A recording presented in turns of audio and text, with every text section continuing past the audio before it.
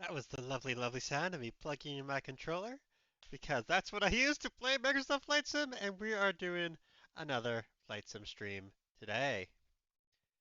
Uh, First off, though, before we can get started up the game or anything, we need to figure out what we're flying. So I'm going to start off getting NeoFly loaded up, which it's struggling a bit. It's struggling a bit, fam. Like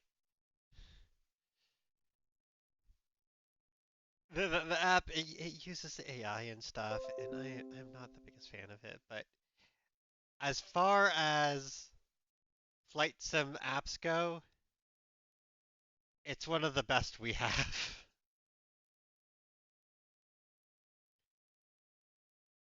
So we make do. Country girls make do, as the saying goes. But anyway, I'm going to see what missions we have today for flying out first. We are flying out of Cogs, and we are flying to, it looks like our first mission might possibly be to a small airport north of Montreal. So, I'm going to try something a bit different. Um,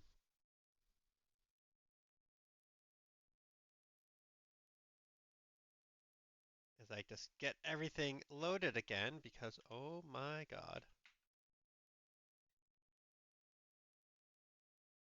Sometimes my computer just is not my friend.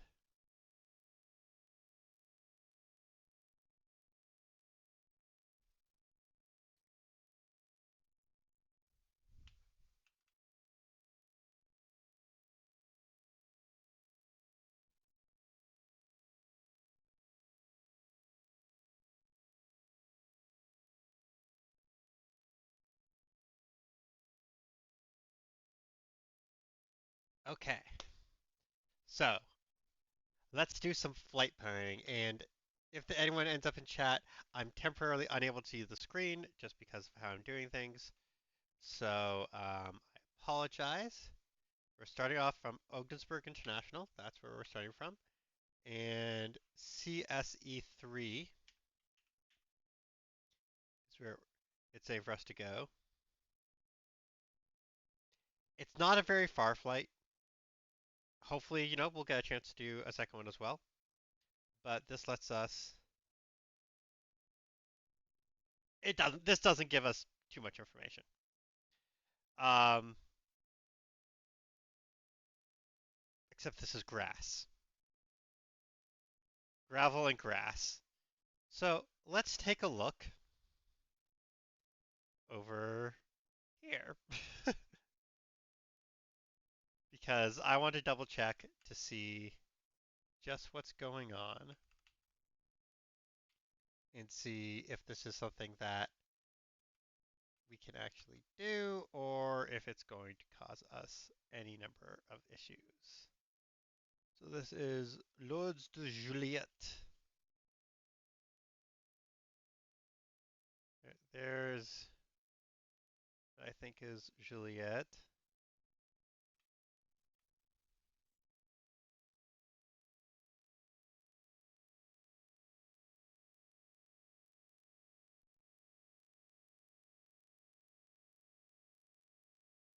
Uh, that's, there's that.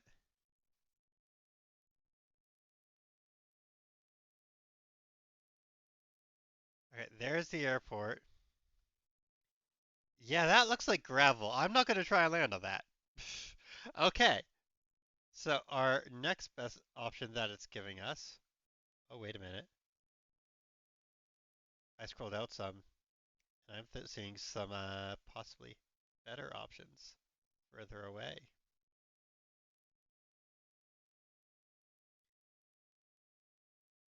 Okay, chat. We doing a long flight today. So we're not going to there. We are going to CWYK. Yeah, we doing a long flight today. um, cool. CWYK is Labrador City.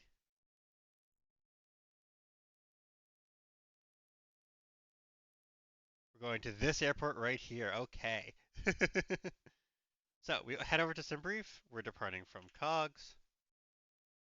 We're arriving in CWYK. And we are flying in a Cessna 208.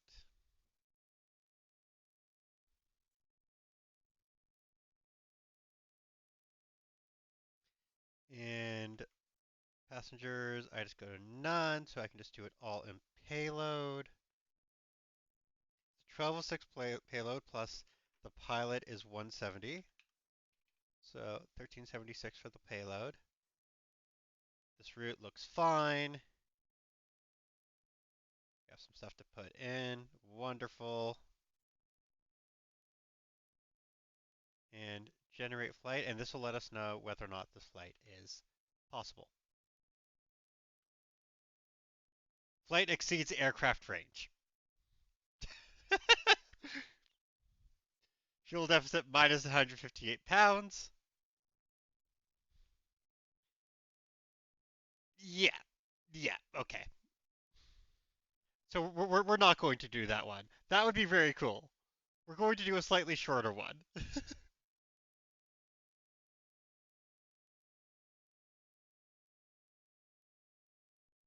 To a much smaller airport. Instead, we're going to be going to CCK3.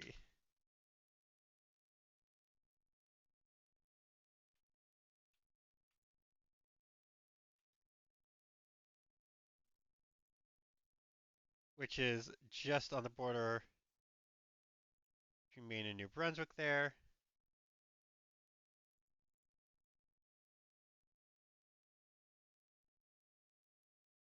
Uh, do, do, do, do.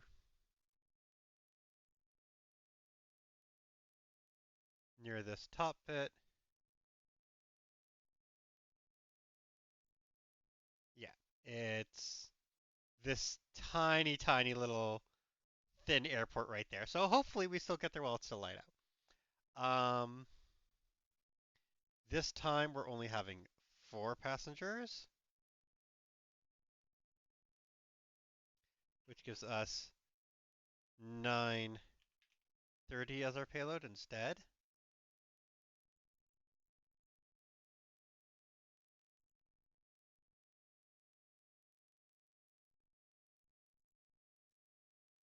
And everything looks fine. It's a pretty reasonable flight.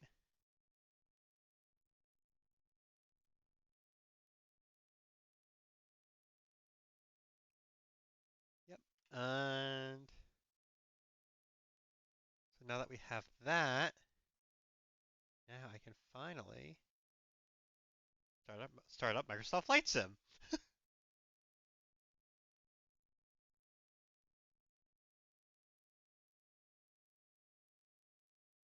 And yes, all this is stuff that I regularly try and do. Ooh, over here, hang on a sec. Oh, that's because this is the window. This is stuff that I regularly try and do whenever I'm flight simming. I just figured it's a good chance to show it off for all y'all and let y'all see. Um,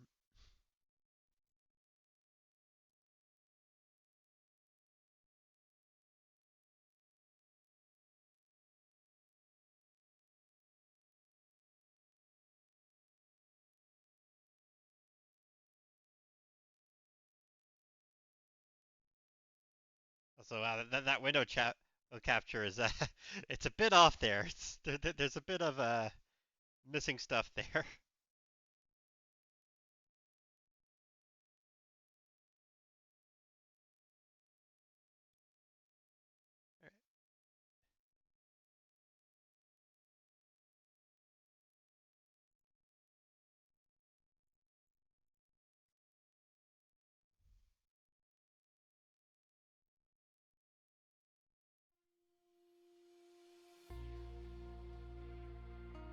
Sorry for the bit of a flashbang on your screen there for a second.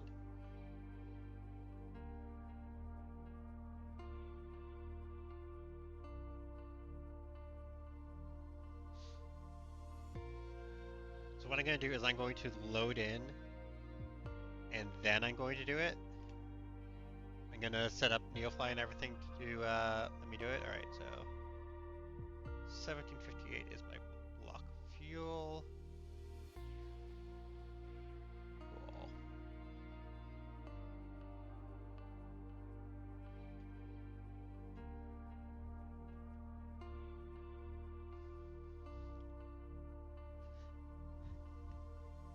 Honestly, I was kind of planning on trying to do this earlier in the day, get started earlier so we can try and get more flights in because, each flight, it's going to be getting later there, and I'd rather be doing flights during the day because, then you can see more.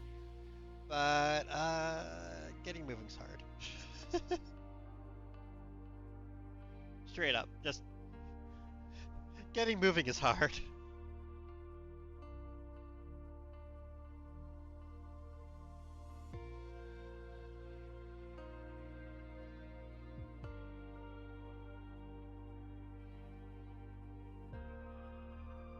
The blazing fast loading speeds of Microsoft Flight Sim 2020. It's entirely possible we're going to hit the ad break before we get flying. Which is sure something, but it's gonna happen. That's just how things are gonna be. That's life.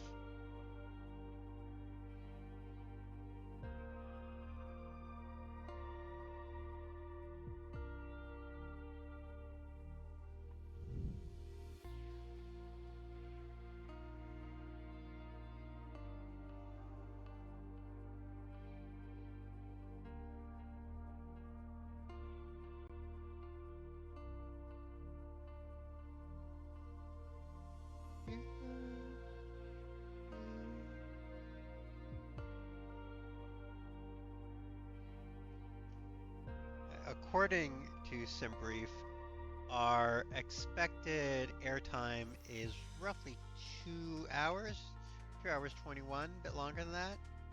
So we'll see just how long it takes.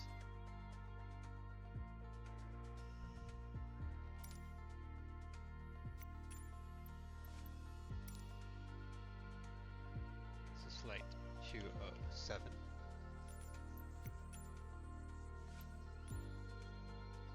Departing from Cogs Ogdensburg International.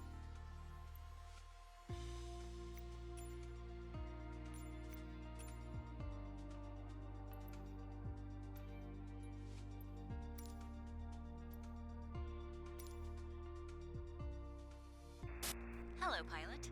Let's see what's on the books for you today.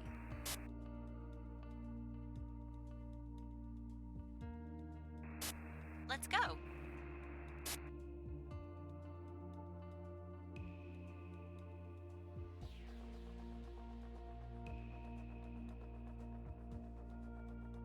I absolutely love how it starts doing its weird little chirpy things while I'm still loading in. I'm not done yet. I'm not loaded in yet. I haven't said what we're going to put in on it or anything yet. But NeoFly is there and ready. I shouldn't rag on it too much. It's honestly it's a pretty decent program. Hang on one sec.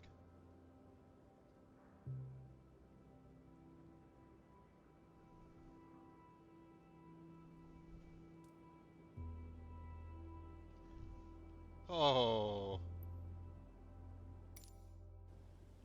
lovely weather to fly out in.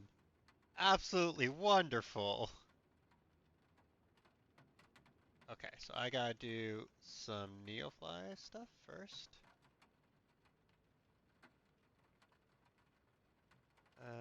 Block fuel 1758.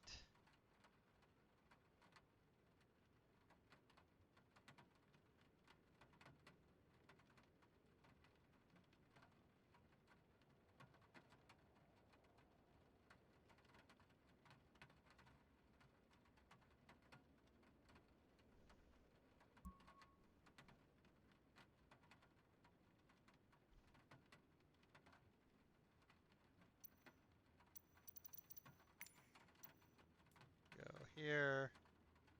Fuel's loaded in. This is 4 people. So 190 each. 1, 2, 3, 4.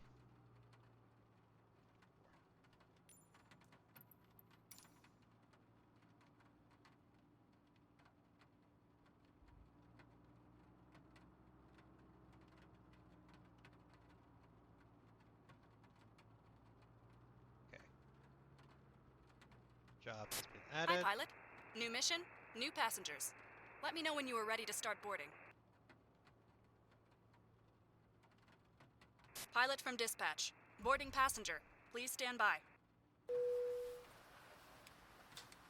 Put our lights on.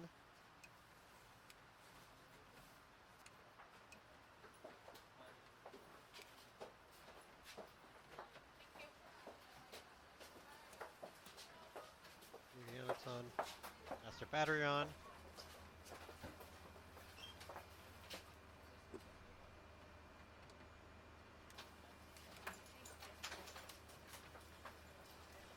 Oh yeah! Flying through weather. Looks like everyone is on board, pilot. Let's get out of here.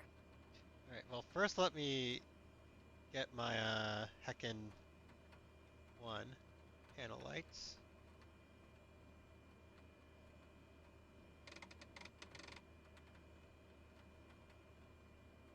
Panel lights are on. Gotta get my flight plan in first. Oh,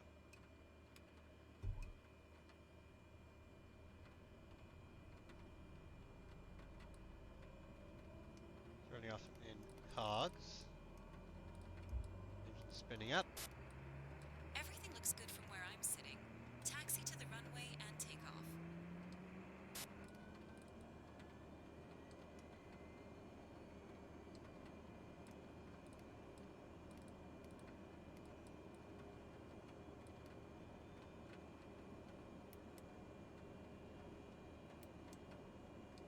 And then let me just switch over here so I can see our en route.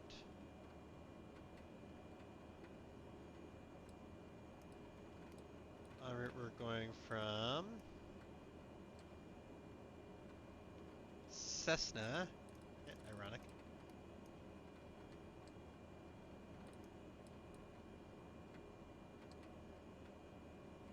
Let's get closer so we can see.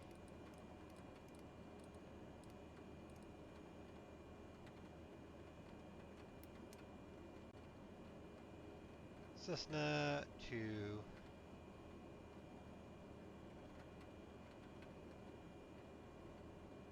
hell no.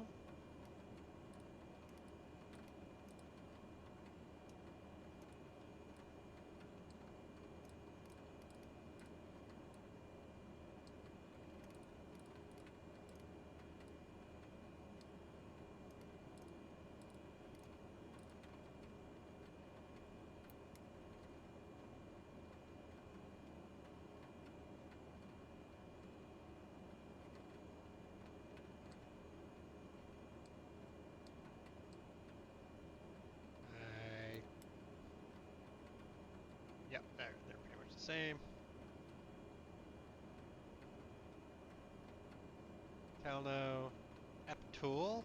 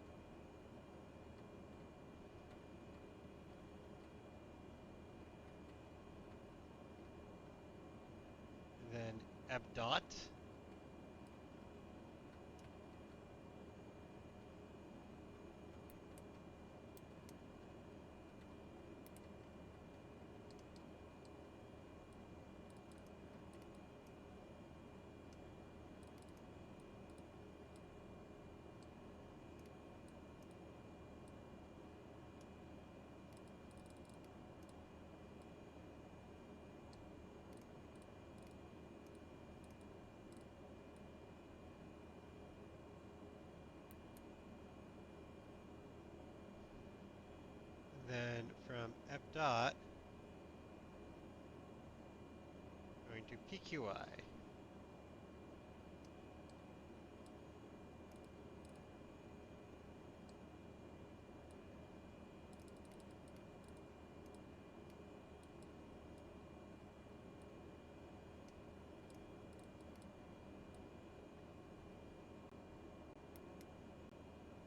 And then to our destination, which is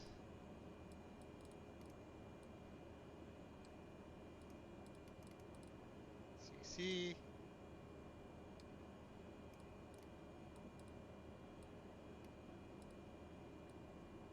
K3 Grand Falls.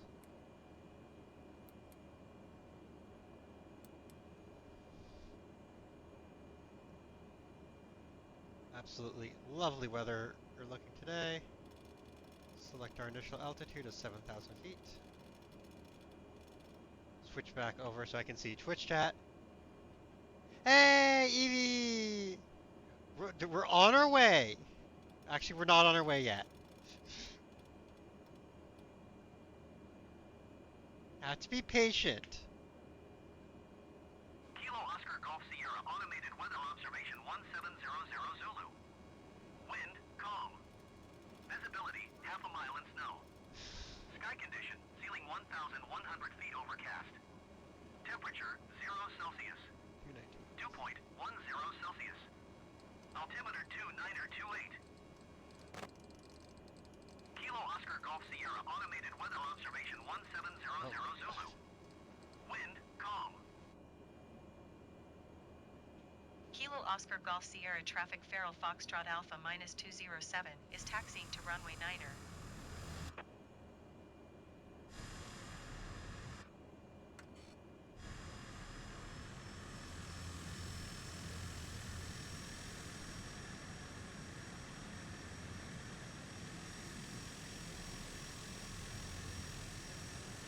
Okay. Roger that, Whiskey Tango Foxtrot. Oscar Mike Golf. Hello, hello.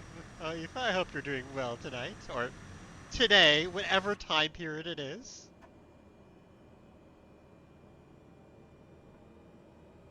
Okay, there we go. Okay, we're finally moving.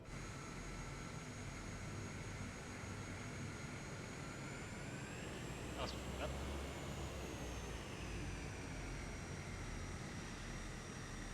Okay, it's okay. We're fine. And in our flaps. Time zones, time is fake. Time is made up. Especially when you're flying and you're going to be going all around the world and it's like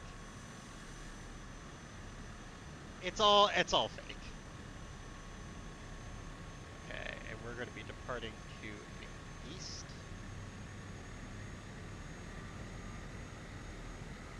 Kilo Oscar Golf Sierra traffic Feral Foxtrot Alpha -207 taking off runway 9er departure to the east. Okay. And I think we're all good to go.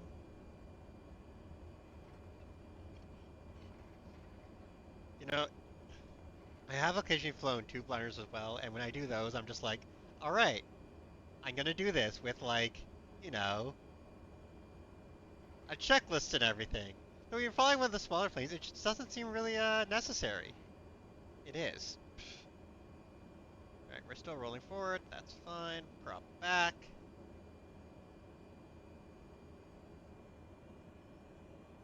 And let's send it.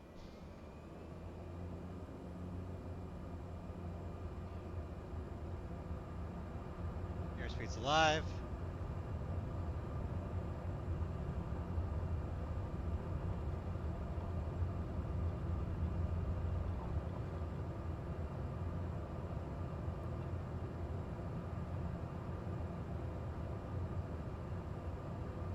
Bon voyage, aircrew. We hope to see you again soon. Autopilot coming on.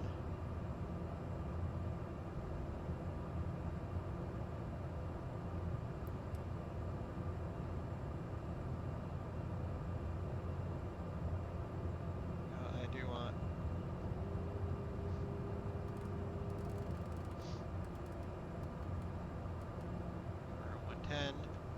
Boston Center, request flight following. Boston Center Feral Foxtrot Alpha -207 is type Cessna Caravan 1 miles east of Kilo Oscar Golf FR Sierra is on. 700 feet. Request flight following. Feral Foxtrot Alpha -207 Boston Center. Flaps Squawk full up. 0403. Squawk 040 Tree By Feral the way, Foxtrot Alpha this would be -207. incredibly not allowed. Feral Foxtrot Alpha -207 radar. Contact 2 miles east Yes, of my Kilo flaps are Oscar already Golf up, Sierra Microsoft Flight Sim. 1,100 feet. Altimeter 29.28. Roger Feral Foxtrot Like, Alpha you are not allowed to take off -207. VFR into cloud, and then, Boston Center Feral Foxtrot Alpha request -207 IFR in 3 the air. miles You can request northeast of IFR in the Kilo air if you're doing Oscar Golf VFR. Sierra. Request IFR to But this Charlie is Charlie so Kilo illegal. Tree ready to copy. Feral Foxtrot Alpha -207 is cleared to Charlie Charlie Kilo Tree Airport as filed. Squawk 0403. Feral Foxtrot Also, Alpha we do have ads coming up -207 cleared to in Charlie 2 Charlie minutes. Kilo I Tree Airport as apologize. filed. They keep the pre-rolls Squawk off and everything. 040 Tree. We'll be back as soon as the ads are done. Feral Foxtrot Alpha -207 readback correct. Radar contact 2,200 feet. Altimeter 29.28. Continue the scenic turning and following heading 070. Resume on navigation climb and maintain 9,800 feet. Continue to Cena turning and following heading 070. Proceed on course climb and maintain 9,800 feet. Feral Foxtrot Alpha Alright, let's look at -207. our range.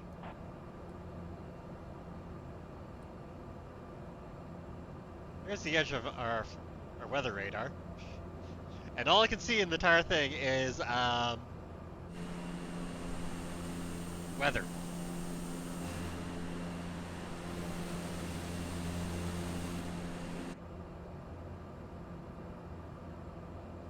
Okay.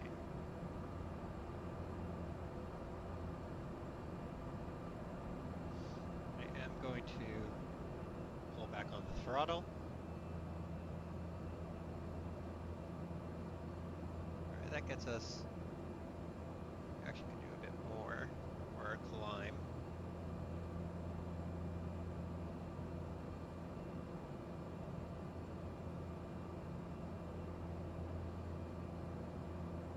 As we're slowly trying to climb out and find the top of these clouds.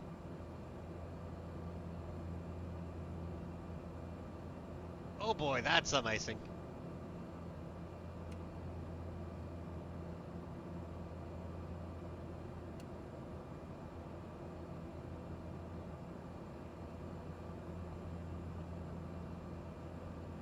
We aren't getting wing icing at least. We have ads starting soon. Again, I apologize, but well...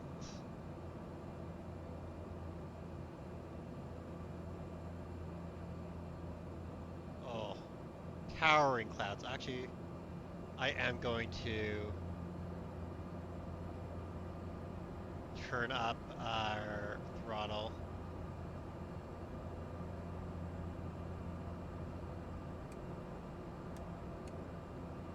Airframe de-ice I'm going to put to high as well.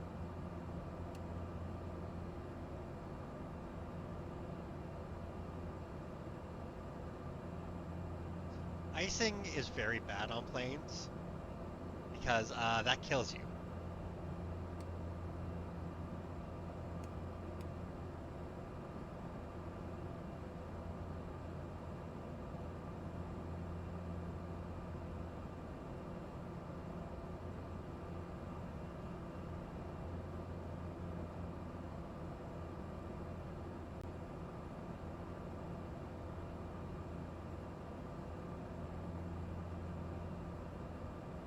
Like if you, ice is surprisingly heavy. Okay, none of you can hear me right now because that's. I'll save the explanation of just what icing is until after the ads are done.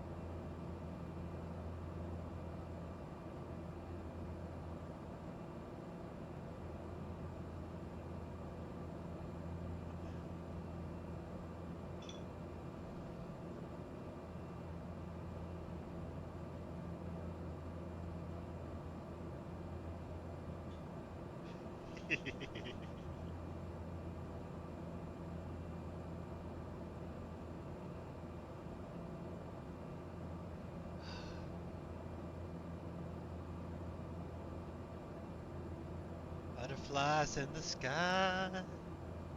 I can fly twice as high. Take a look, run a stream.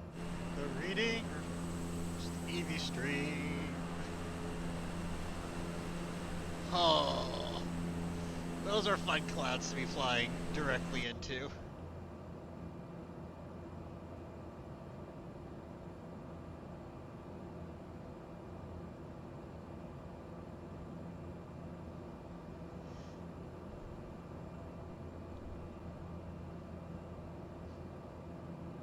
I can't actually turn off my landing and taxi lights because we are no longer landing or taxiing.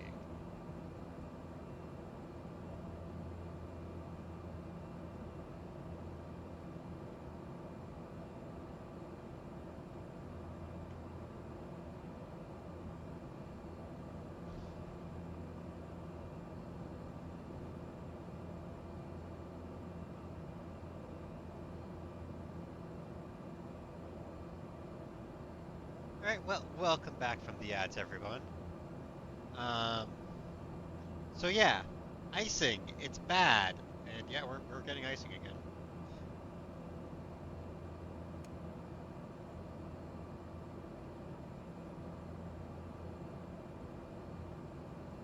Icing very, very bad.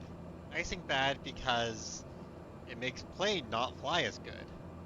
If plane not fly good, plane crash. Plane heavy bad.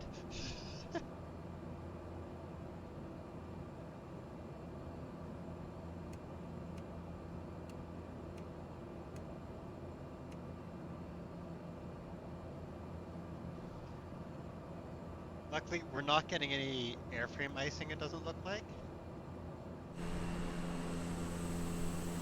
Barrel Foxtrot Alpha minus 207 climb and maintain 13,000 feet.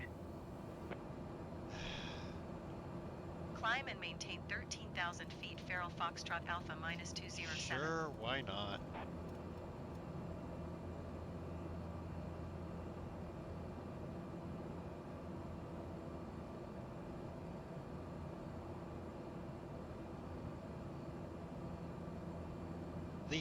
The big thing about Microsoft Flight Sim is that the ATC sucks,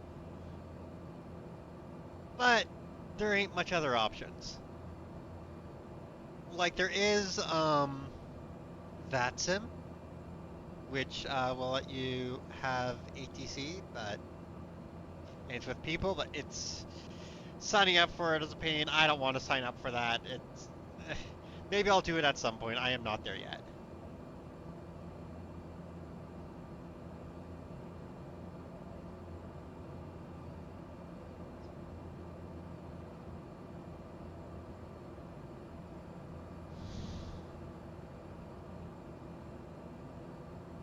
Come on.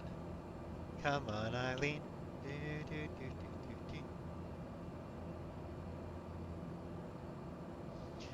So the other fun thing about flying east, like what we're doing right now, is that in addition to the sun setting sooner and sooner as we go east and north, um, any weather also tends to go from west to east. So we could be stuck in this storm for most of our way. Like, hopefully, we'll be getting above the storm at some point and be able to go faster than the storm at some point, but we're not there yet.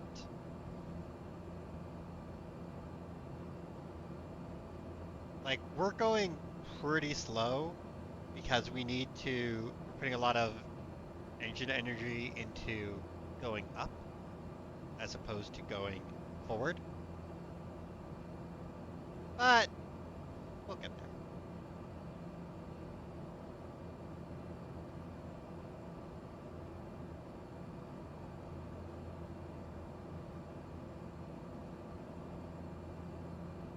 Da, da, da. Okay, that's normal. That's fine. That's just if we wanted to land at a certain place, it's letting us know there's a localizer. That's fine and normal. It's nothing to worry about. Ignore the beeping. The beeping is normal and fine. I promise you. Oh, hey, look at that icing.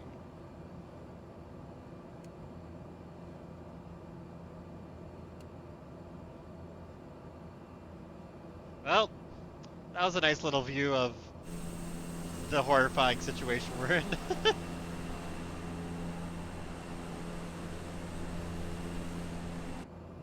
Now, what'd be really fun is being in this kind of storm, except we're not over land, we're over the North Atlantic.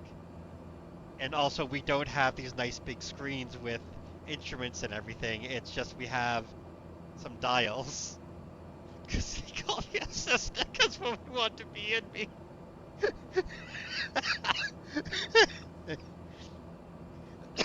You can't make me laugh like that. I'm still recovering from whatever illness I got. Girl.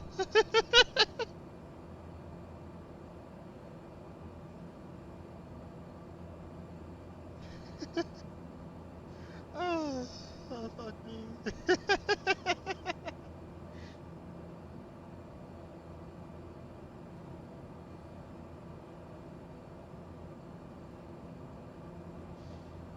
Yep, turn off the icing.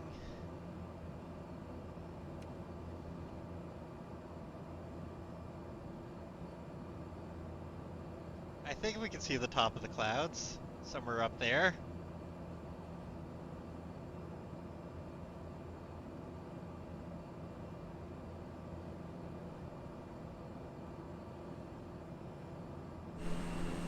Like,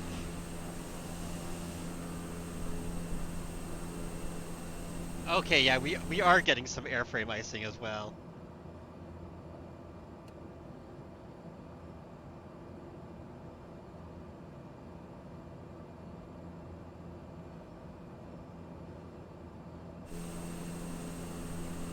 That's the scary stuff that will drop you out of the sky.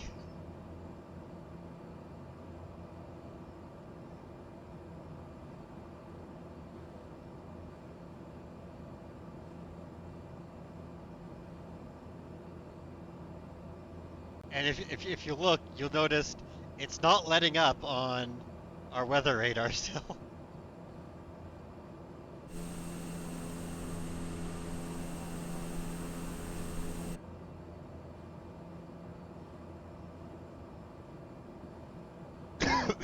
I'm basically doing the equivalent of like when you just turn your windshield heat on really high and hope that turns off that burns off all the ice building up on your car while you're driving it on the highway.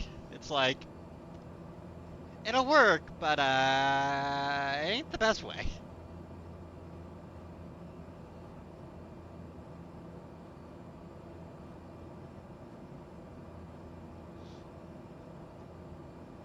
Also, why am I still on Boston Center? Put me over to Montreal, damn it.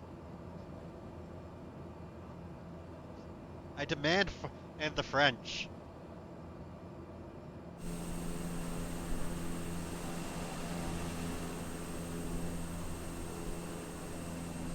Hey, look at the sun shining nice and bright.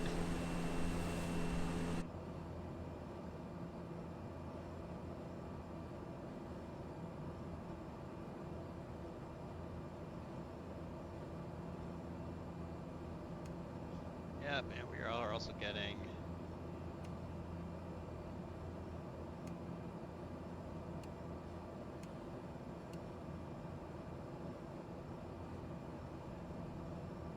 turn that there for a bit as well. Doing everything we can to combat this icing situation.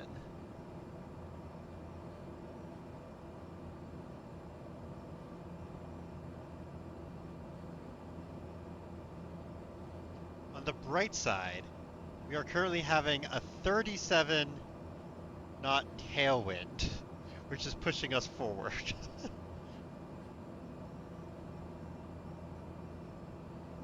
I mean, the tailwind being, roughly like a third of our speed is a bit scary, but well, what the fuck can you do, right?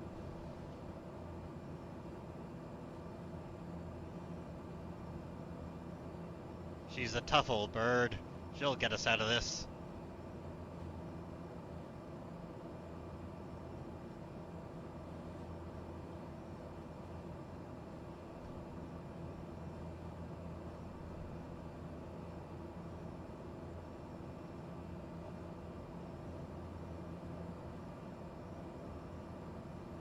It's absolutely beautiful and terrifying.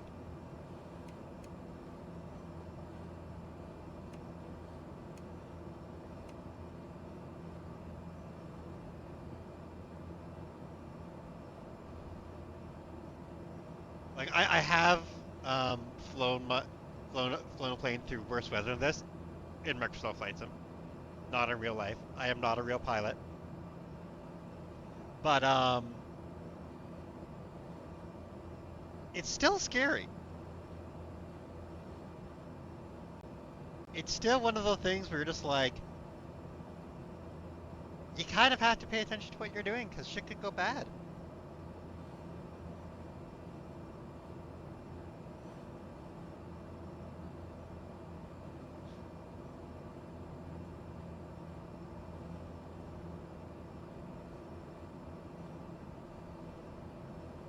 However, one positive thing is that we're almost at the top of our climb, and the clouds are looking a bit lighter and stuff.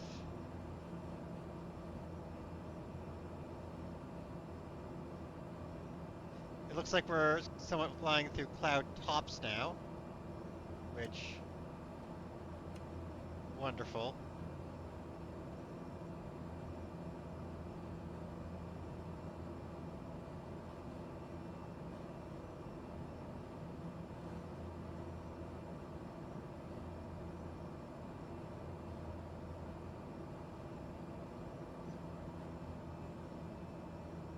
Gonna pull back on the throttle a bit because we do need to maintain our fuel.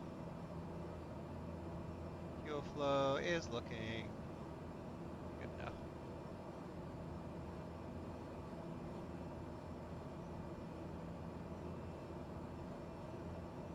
And we're almost.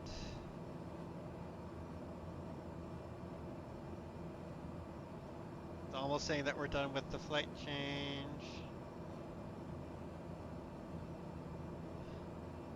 Cool. Now we're at altitude.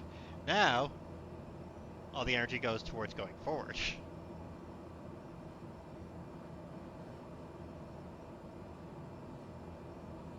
It took us a lot longer than I wanted it to, but we can now start going forward with some more speed.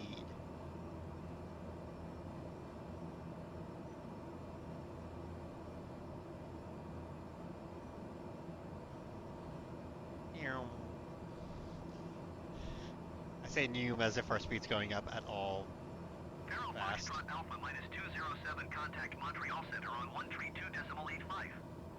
Good day. 132.85 Farrell Foxtrot Alpha minus 207. Goodbye. Montreal Center Farrell Foxtrot Alpha minus 207 Oh, 13,000 feet. oh, look at that. Farrell Foxtrot Alpha minus 207, Montreal Center altimeter 29.35 radar contact. Continue to Uptall.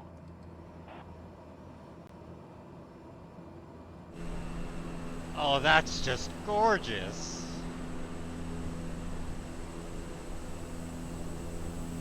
Oh, pretty game. Pretty game. Ominous clouds right ahead. A pretty game.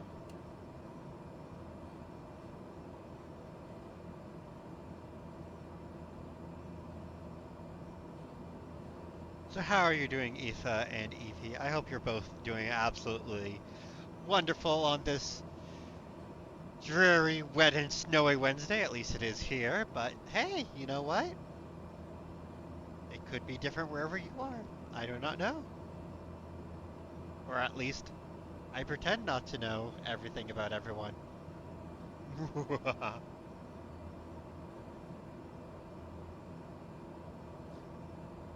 118 isn't like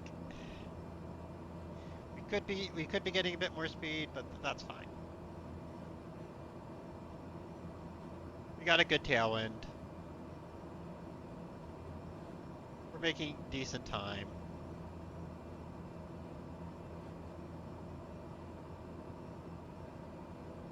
We are going faster than the storm.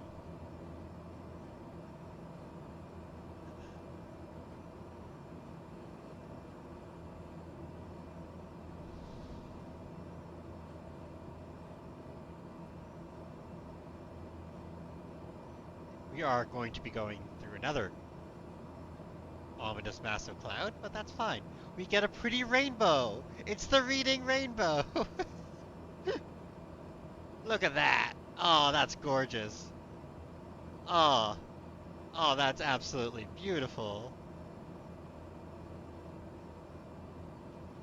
Oh, cumulative 3 hours of sleep. Absolutely wonderful.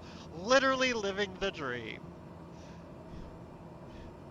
Well, I hope the dulcet tones of Plane Sim can lull you off a tiny bit. Maybe let you get some more rest and everything on, cause oof, that's rough.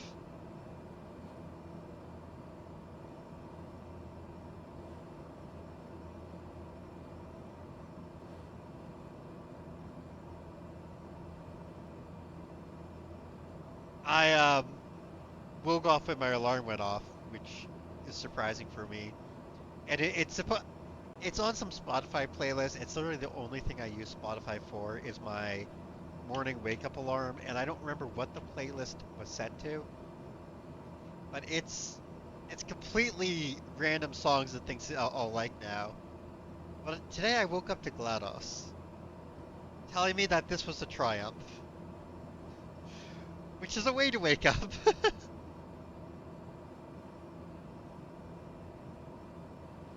She was being very sincere though, so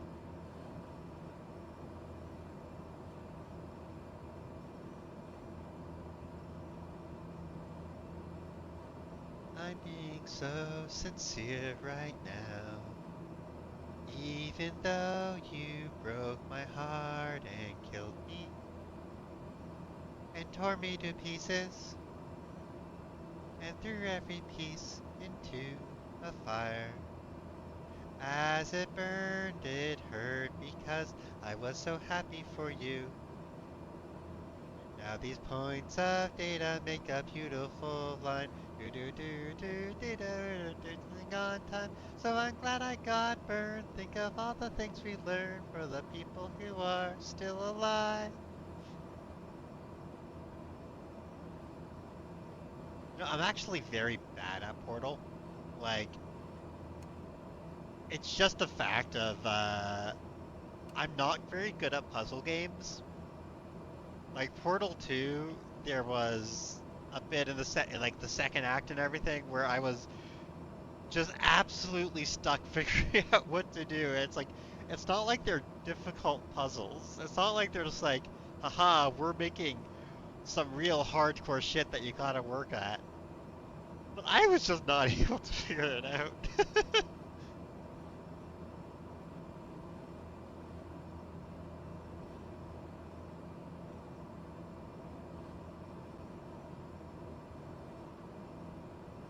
As it burned, it hurt because.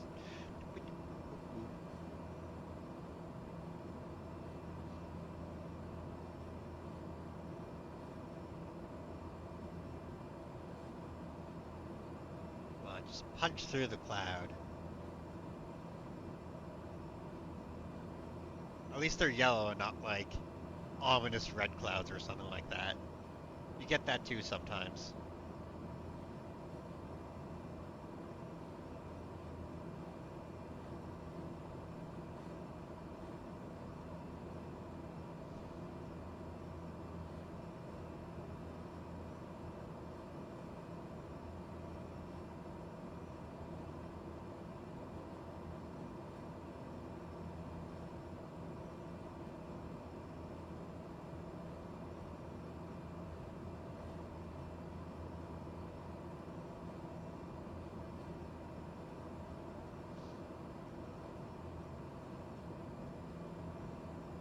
We're flying along a cloud top height with clouds, looming above us and around us. But honestly, this is a little Cessna. It couldn't go all that much higher if it wanted to, so this will have to be good enough.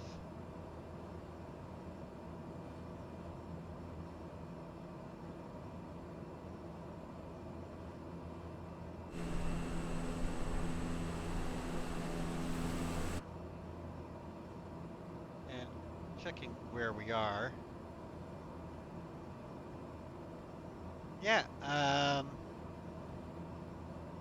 we are flying near the island of Montreal, somewhere over off in that direction is Montreal.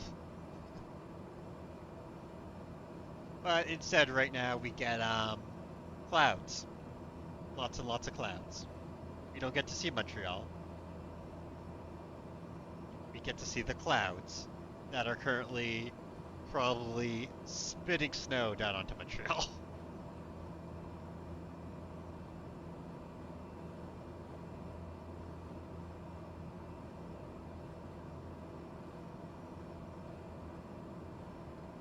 Our ground speed is up to 187, which is not bad.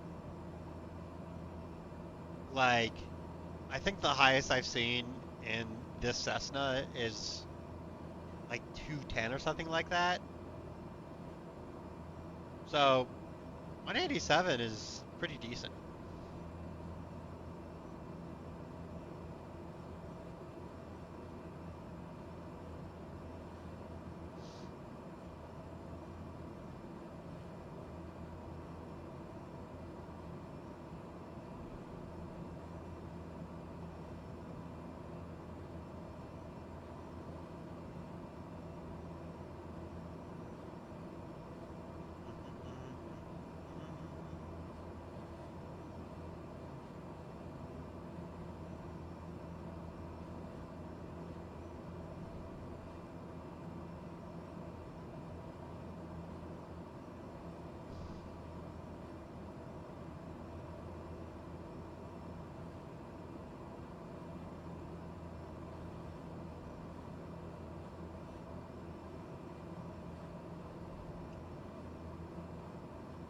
I'm enjoying these temporary respites where we can see the sky and, you know, don't have to worry about icing and all that.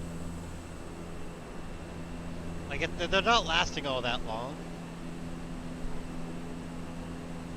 But, it's better than just being in an unending blanket of gray that is trying to weigh down your plane with ice so it can hurl you down onto the unsuspecting ground below. Flying is fun. A fun activity for the whole family. And perfectly safe, do not worry. Seriously, flying is incredibly safe. You don't have to worry about anything when you're flying, pretty much. General aviation is less safe than airline flying, but like,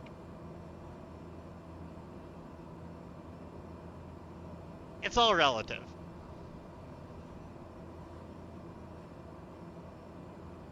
Airline flying, you have people who are trained extensively in planes that are tested extensively with extensive safety procedures and everything. Like, it's pretty safe.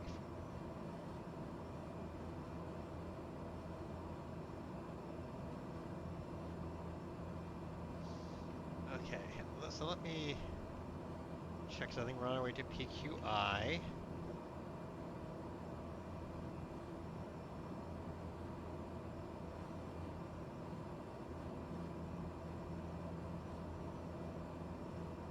And this is the bit that I forgot to do.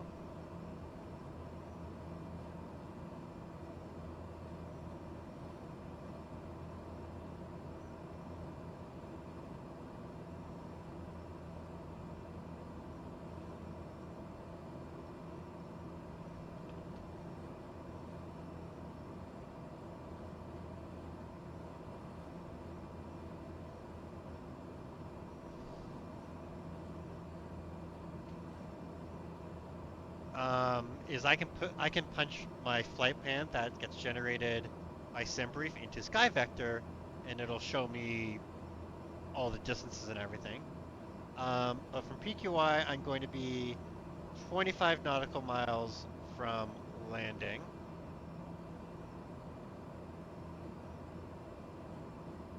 And looking at the Grand Falls Airport, I'll be coming in from the side. So I'll probably I don't do the proper procedures for coming in where it's, you come in, you join the pattern, you go around, you land properly and everything. I do, okay, let's go at an angle, get myself lined up, turned in and land. Because I am not a real pilot. Oh, hey, look! The land below us. Isn't it gorgeous? Isn't it wonderful and nice to see?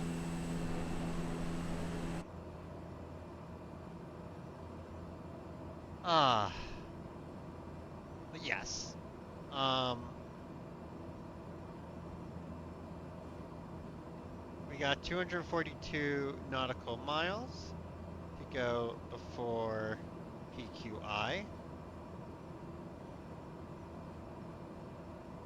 We are burning at our optimal flow rate of 350 pounds per hour and have 765 pounds in both of our fuel tanks.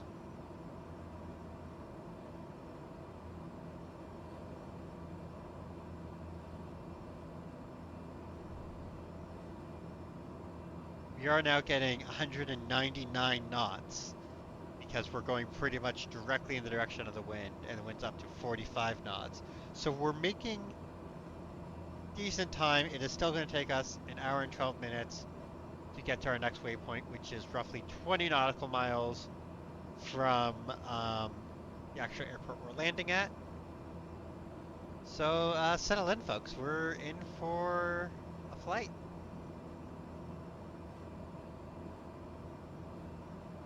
Like, I do try and make sure our flights, we're having waypoints and everything, and we're turning and all that.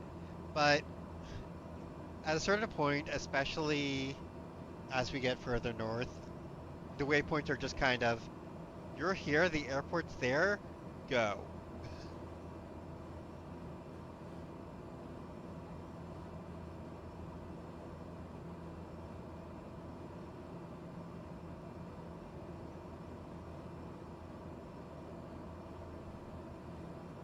Yeah, it would be lovely if we could see, if we weren't flying through clouds and we could just see the ground clearly all the time. We didn't have to worry about the icing, but it does add a bit of fun to it and everything, so.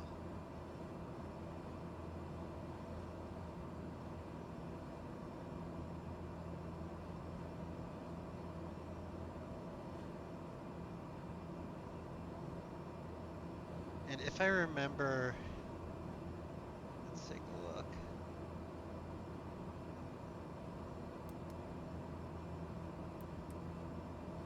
Yeah, that's the legend for terrain.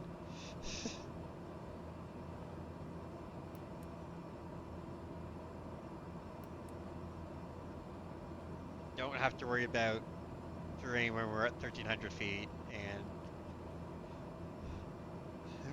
we're fine. But, see, we're right now we're kind of in the Montreal airspace, but we're chugging our way slowly out of it. Dexrad shows us the weather. Terrain topology, terrain relative.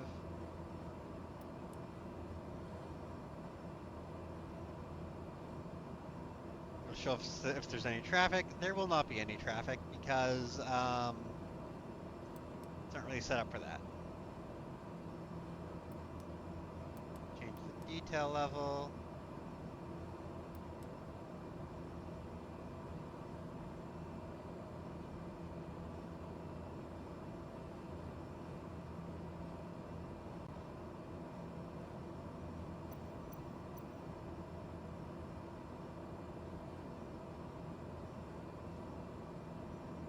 taking a look.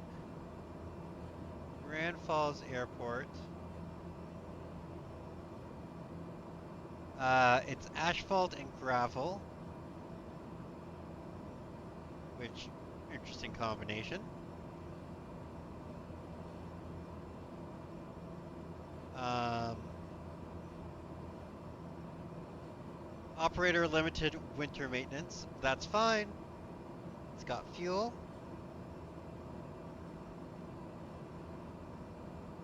And at the very least, according to NeoFly, it should have lights.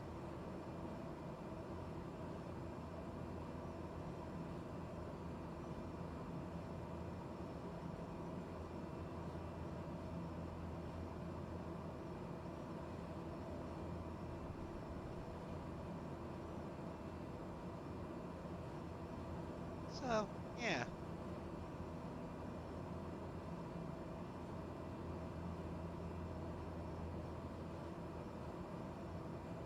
Quebec really is an absolutely lovely province.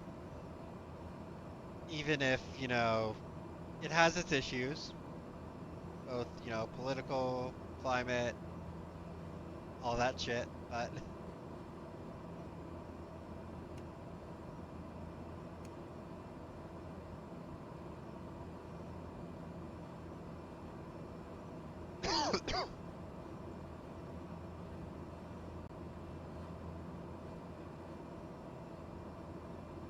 we're working no issues. Everything is going smoothly.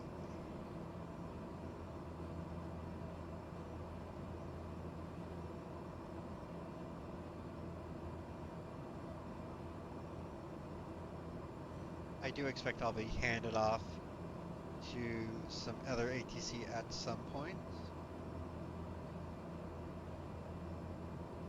Um, if nothing else, when I cross over into Maine, I'll likely have to go back to dealing with probably Boston Center, I believe.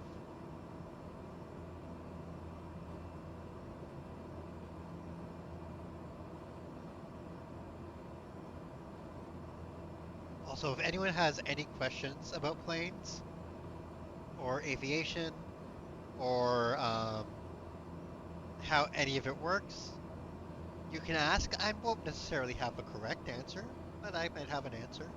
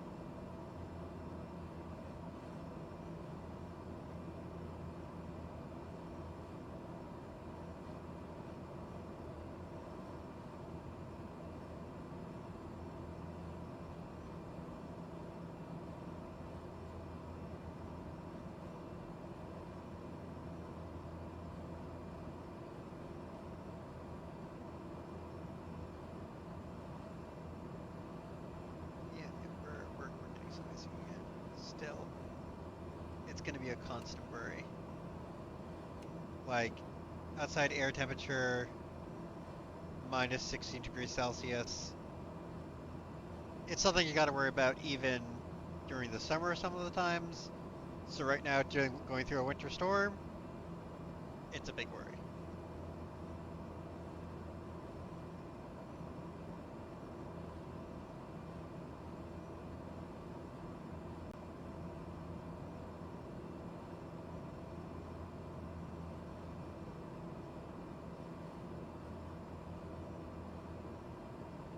Farrell Foxtrot Alpha minus 207, contact Montreal Center on 132.35. Good day. 132.35 Feral Foxtrot Alpha minus 207. Goodbye.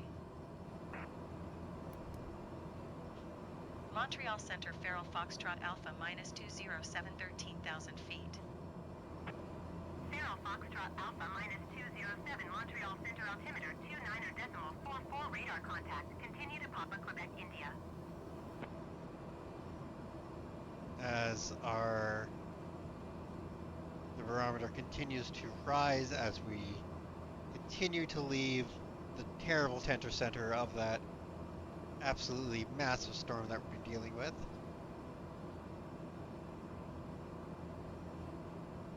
In fact, we can see the edges of the storm now. If we look on our weather radar, there is the edges of our weather radar, but that is where the storm is no more. We are heading out of the storm, but the storm will be chasing us. So, there is that.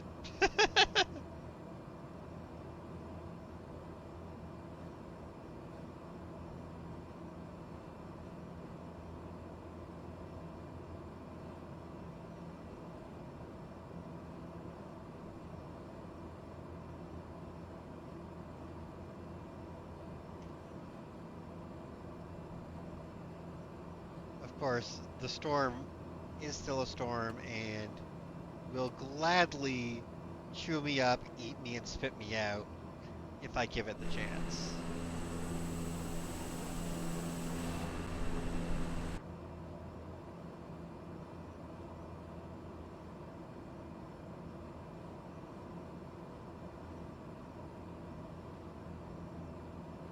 Oil PSI is fine.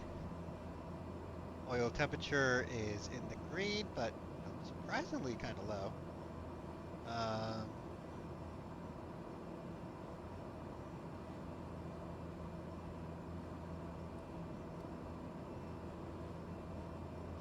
Oh, that's quite a bit of range to see the edge. But hey, look, the next waypoint is coming into view when our thing is stirred up really high. Feral Foxtrot Alpha -207 contact Mirabel Center. Mirabel Center. 128.225. Okay. Good day. Going to 128.225 Feral Foxtrot Alpha -207. Mirabel Center Feral Foxtrot Alpha -207 13,000 feet. Feral Foxtrot Alpha -207 Mirabel Center altimeter Altimeter still 29.44 correct. radar contact. Continue to Papa, Quebec, India. Still have some icing to worry about.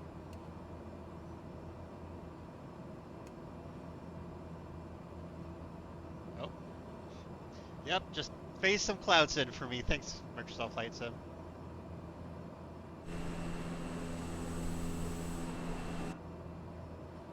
Ominous clouds above me, blocking out the sun, below me, in front of me. And it's okay, because I can see the edge. We might get out of this. And also we're in a pocket of no precipitation right now.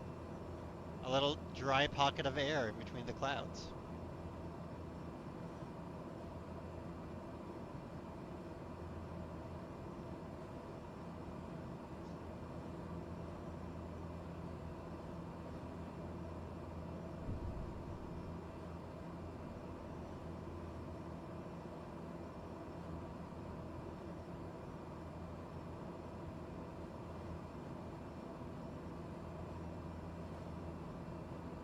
Well, we were in a little pocket of cleanness.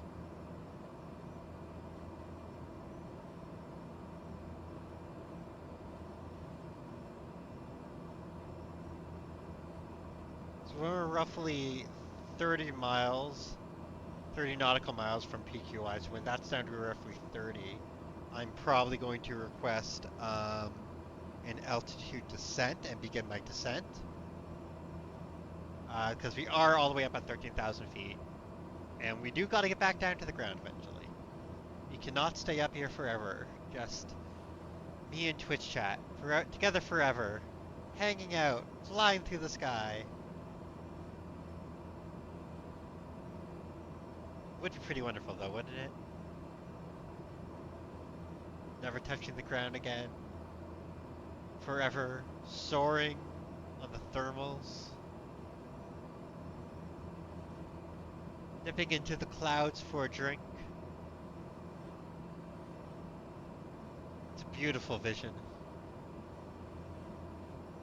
How dare we have to be brought back down to earth by the horrible, horrible chains of physics and fuel.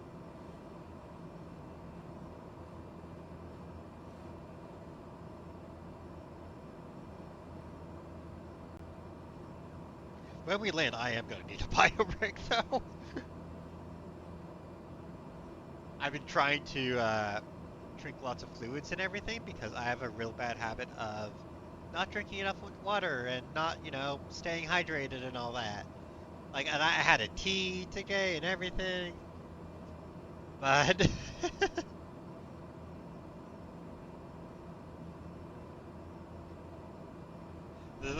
the downside of trying to stay properly hydrated is an obvious one.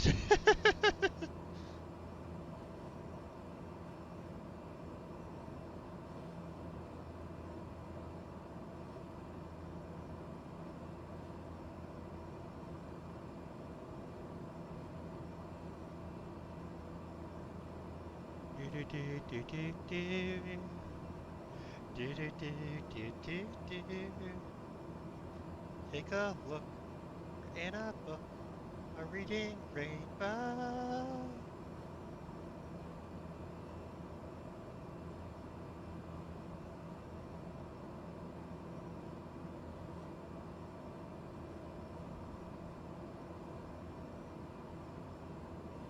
I was trying to think of a nice little witty, not whiskey, a nice little witty going live thing last night because I knew yesterday I knew I was like, yeah, I'm gonna be flying today. I like flying. Flying is fun. Let's do some flying stream. Um, and the only thing that was in my head was the Reading Rainbow lyrics because my brain is an interesting place.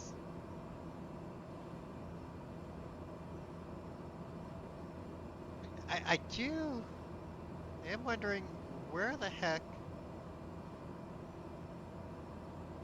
Mirabelle Center is. Like,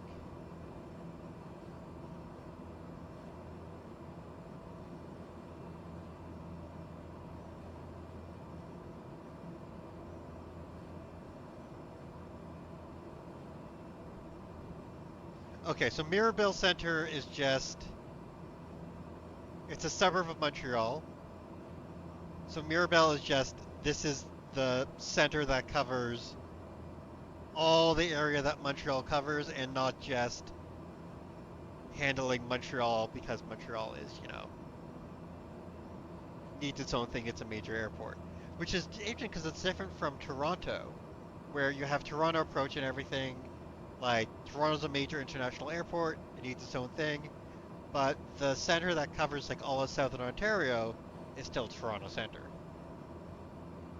What we'll likely be switching to by the time we touch down is Moncton Center from New Brunswick.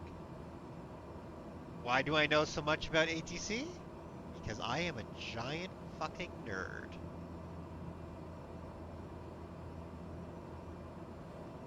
Like, I did actually attempt to join ATC at one point. It didn't end up working out, mostly because I got another job offer while I was still in the process.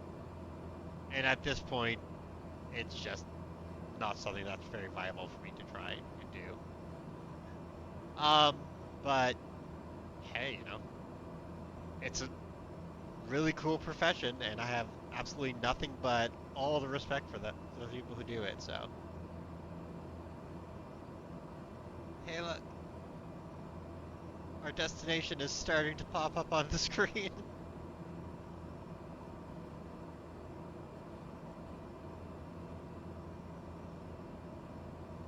only another like hour to go, which does mean we might be landing right before our not this upcoming set of ads, but the next set of ads.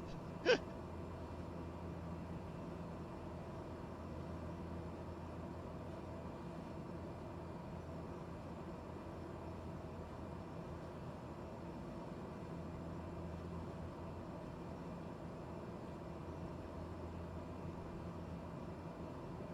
take a look outside. Yeah, we don't have any icing to worry about on the body right now at least. We're also flying through a bit of a dead zone in terms of airports. Like, there are not that many nearby airports right now. We can. Okay. We actually have one 50 nautical miles. We have some pretty close. They just aren't popping up on the screen for some reason.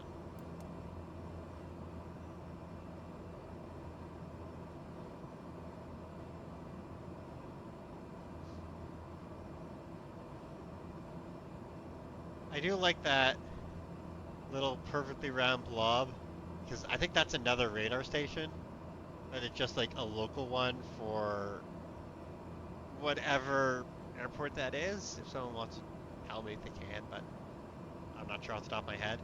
Um, and like it's just the rest of this is just like, yeah, we don't have. I'm hoping that's the end of. It looks like it's the end of the storm, but it might just be, yeah, we don't have radar coverage. Like we do have our own weather radar on the plane, but I don't know how much it shows.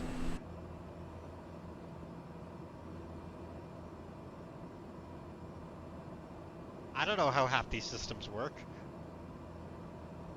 I just like flying. Flying's fun.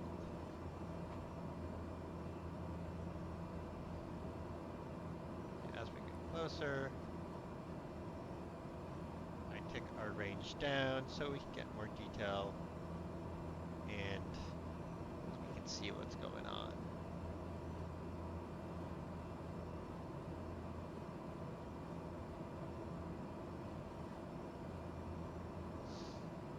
We are continuing to make pretty dang good speed.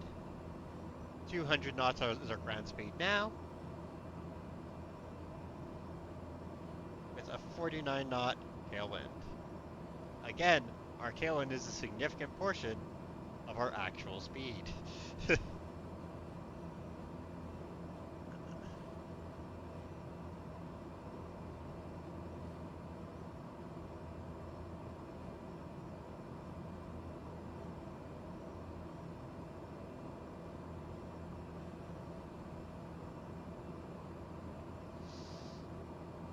Low never-ending cloud again.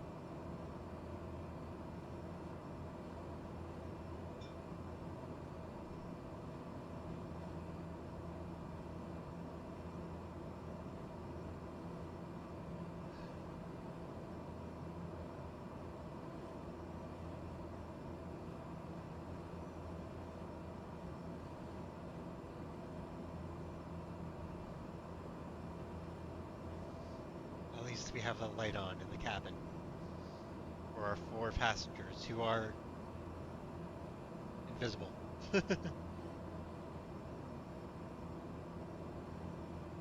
Quite plainly, you can't see them.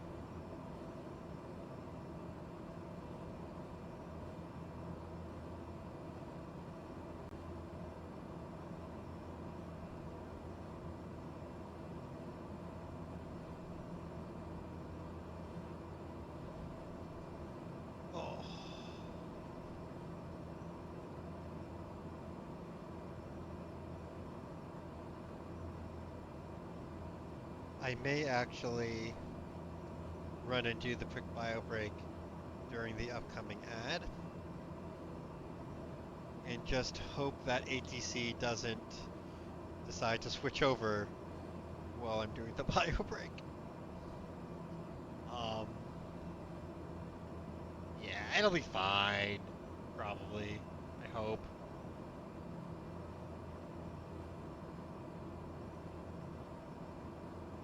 It's not like they can kick me out of the sky. The storm can. ATC can't.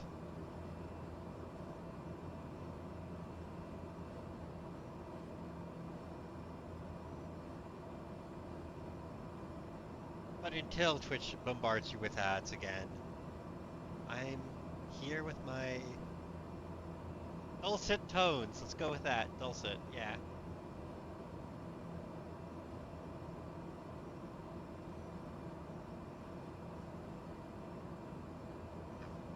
Oh, this is ominous.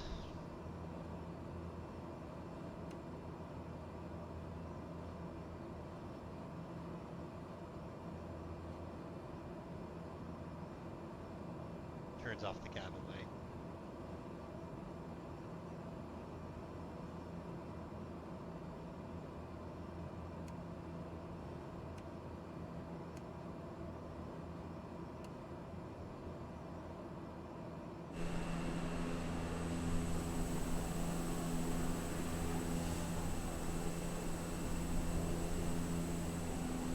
A howling wind.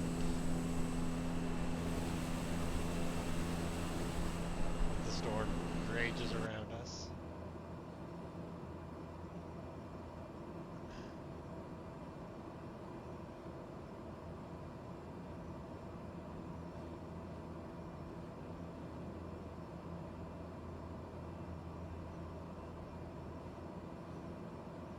But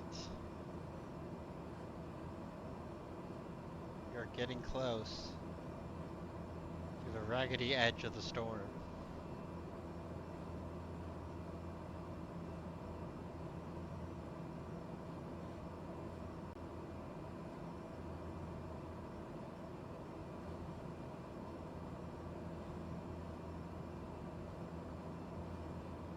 And we're making good airspeed period even without our ground speed, so I don't think icing is fucking us over too much or anything yet.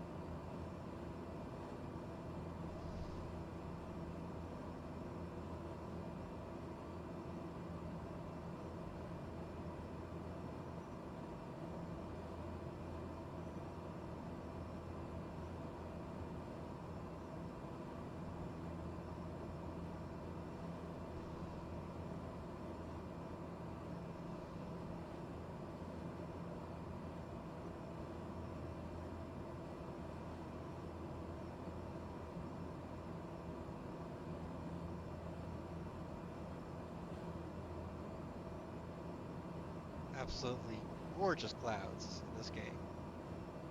I'm sure 2024 has even better clouds. I'm sure 2024 has better weather and everything. I ain't springing for 2024 yet. Possibly not ever, considering their career mode is complete garbage. It is not good. It is not a good career mode. But hey, I save up enough money. Maybe I get a new PC. Maybe I get Flight Sim 2024. Who knows what the future holds, right? The future is unknown.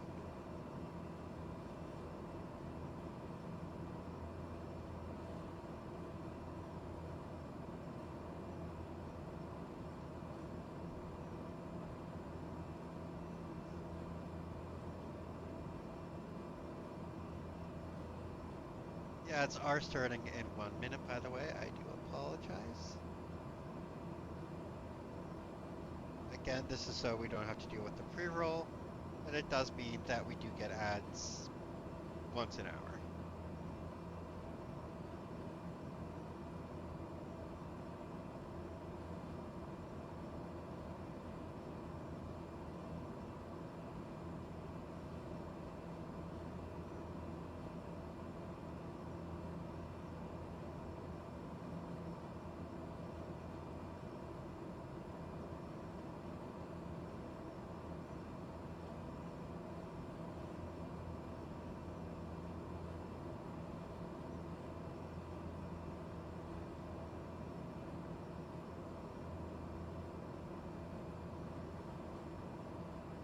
All right, we are in ad time now.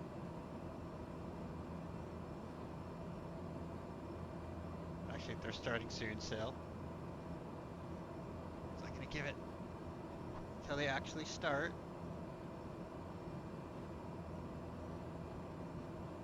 Then I don't go anywhere, chat. I will be right back. I promise you. I promise. I will be right back. I promise. Right back. Don't go anywhere. Don't go anywhere. Don't go anywhere.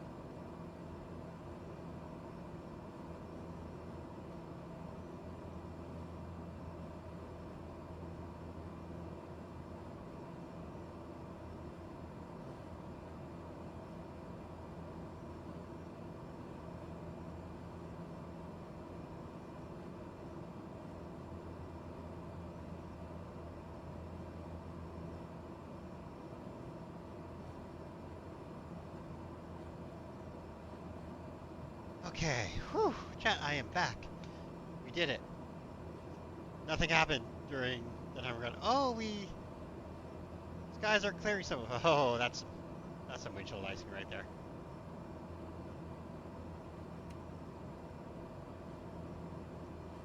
Yeah, that's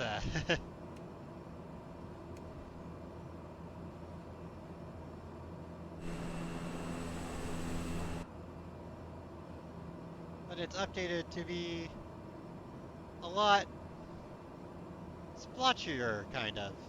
Zero Foxtrot Alpha minus See, I 207 came will back just in contact time for Montreal Center ATC. on 135.025. Good day. 135.025 Feral Foxtrot Alpha minus 207. Goodbye.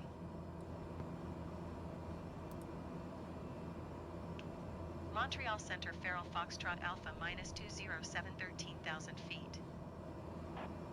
Zero Foxtrot Alpha minus 207 Montreal Center altimeter 29.50 radar contact. Continue to Papa Quebec, India.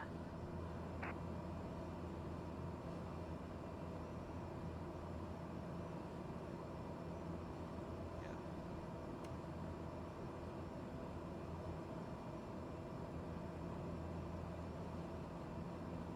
Try and melt that ice.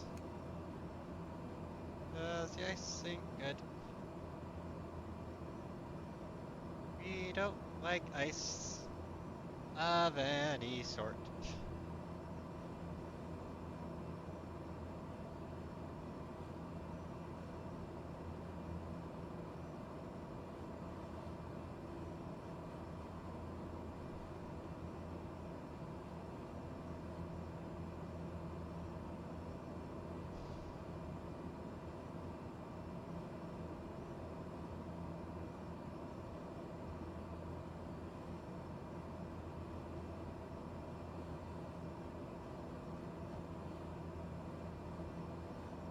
And we are back.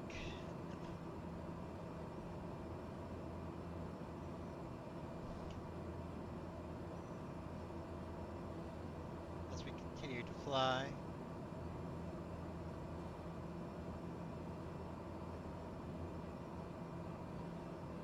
This is, of course,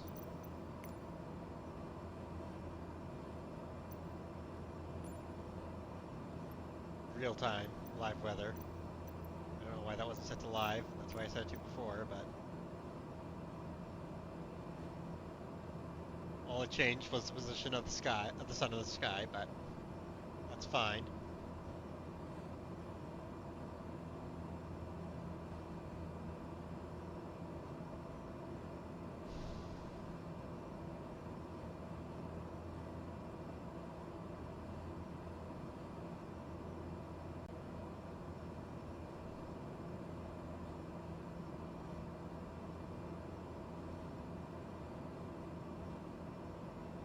Oh, it's always. I have done quite a lot of flying around in a Cessna 208 in Microsoft Flight Sim, not in real life. Um, and it's really interesting because like I've flown down to Baja California, around Mexico and stuff. I've flown all over the states because the states has real good maps for flying and stuff. Northern Ontario and things like that. It's real interesting, but I still the closest I've made it to Europe so far was Iceland. Like the whole goal of this is to try and make it to Europe. It's this weird crazy notion that I get in my head every once in a while to, hey, yeah, let's do a bunch of flights and go to Europe. Except I always seem to have it right in the winter, which is the worst time to fly over because it's flying over the North Atlantic during the winter. That's like the definition of a bad time.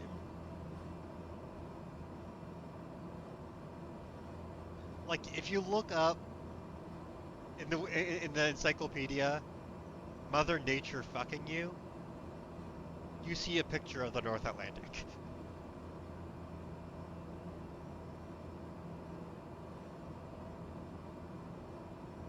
And that's where we're headed.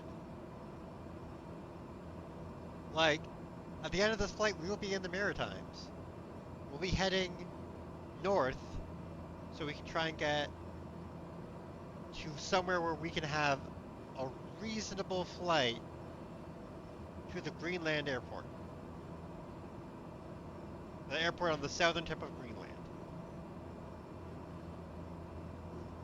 Semi-reasonable flight there, and then another semi-reasonable flight into Iceland.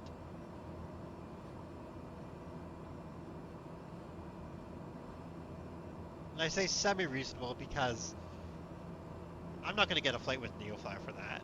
I'm still going to have NeoFly on for that because that way it'll track where I am and everything and go, okay, cool, you are here. We can give you jobs in Europe now and everything, but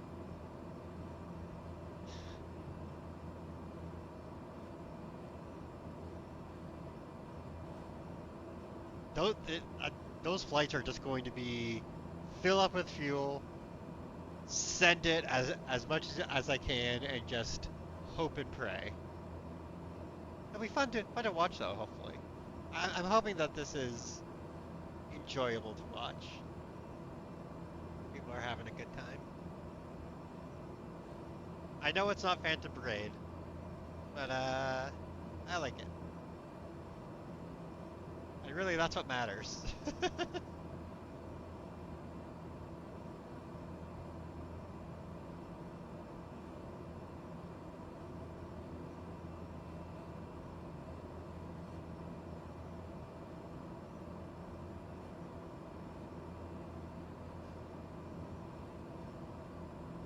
Once again, following this familiar pattern now, breaking through some clouds into bright and sunny for a tiny bit, seeing the grounds for a tiny bit, and ahead of us, more clouds.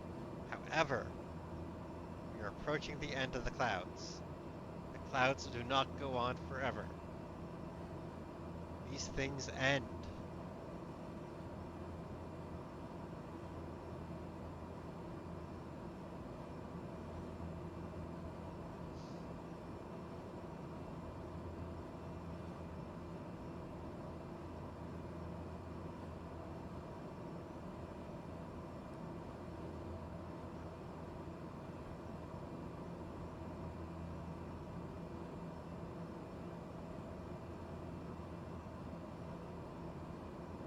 Again, very shortly before we start our descent, quite possibly, but they do end.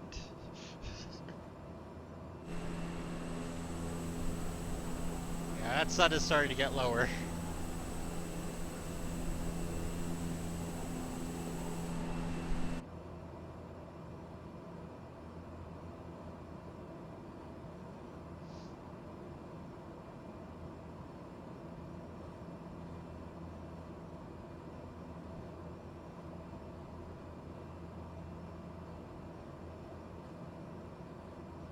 I don't know if we're gonna get another gorgeous sunset like we had on our last flight, but we might. If not on this leg of the journey, on the next one we probably will. Because that's right, I am committing myself to doing at least one more flight after we land. I'm saying right now that that's what we're gonna do.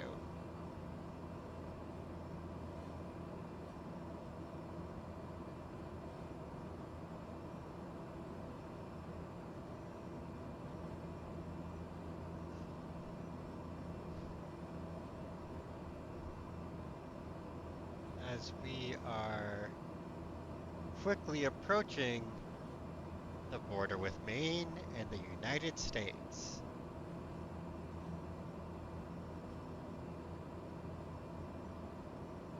Once we cross this border, it'll switch us over to American ATC for a bit.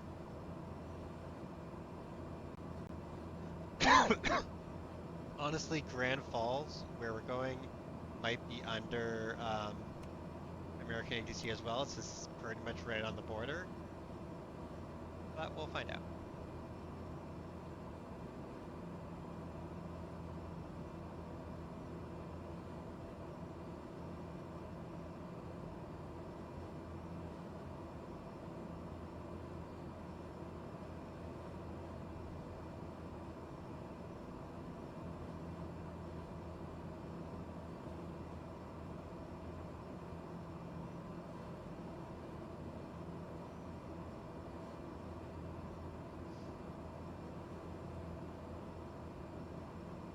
Yes, yes, you're all very impressive clouds. I get that. Now let me get through you so I can Zero get to some Foxtrot clean Alpha minus air. Yep, yep, 207. there we Contact go. Boston Center on 120.25. Good day. 120.25 Feral Foxtrot Alpha minus 207. Goodbye. Boston Center Feral Foxtrot Alpha minus 207 13,000 feet. Zero Foxtrot Alpha minus 207. Boston Center altimeter 29.52. Radar contact. Continue to Papa, Quebec, India. Continuing on.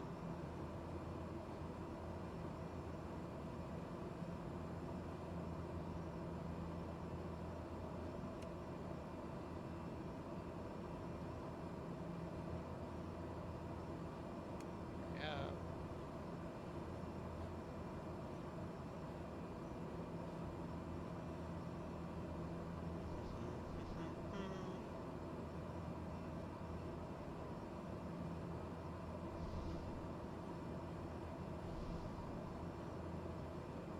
Now, I'm not sure, but I think Maine is still in Eastern time zone, right? So it is still, we still haven't actually changed time zones yet, even though we've gone quite a distance east from where we started.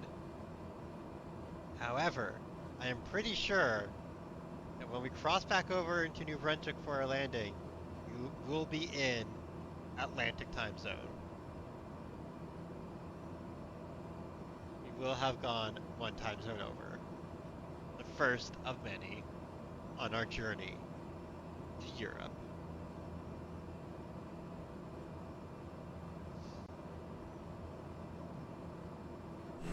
If we look below us now, instead of the fields and whatnot that we had before, we have trees. Lots and lots of trees.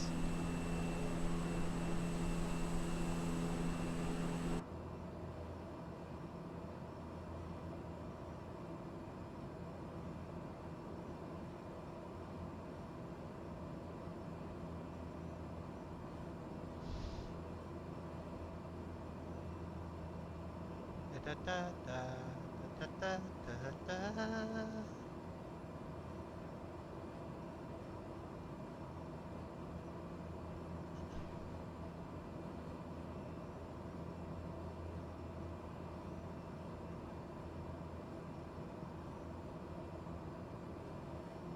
That is real pretty though.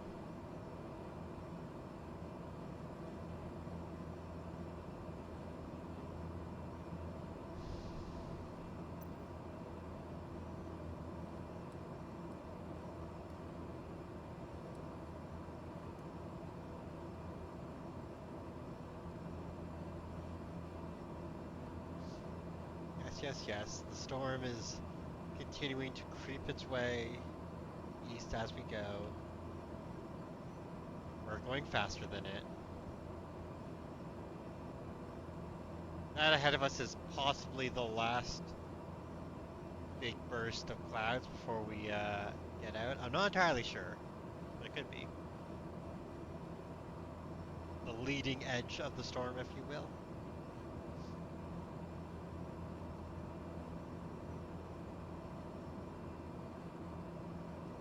And not anytime too soon, since we are getting close to when I'm going to start requesting our descent. Which again is going to be when we're 30 nautical miles from our next waypoint, because that's roughly 50 nautical miles from our destination.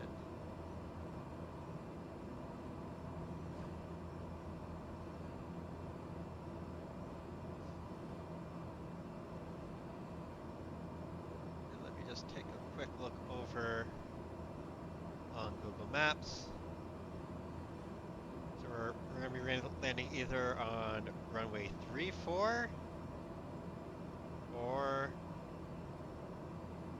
runway 16, it looks like.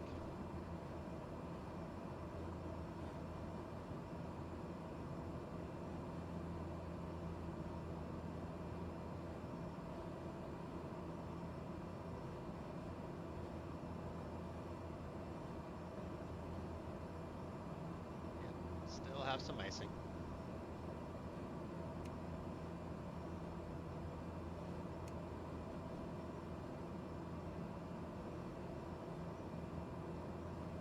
But hey, we're now pretty much out of the storm, like.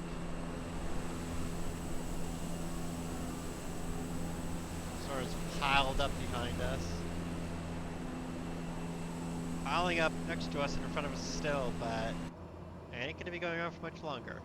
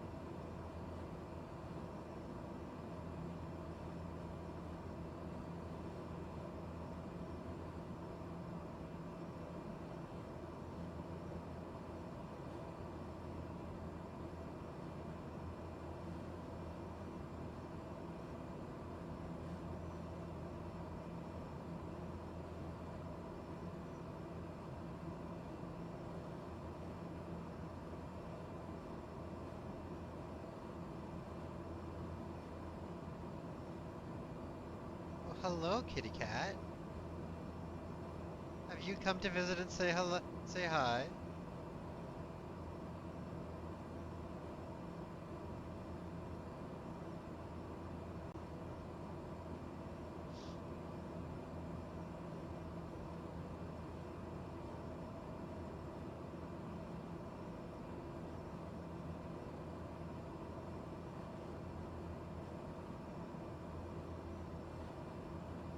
Alright, I now have a cat in my lap, which is a cozy, wonderful, wonderful time.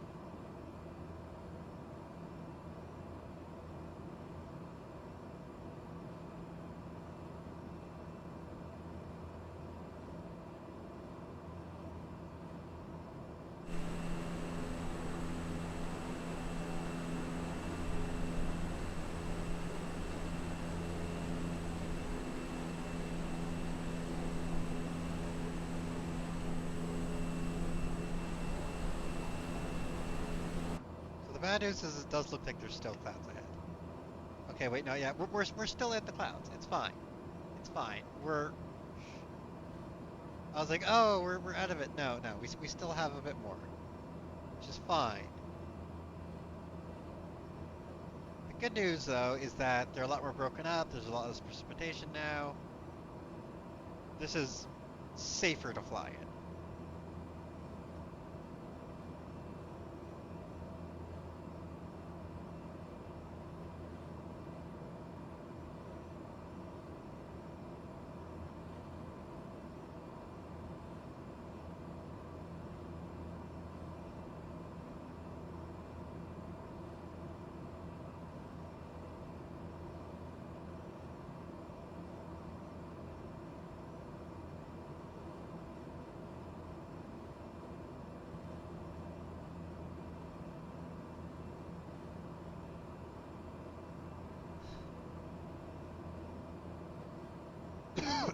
Like definition, by definition, we are going faster than the clouds are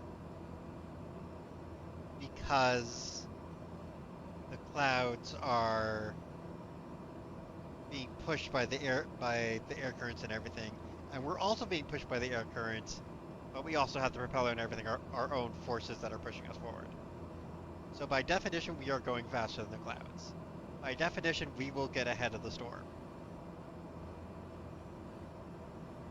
We got a little landing strip marked off over there. Don't see any lights from it or anything, but apparently it is out there. And over there, that's a seaplane base, which doesn't help us much because, we are in a land plane, but hey, good to know. As we fly over wonderfully hospitable northern Maine, land famed for their hospitality and warmth. Or wait, no, that's the other thing. They're famed for not having that.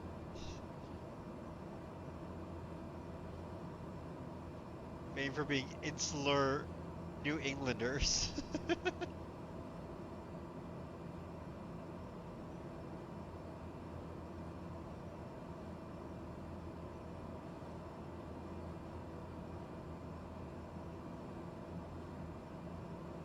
Yeah, yeah, yeah. Another ominous bank of clouds ahead of us. We get it. We know the drill at this point.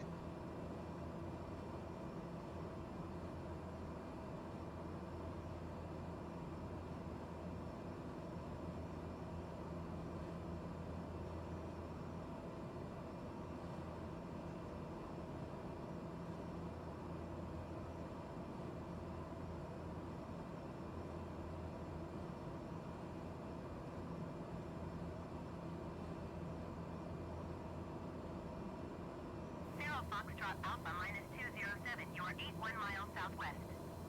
Maintain present heading and Okay. altitude. Expect vectors visual runway 16 approach. Maintain present heading and altitude. Expect vectors visual runway 16 approach Feral Foxtrot Alpha minus 207. Okay, so we are getting the northern uh, approach for it, which means we're going to want to head north and then down. Because it says expect vectors, it's not really going to give us any good vectors or anything. It might give us altitudes if we're lucky.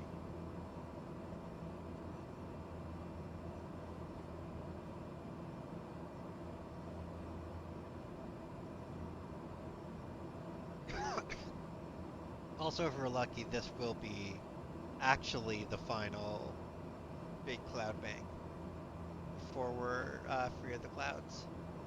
And I know I've said that like a whole bunch of times, but I'm still hoping it's true. Also, let me go ahead and turning down the noise from the plane just a tiny bit, turn down the desktop audio a tiny bit, just because I know that the noise of the plane can get to people after a while. I enjoy it. Personally, I think it's great fun. But I'm also a streamer. I am not a normal person. Streamers are strange, strange folks.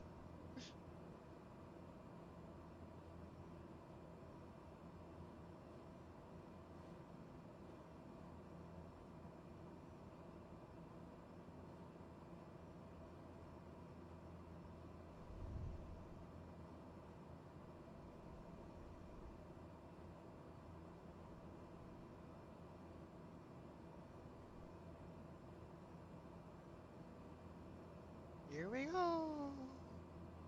Back into the clouds. Yay.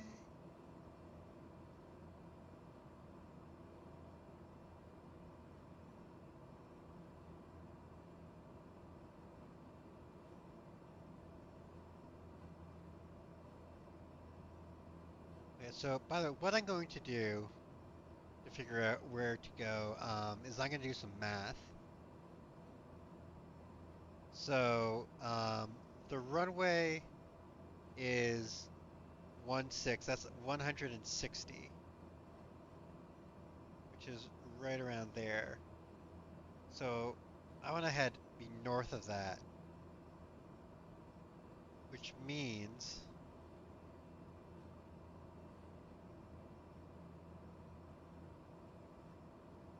I'm going to want to be. Hang on. I'm doing some math and it is not making logical sense to me.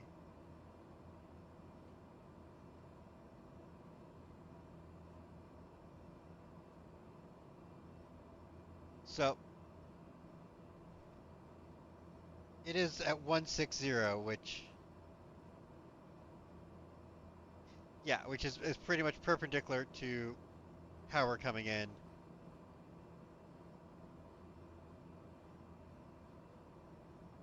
Right. So first to get north of it,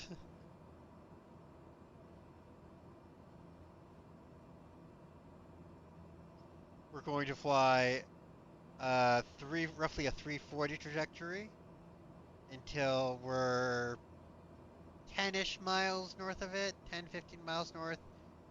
Then we're going to go back to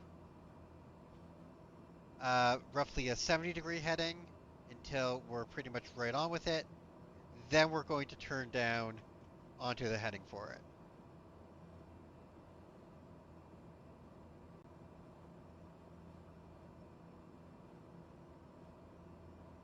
Oh, this cat, he's rubbing his head against my leg. He's so happy. Contact Boston Center on 124.75. Good day. 124.75 Feral Foxtrot Alpha minus 207. Goodbye. 124.75. Boston Center Feral Foxtrot Alpha minus 207 13,000 feet.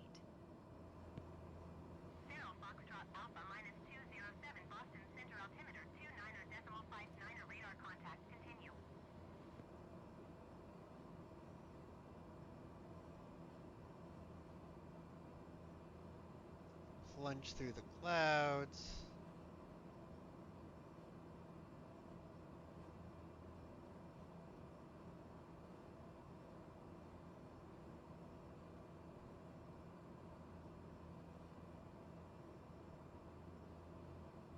He's such a happy kitty. I am so blessed to have such a happy little kitty in my lap. It does make it more difficult to fly a bit, but hey, for our cats, it's worth it. You know?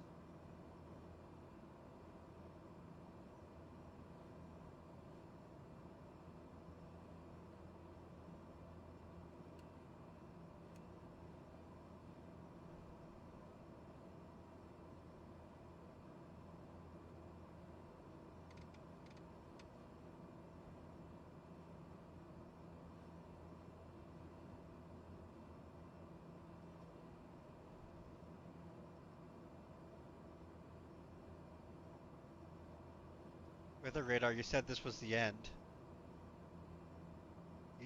You said there wasn't more clouds. What are those?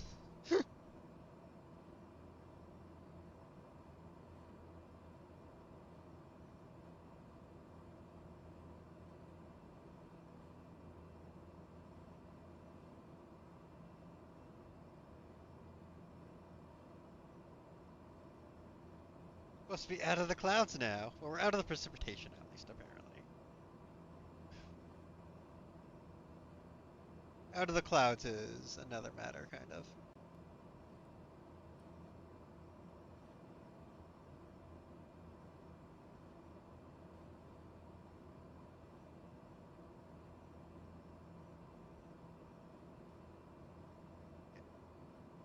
Have my kitty move.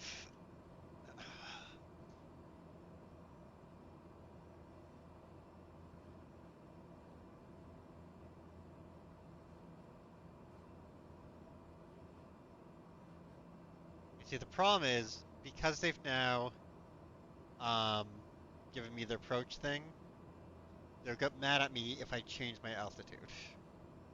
I can't request a different altitude.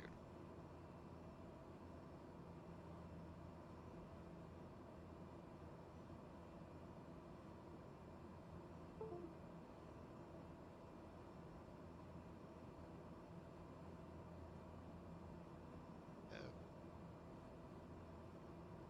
the other problem is that my controller just disconnected.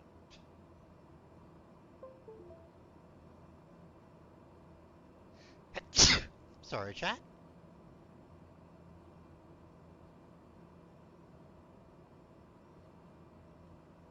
Right.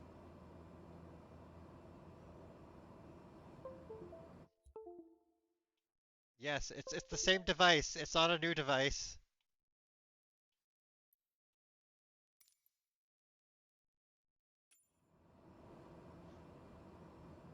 For stay mad, Boston. Watch this shit. I mean, that might end up being what I do.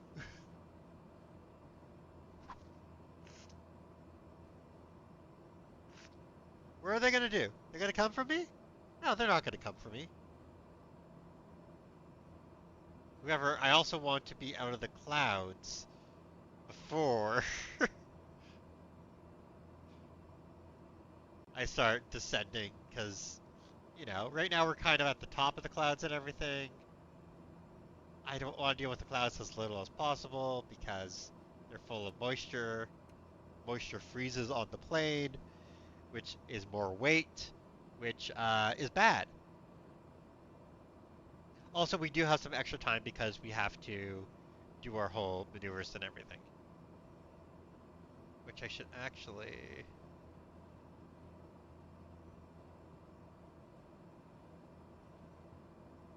Our first maneuver is going to be. Oh, there we go.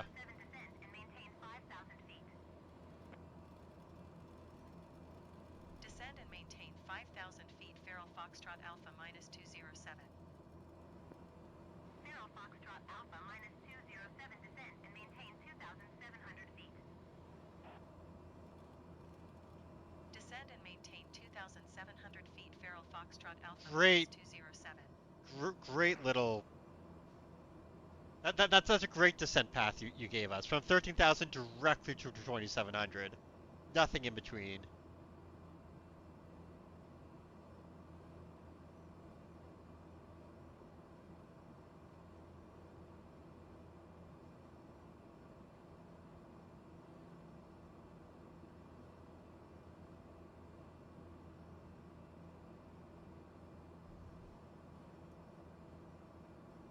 Yeah, our fishing off is there. We'll be fine.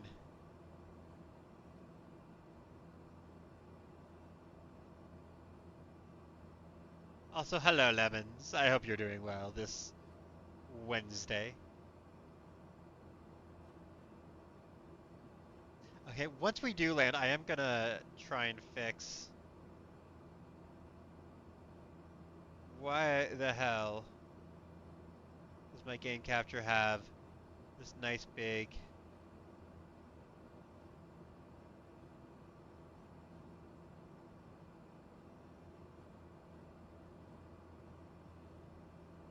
Black spot there?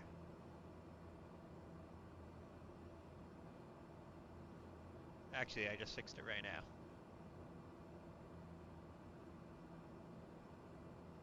It does cut off a tiny bit of it, but you know what? That's fine. It's called professionalism. It's called having being able to see little weirdness and everything and keeping it as professional as possible. Which I don't have much of that, but hey, I have some.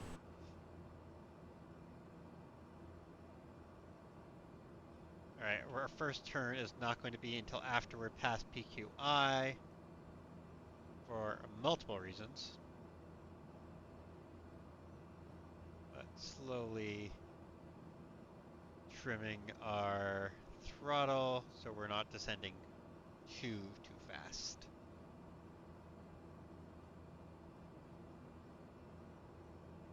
Hey, Northern Maine Regional Airport.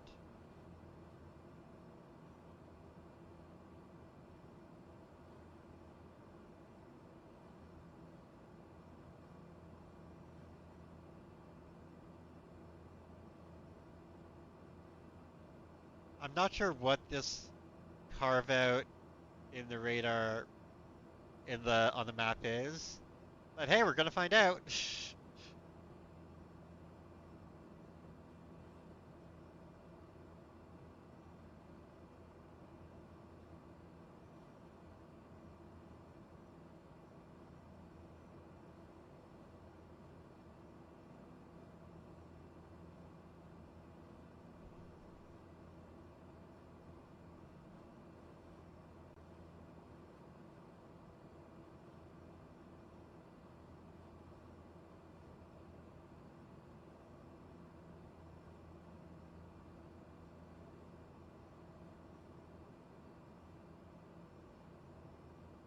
The glorious beige of clouds in as the sun starts to go down when you're flying through them.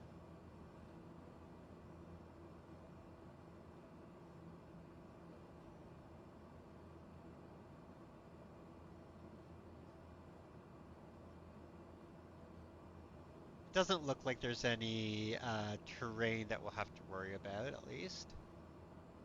I have had Microsoft Flight Sim before fly me directly into a hill when I was on approach into an airport in Appalachia at night.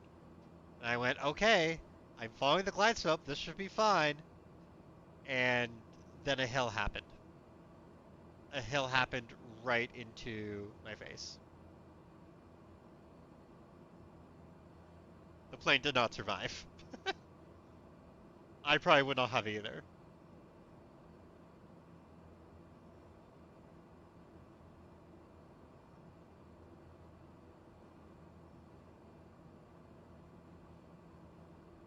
It's a social experiment graded H for hill. Yeah, yeah, it was the Appalachian way of saying, we don't want you here. If you don't know about this hill, you shouldn't be landing here. Get fucking good. I was judged not fucking good by Appalachian. And, you know, I beefed it. I beefed it real good and hard.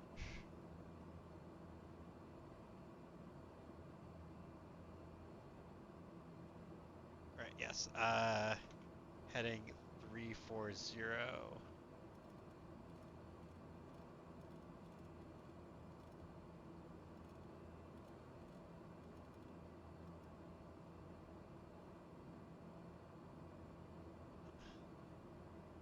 Sleepy Town, a very loud hill where the plane's going to die. It's actually, it's how it's part of their traditional hunting stuff where it's, they make sure the hill's there, so the planes crash into it, and then they scavenge it for parts, and they go, great, we got more plane parts, we'll survive another winter.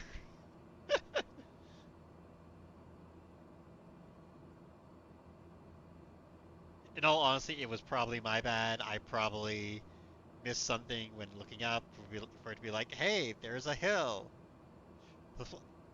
Okay, I don't know what happens in Lost, and I'm kind of afraid to ask. Like, how is that the plot to Lost? Okay, when am I gonna want to do my turn?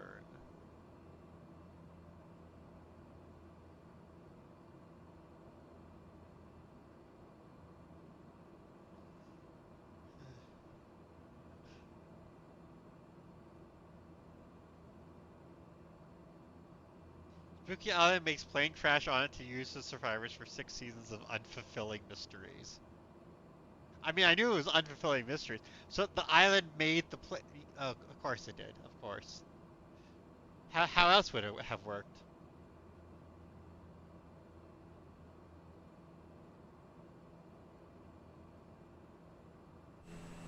And hey, look, it's another sunset as we land. I swear I'm not planning these things.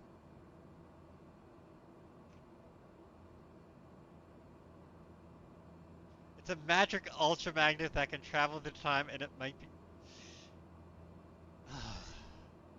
Writers need to be stopped.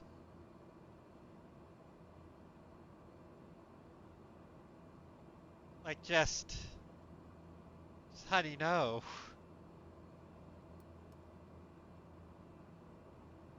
Alright, let's go in our first heading. It is so pretty! It's such a pretty game.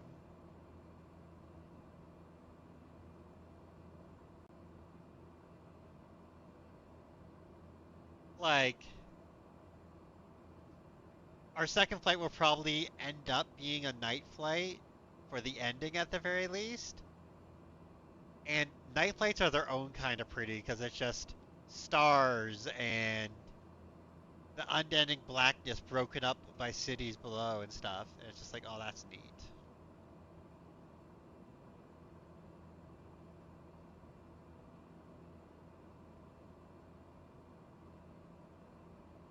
Okay, we want our cross track to be at least 5, maybe a bit more, as I am worried about having fucked this up somehow.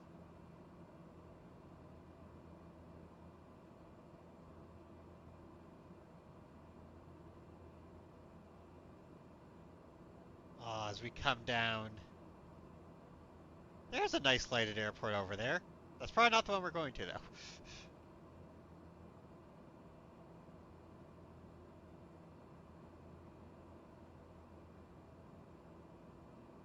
Let's actually turn landing lights and taxi light on.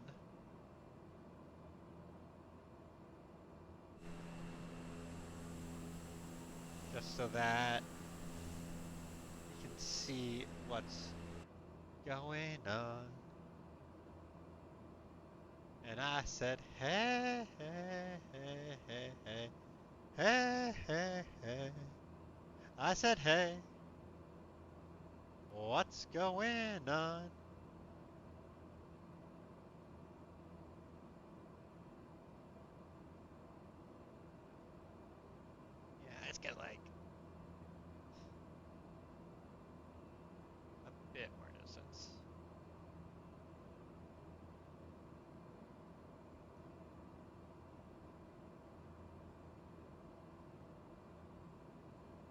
using my instruments to figure out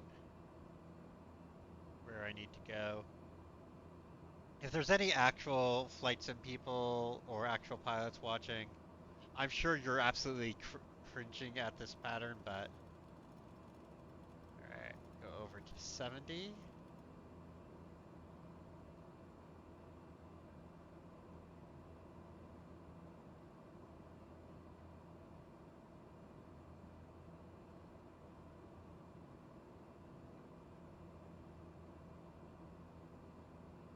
We should now be paralleling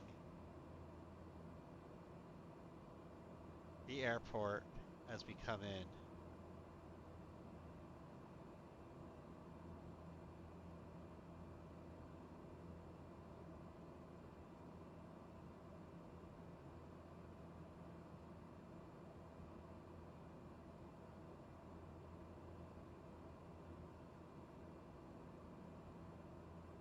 Again, this airport is called Grand Falls Airport that we're headed for. I don't see it yet on the map, but that's fine.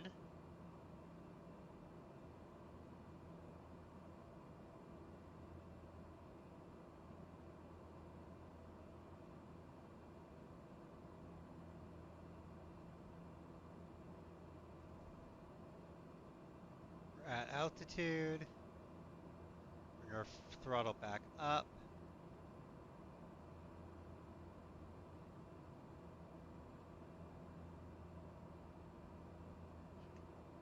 Alright, there we go. There's Grand Falls.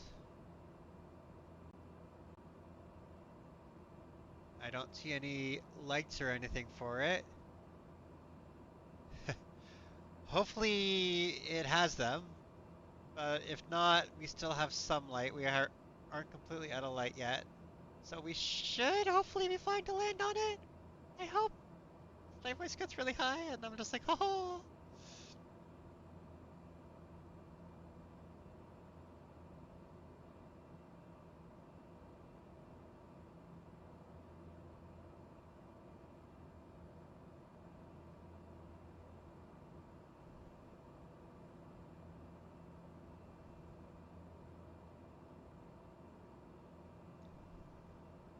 We can also,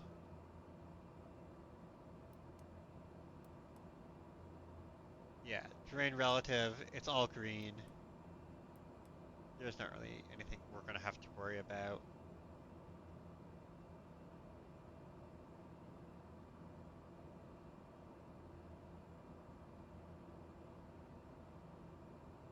Yeah, I am not seeing any lights. Oh, that's fun. There's a nice bigger airport with approach lights and everything, but that's not the one we're going to. That would be reasonable.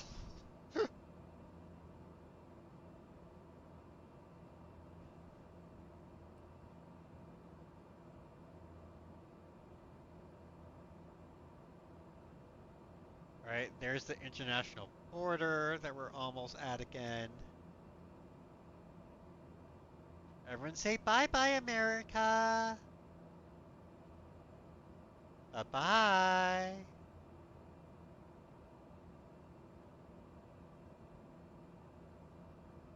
This will be the last time I'm here until, something happens and I end up back, flying around America again. Zero Foxtrot Alpha minus 207 airport is at your 1 o'clock 10 miles. Maintain present heading and altitude report runway in sight. Maintain present heading and altitude Faro Foxtrot Alpha minus 207. Zero Foxtrot Alpha minus 207 contact Moncton Center Come on on. 134.25. Good day. 134.25 I'm not Faro Foxtrot changing Alpha it on minus the dial because I 207. don't have time. Goodbye. Gotta focus up. Moncton Center Faro Foxtrot Alpha minus 207 2,700 feet. Zero Foxtrot Alpha minus 207 Moncton Center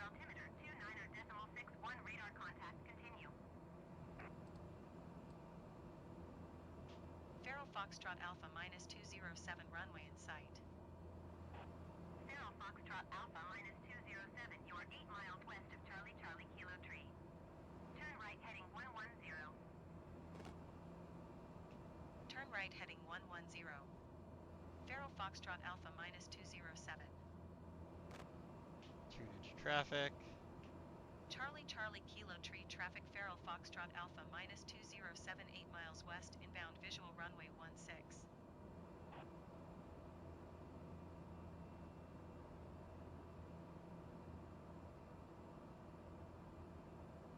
Okay, I think I see it.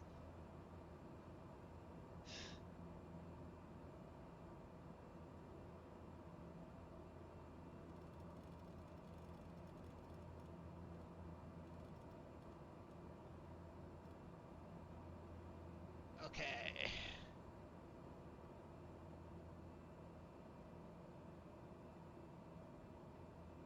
Back power.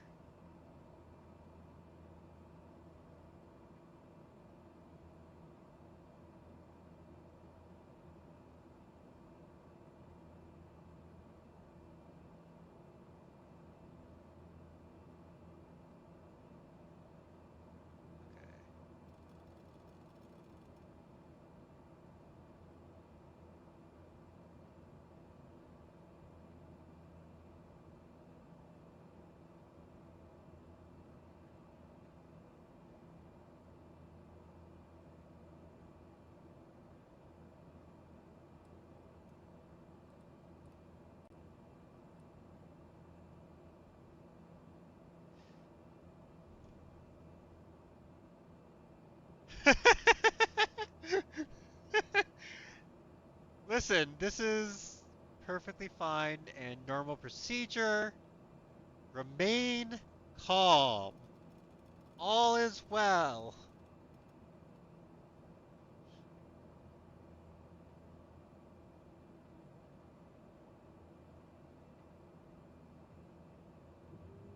Put in a notch of flaps.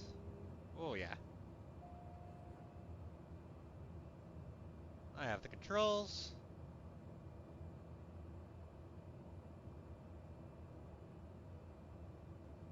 Charlie Charlie Kilo Tree traffic Faro Foxtrot Alpha Yeah. minus 207 4 miles northwest inbound visual runway 16.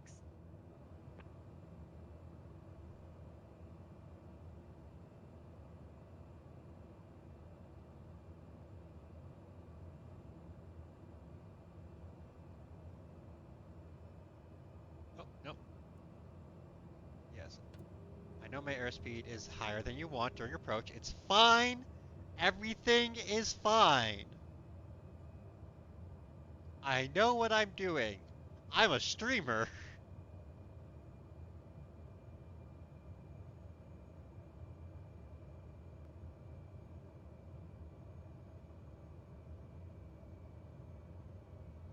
I know what I'm doing. I'm a streamer. And other phrases designed to fright and chill.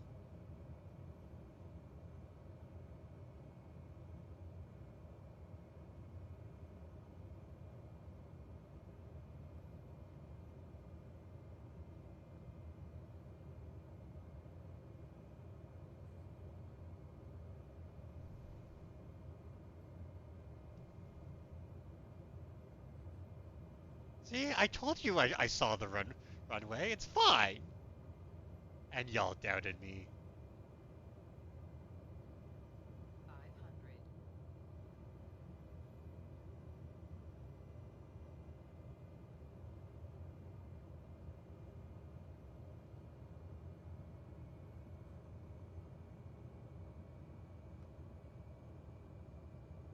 Okay.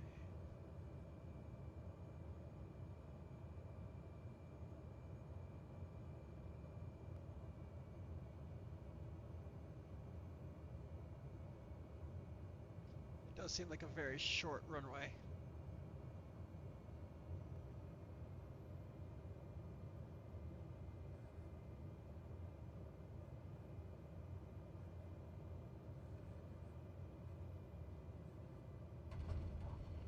Hey, there we go. Perfect landing. Dispatch to pilot. That looked like a butter smooth landing from here. Please exit. exit the runway and taxi to parking. Did it look butter smooth? Taxi to parking and 'Cause, shut down your engine.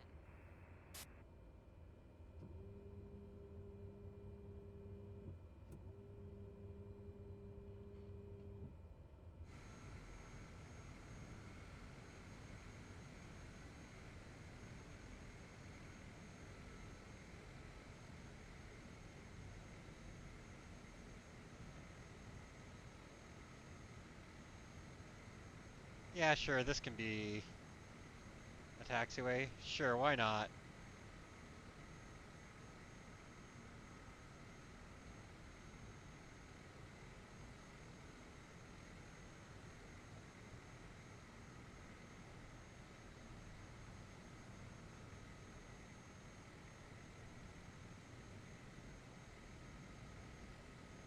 Parking brake on. Fuel all the way down. Engine cut Transporter, off. you can open the doors and begin the disembarkation.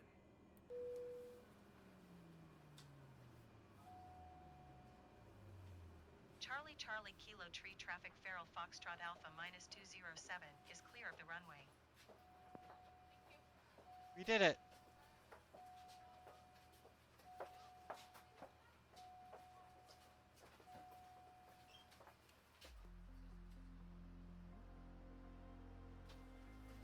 Almost 2 hours of flight.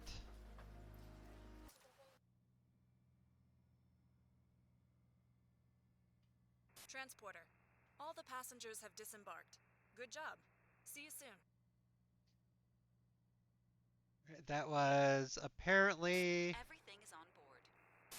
a landing of 289 feet per minute landing, which not a butter landing, but hey, it's a landing. We landed. We made it. Oh, be Sant calm. I'm not sure how to say your name, but thank you for the follow.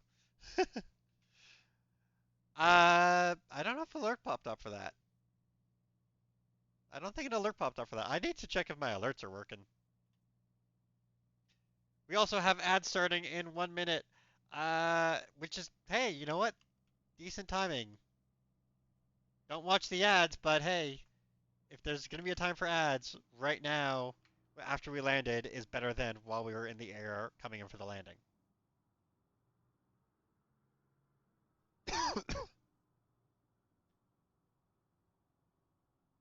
Okay. Let me just quickly check something.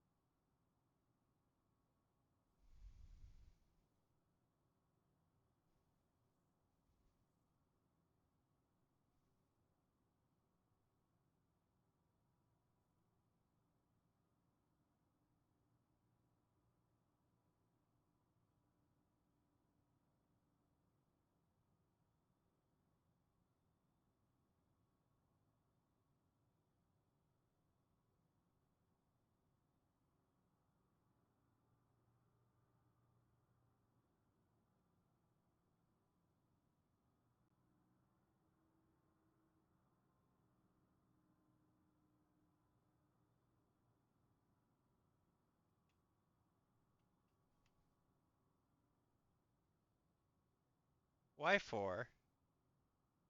Oh, okay, well, it's possible the alert did show up and I was just too absolutely focused to notice it.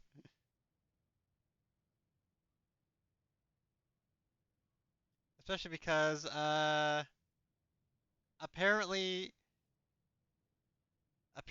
it got rid of my my sound for it. Which okay, sure.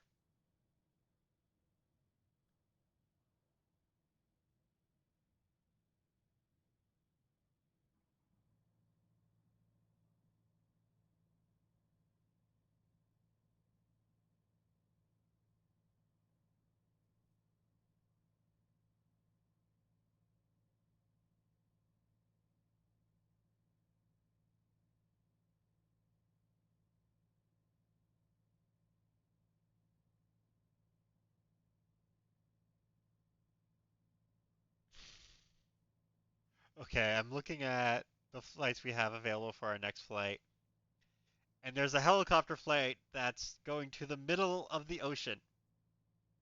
We're not doing that.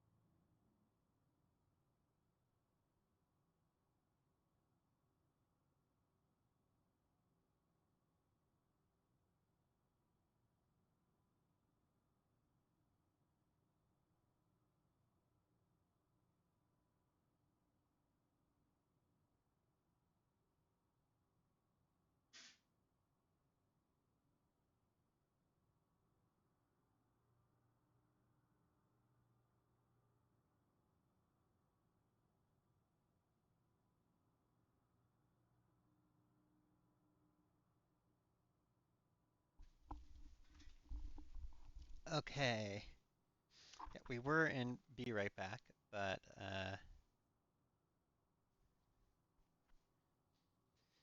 just temporarily putting us into chatting.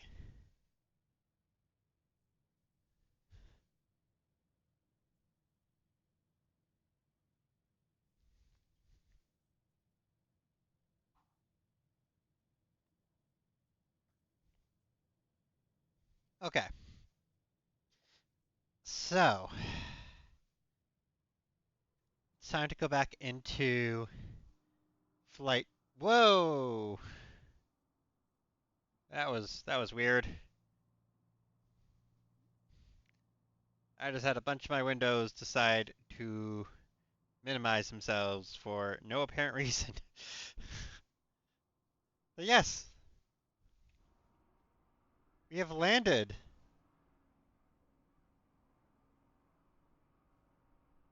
We're at this beautiful tiny little airport. But from here, we're not done. So, NeoFly is telling us that we can do a mission to Cartwright, Labrador.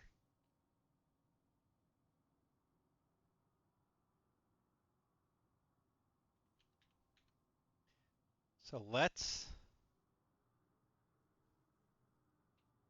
get us switched over and into flight planning mode.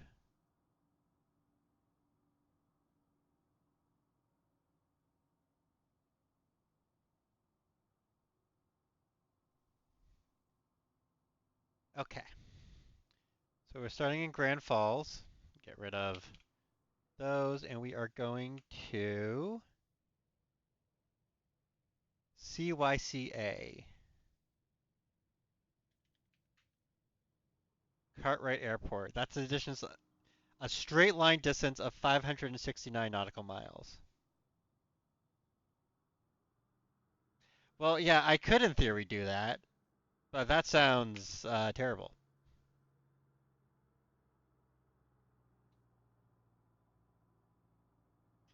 And what can you tell me about Cartwright Airport? It does have runway ID lights. It has lights, and it has a PAPI. So that's good. That's good stuff to know. We're in Grand Falls. Zoom out. Go up, and let's take a look. There is Cartwright right here.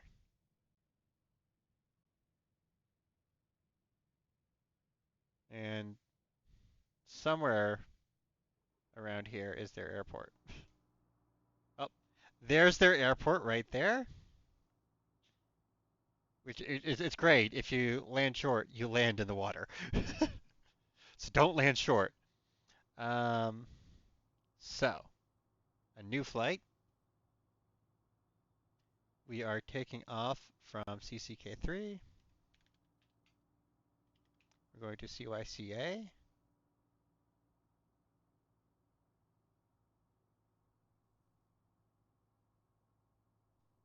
In our Cessna 208.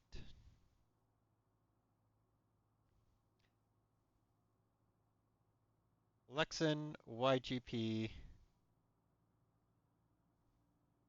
and then it has this codec one, which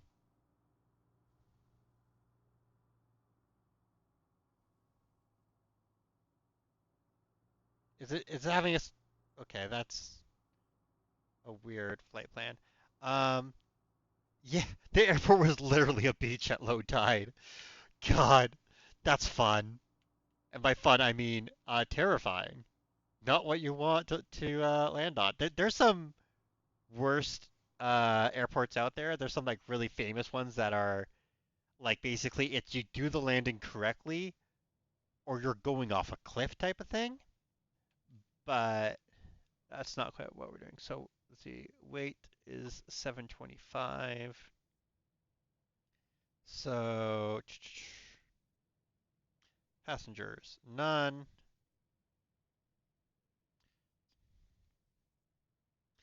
Adding in the pilot weight, we get a payload of 895. I'm getting rid of that CA.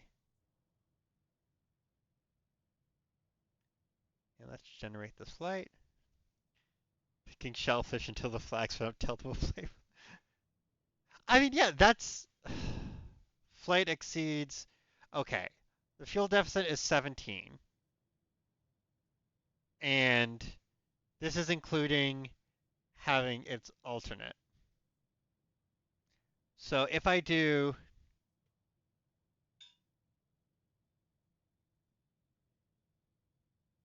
no alternate,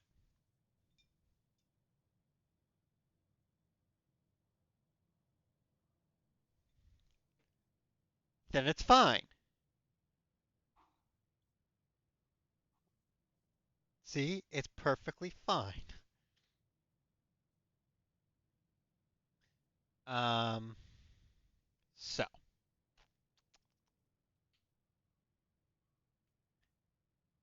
first thing is I go into NeoFly because we want to get out of here before the sun sets because we need light. Um, block fuel is 1821.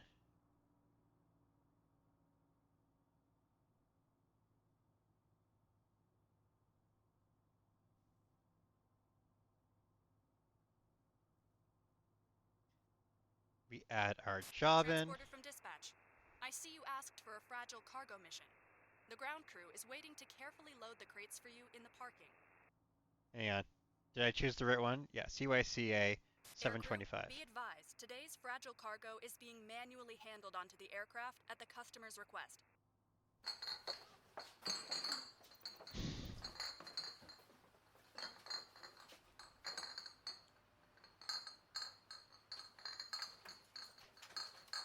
Okay, yeah. Payload. What the hell are you doing here? Transporter, cargo is loaded. You can start your mission. Okay, did it load the cargo like how it's supposed to?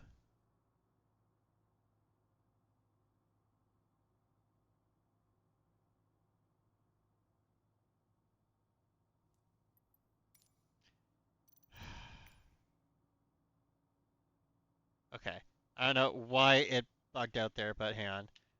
0, 0, 0, 0, and then this is what was it? 725.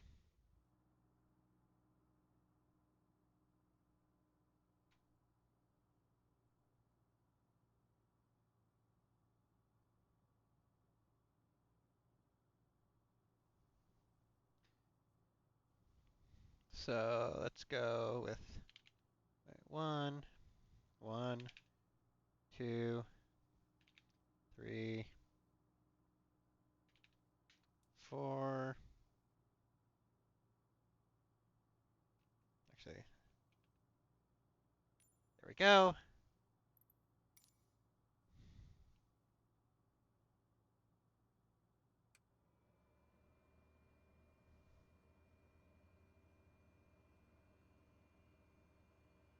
Get that turned on. Oh, hang on.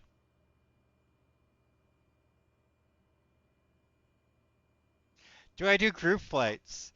I haven't ever done them before, Vay Lucky. I mean, I'm not never gonna say never, but um, right now I'm just kind of doing random NeoFly flights. Well, not random. Oh my God, what are you doing?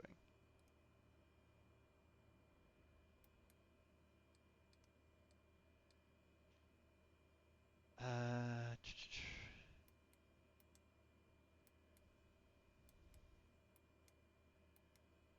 how do I?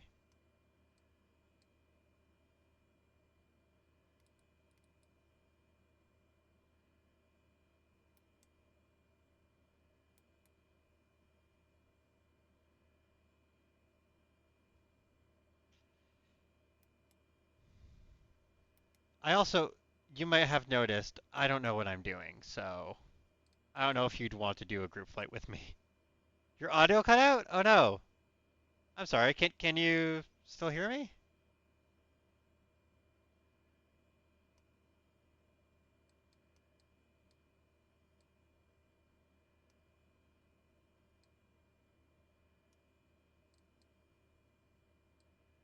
All right. Oh, here we go. Delete flight plan. Da, da, da.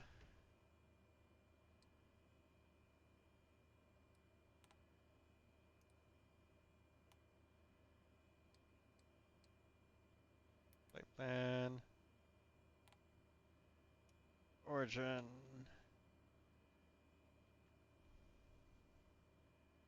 CCK3. Let me just juggling all the different things at once.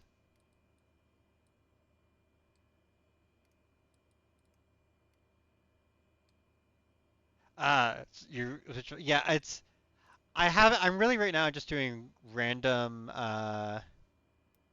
flights with flight sim with not with flight sim with NeoFly. I haven't done any group flights yet. I'm not opposed to doing them. It's just it isn't something that I've done historically. And right now my plan basically is to I'm just doing like flights to get to Europe. So, but I could see myself doing them in the future. I'm not ruling them out as a possibility. It's just not something I've currently been doing.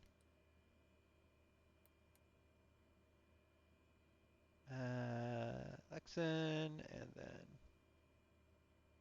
YGP, which is GESP.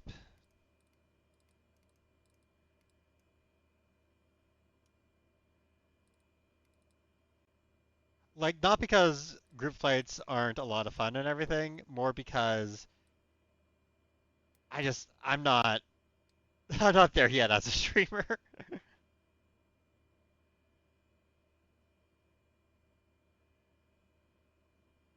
Da, da, da. Codec.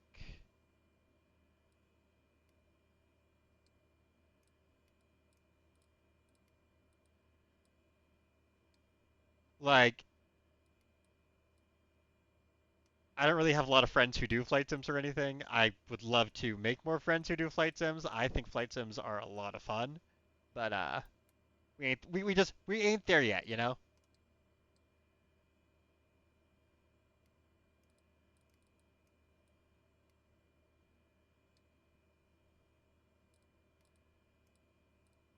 CY UICA.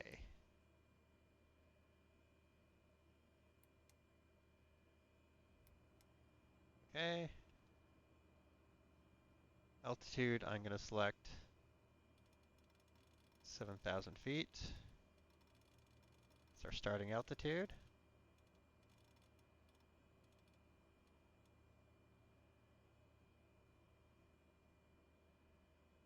Our lights are all still on. I never end up turning them off.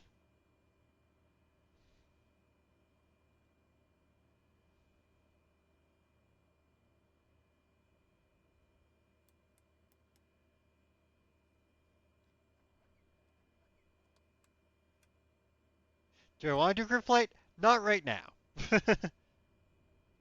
It's not something that I'm planning on doing right now or You're good to go. Contact the tower for clearance. in the near time, but like it's something I might want to do at some point.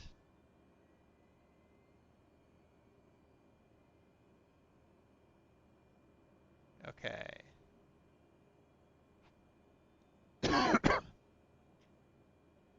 All right, our LPSI is good, our temp's good.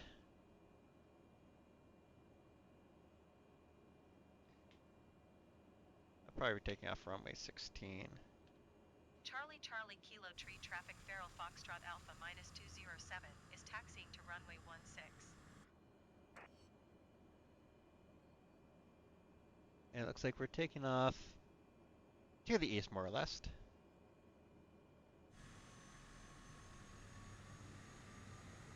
But thank you for asking and hanging out. I hope you enjoy this next flight. It looks like it's going to be a bit of a night flight, which is always interesting.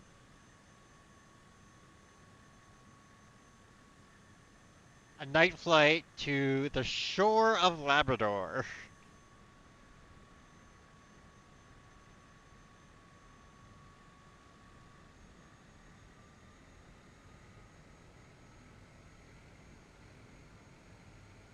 As we take off from this airport that has absolutely no lights, as the light is starting to fade.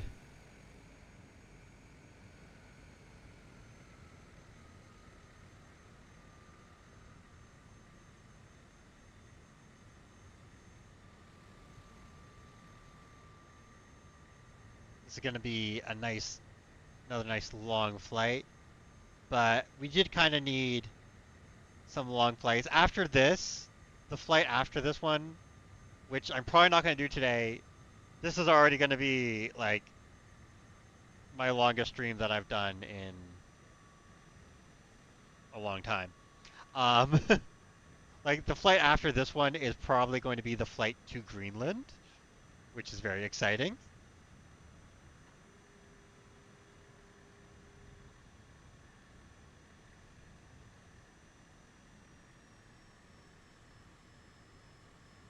Bring in our flaps.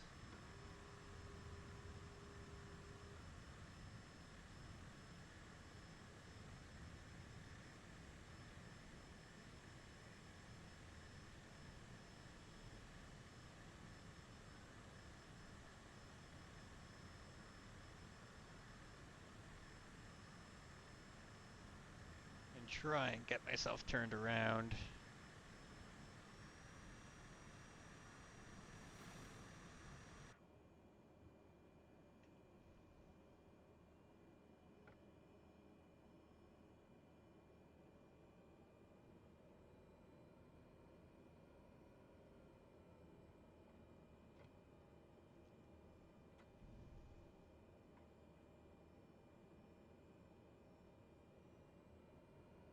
Come on.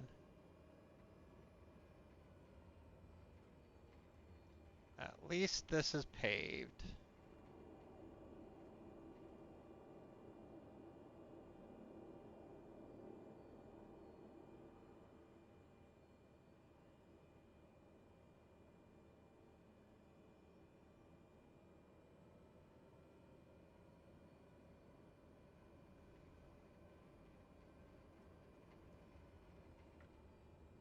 Good enough.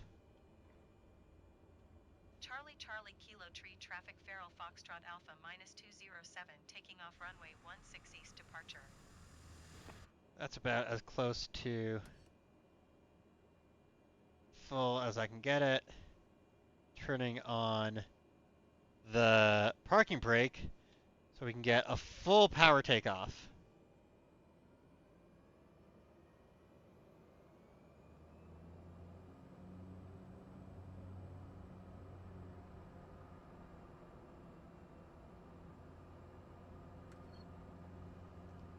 And off we go, flight number 2 of the day. Airspeed's alive.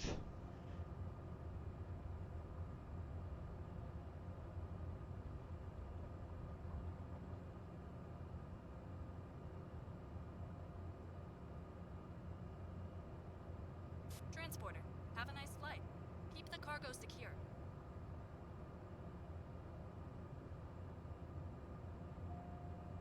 Nope.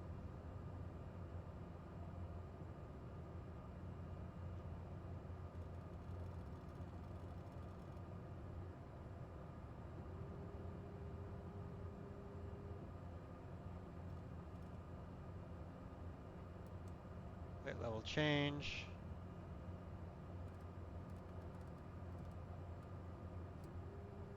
Tune Moncton Center, request flight following. Moncton Center Feral Foxtrot Alpha -207 is type Cessna Caravan 1 miles southeast of Charlie Charlie Kilo Tree 1,200 feet. Request flight following. Feral Foxtrot Alpha -207 Moncton Center. Squawk 0127.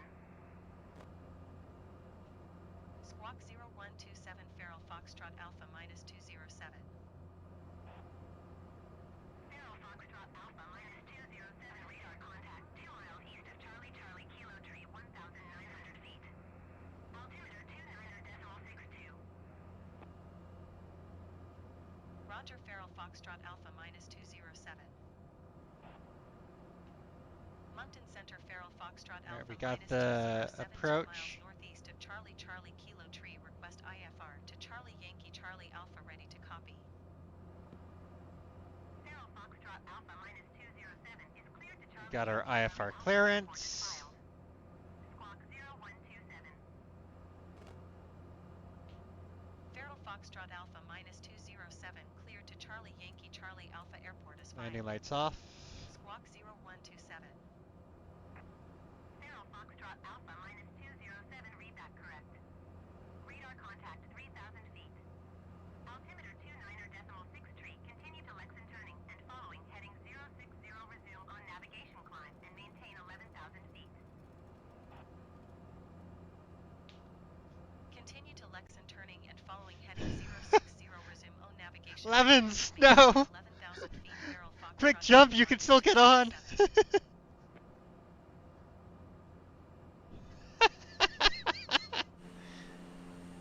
I mean, as places to get stranded go, you know. A tiny town in New Brunswick. You could do worse. You could do a lot worse.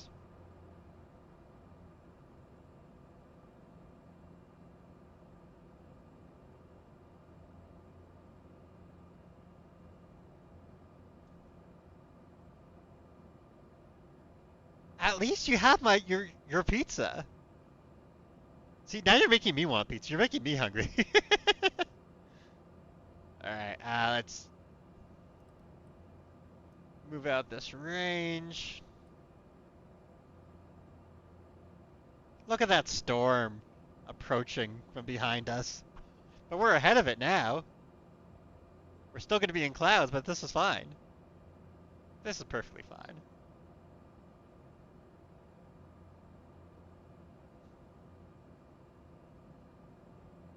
On our initial climb out.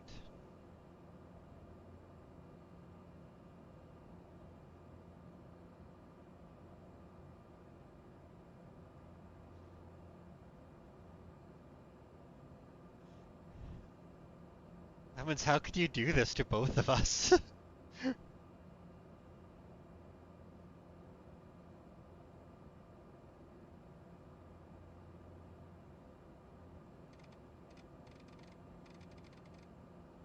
Keep messing with the brightness levels.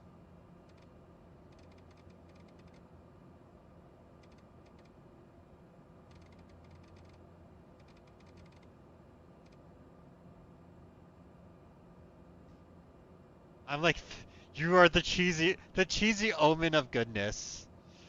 Saint Lemons, saint of pizza and deliciousness.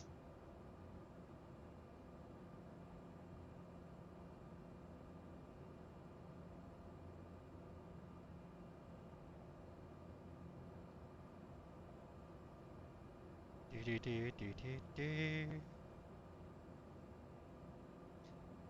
I could fly twice as high.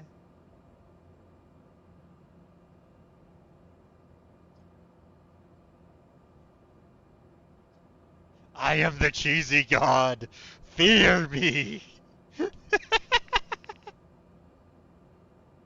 Okay, I am one thing I didn't look at. Um, airtime, 3 hours. Oh, all right, we're doing a long stream today, folks.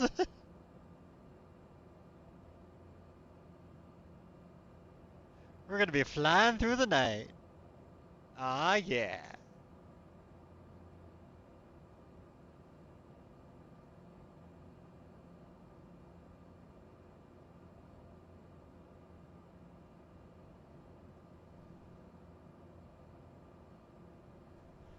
Okay, so currently the Sky Pizza is above the plane, but we're going to cut through the Sky Pizza and be above the Sky Pizza, and which should prevent any Sky Pizza toppings from raining down on the plane and causing any issues, which is a real problem that you have to worry about with dealing with Sky Pizza.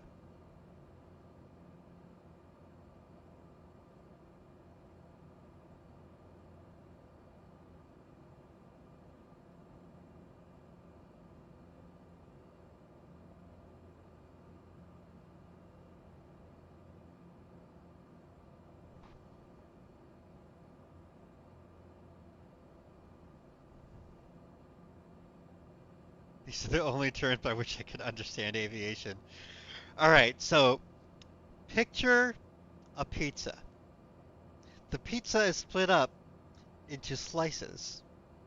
These slices are the different areas of air traffic control. And if you want to go from one slice and grab another slice, you have to ask the next air traffic control, hey, I'm going to have some of that pizza. Is that okay? Or else they'll go, hey, what are you doing? You're just flying in my pizza without asking.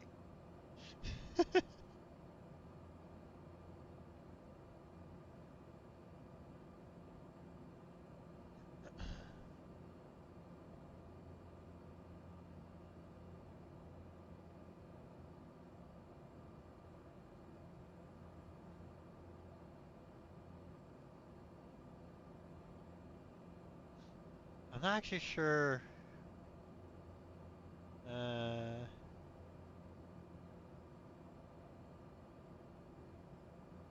yeah, did it say? No, it didn't give me any weather report of how high these clouds are. That's fine.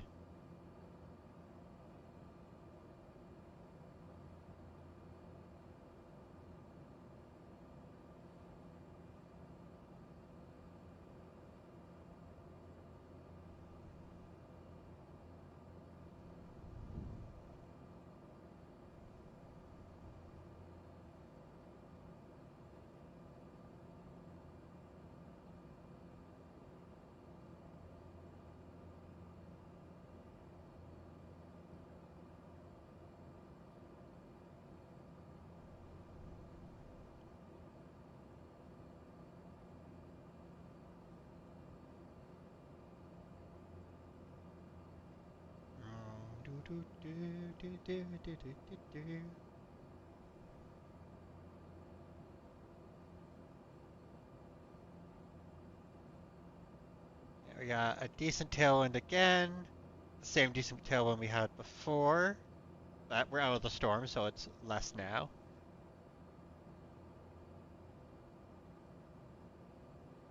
The only does have us going to 11,000 feet, which I am perfectly fine being at 11,000 feet. That's great.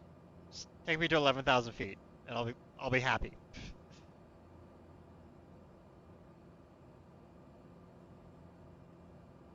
We are, however, soon going to be back in the land of the French, at least temporarily.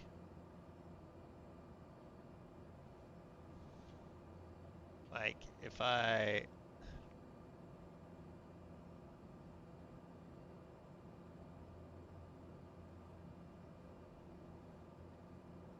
Yeah, after our next waypoint, we're crossing back into Quebec, which will be in for a decent portion until we cross the Quebec-Labrador border,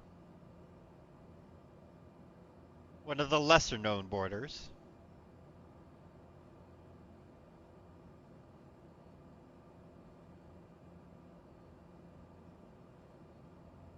All right, let's make sure my fuel flow is at the correct levels.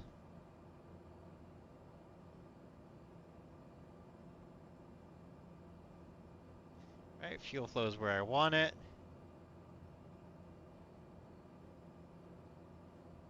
Managing fuel is really important with aviation, especially when you're doing a long flight through the darkness. Oh, Evie, just open a window. Just stick your butt out. You can pee out the side. Don't worry about it.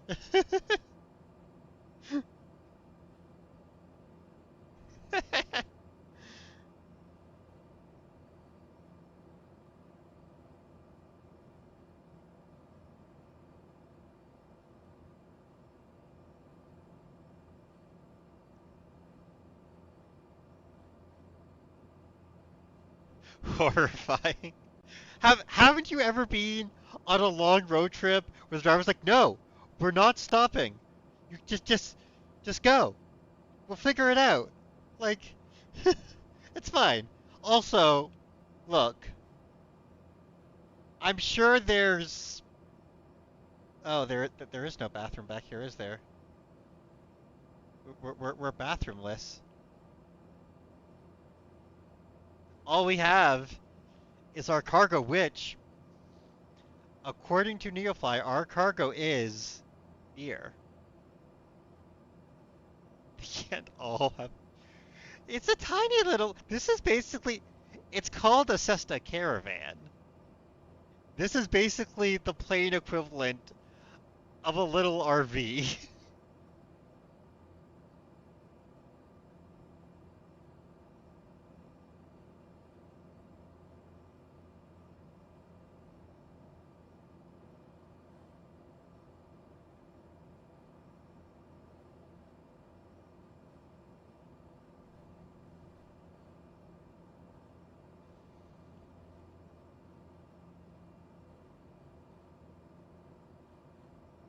Okay, see.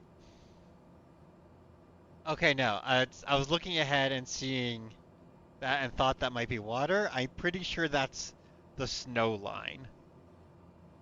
That's where we start getting snow.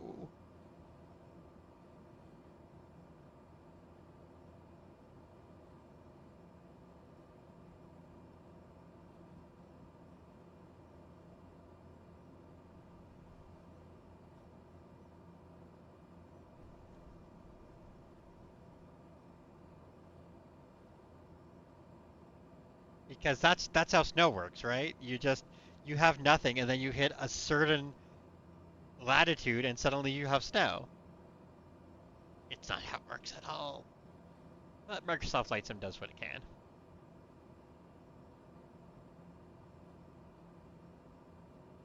Alright, so we're up to speed. Fuel flow's good. We're getting 188 knots?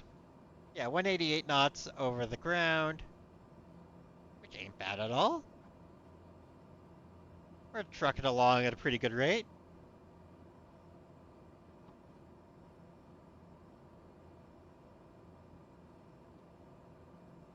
And also, an absolutely gorgeous sunset as we head into this night flight.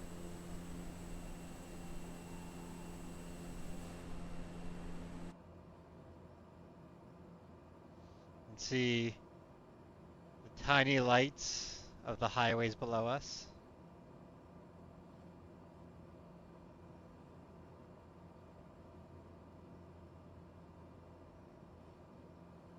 They're going to be getting scarcer and rarer as we go north because there's less roads, but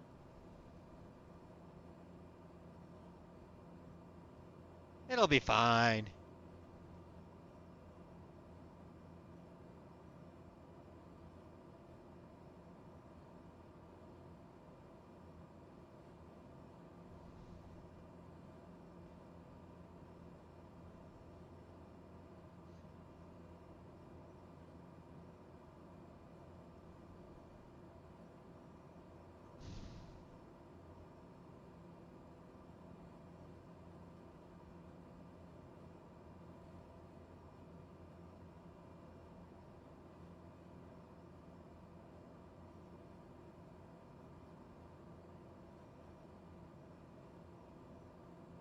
Right, but soon comes Mr. Knight creeping over. Now his hand's on your shoulder. Never mind, remember you this, I'll remember you this way.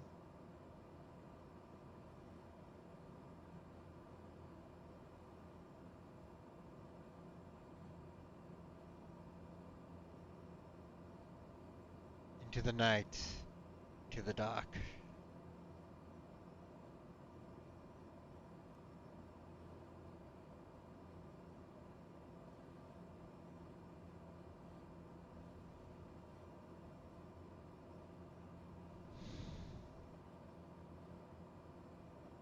So, fun fact, New Brunswick is Canada is an official bilingual province in Canada.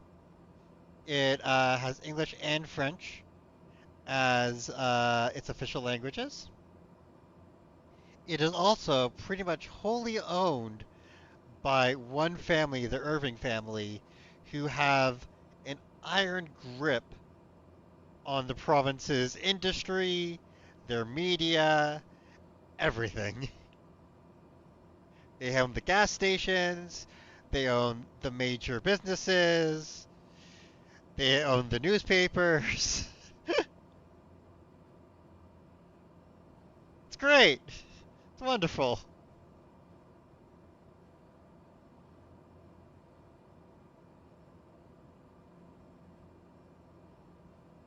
It is kind of sad. Once we get to Europe, I'll have a lot less, be able to give a lot less detailed, fun anecdotes because, I'm Canadian. I know Canadian stuff. Mr. Blues, Mr. Brightside. Wait. Mr. Sandman, Mr. Brightside, send me a bright. I am just going all over the places in song. 'Cause I'm Mr. Nightside.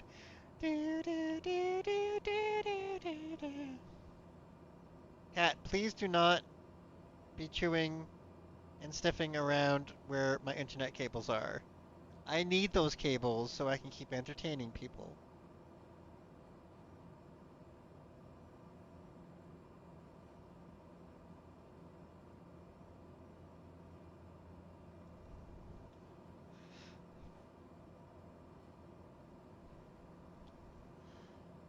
Gently but firmly pushing my cat away from sniffing the cables.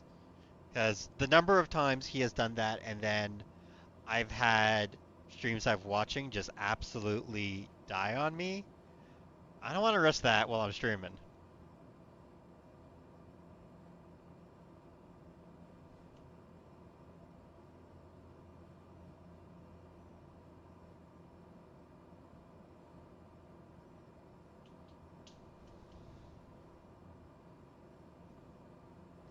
My poor boy, starved for attention. Coming out of my sky and I've been doing just fine. Gotta be down 'cause I want a plane. It started out with a plane. How did it ended up like blah blah blah? I can sing. It started out with a plane. How did it end up like this? It was only a plane. It was only a plane. No cat. You also cannot jump up all over my key and run over my keyboard. You want to do it though, I can tell. See, I think my cat thinks that I can control the weather slightly and is very annoyed that I make it be cold outside so I can't have the window open. And the plane is touching the sky now. She takes off the sun now. Here we go. 'Cause I'm Mr. Nightside.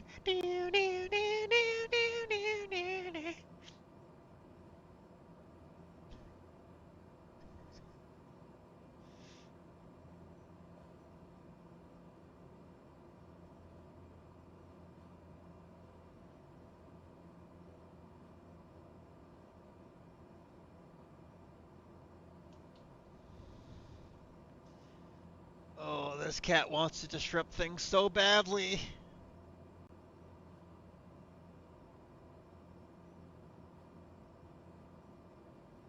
He's a disruptor. Okay, so up there ahead, that is water actually. And then there's the snow belt as well. Like, you can see that's snow, that's water, that's actually the St. Lawrence Delta or something. I don't know.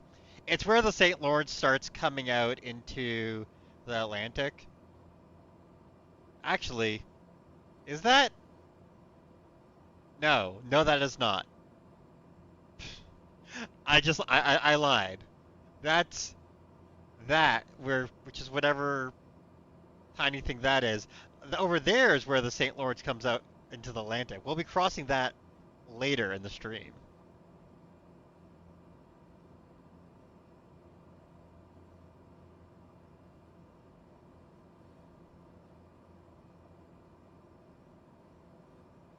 My apologies. Pilots are allowed to be compulsive liars, actually. It's in our union contract. We're allowed to lie to the passengers as much as we want because it entertains us. And as long as your pilot is entertained, she won't be tempted to crash the plane. So really, it's just for your own safety that I lie to you all the time.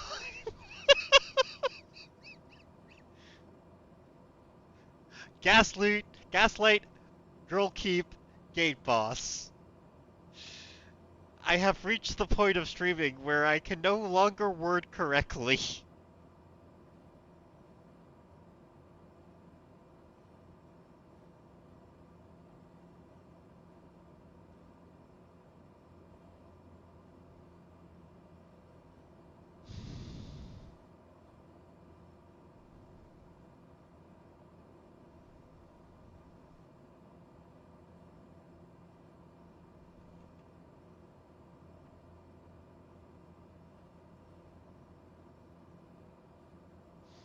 Yeah, this still isn't fully a night flight. Like, there's still a bit of light going on.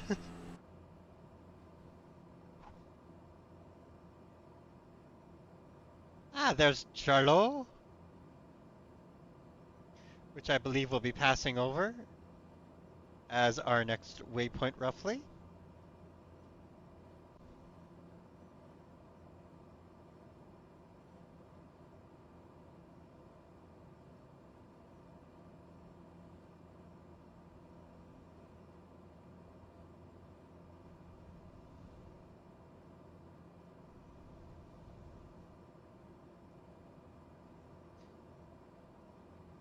This little area is the actual border between New Brunswick and Quebec.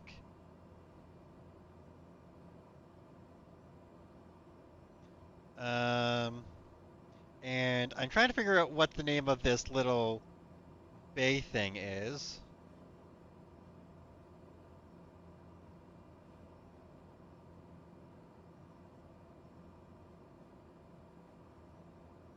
This is Chaleur Bay, I believe.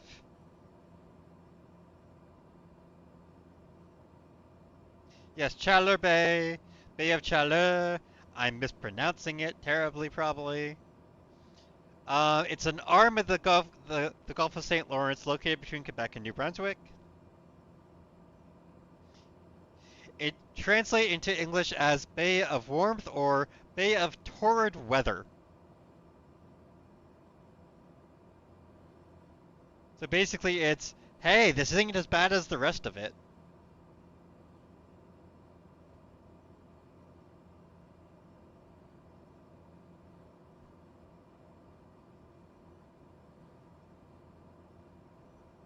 It apparently has a ghost ship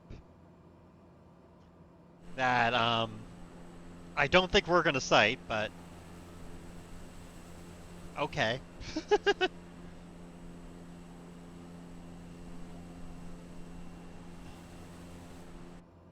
Hey, look at that. Stars.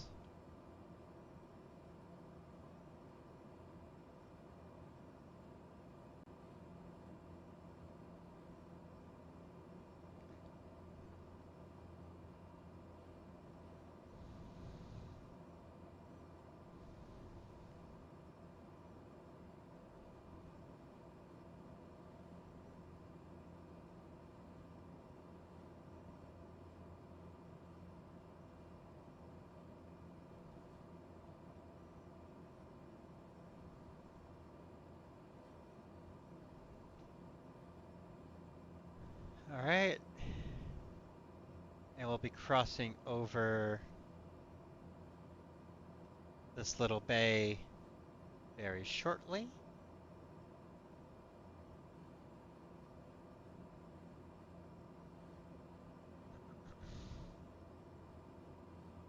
And then heading out across the Gaspé Peninsula, which is an absolutely gorgeous peninsula, by the way. Like, if you are ever doing tourism out in, the Maritimes and everything, check out the Gaspé Peninsula. It has a wonderful national park and everything. Absolutely gorgeous area. And the absolutely wonderful sights that we won't be able to see because it's nighttime.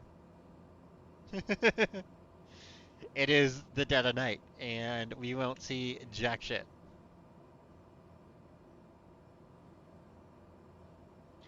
But it is really absolutely gorgeous, and if you ever get the chance and are visiting this part of the world, you should check it out. It does have part of the Appalachian Trail because these are the same mountains that form Appalachia and also form, the mountains in Scotland and in Newfoundland and also in Morocco. All one big range, split apart by the Atlantic.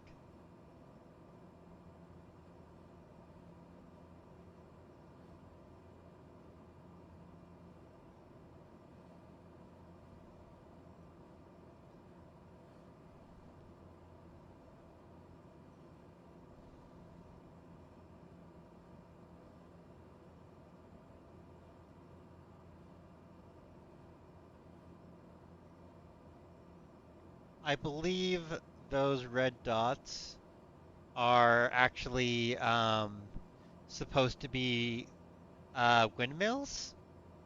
I don't know if there actually are windmills there. It might just be Microsoft Flight Sim putting them in for some flavor, but yeah,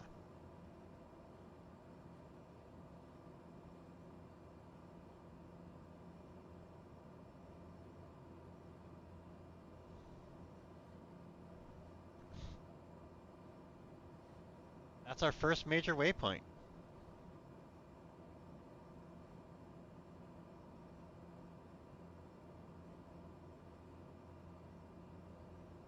The next major waypoint is we'll be reaching the end of the Gaspé Peninsula, which I'm probably mispronouncing, and I'd apologize for it, but I don't wanna.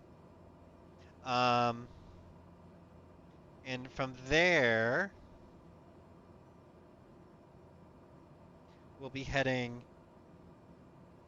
out over Anticosta Island, which is this tiny little island, and I say tiny. It's bigger than Prince Edward Island, but well, that's not saying much. And then back onto the mainland to be heading into Labrador.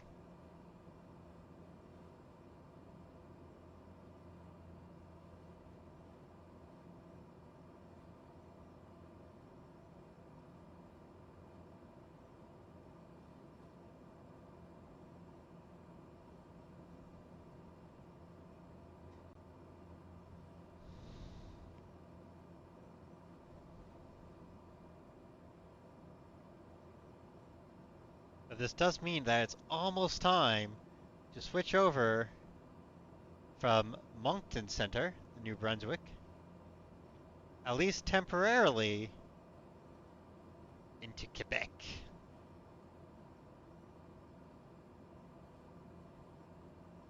Almost time, not quite yet.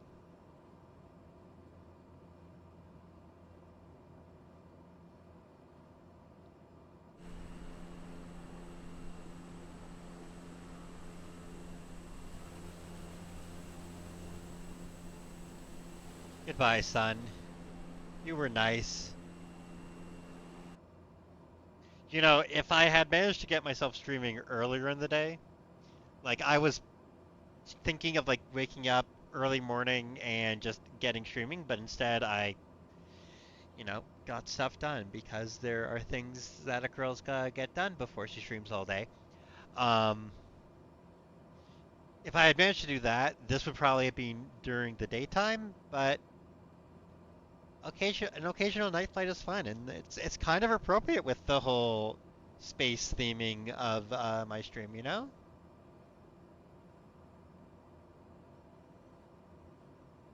By the end of this flight, though, I am going to be hungry and ready to go figure out food and everything.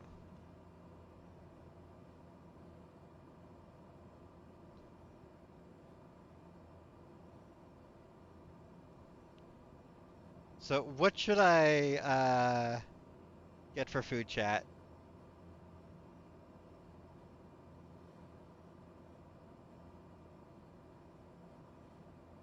Give me food suggestions.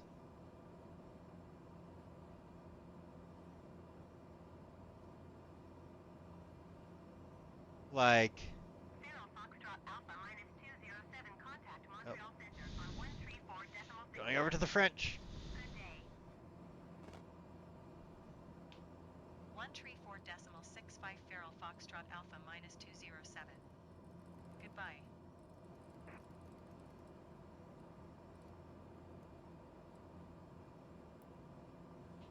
Montreal Center Feral Foxtrot Alpha Hey, minus 207 11,000 feet. ah, damn it. Zero Foxtrot Alpha minus 207, Montreal Center altimeter 29.69 radar contact. Continue to Yankee Golf Papa. Are we back?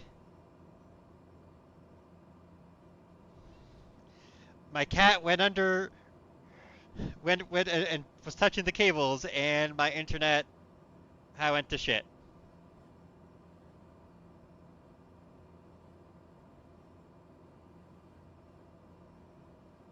I think we're back now.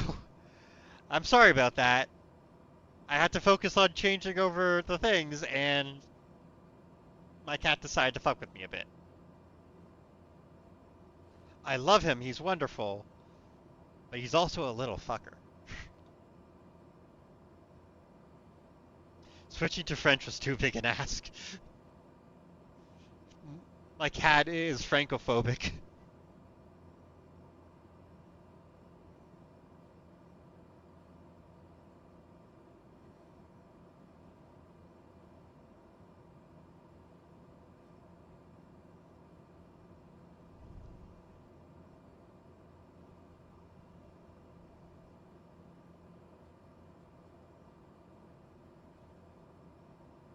Oh.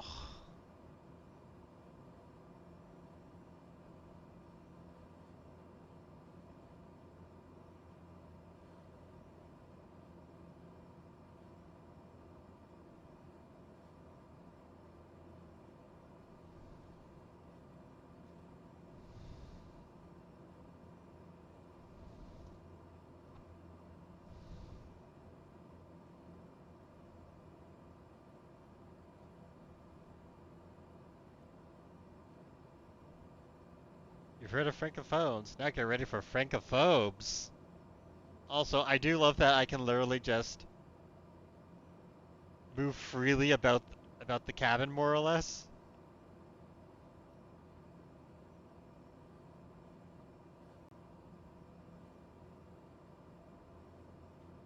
Behold, there's an airport down there somewhere. Allegedly. See, this is why I really hope that I wasn't wrong. And I'm dropping frames again.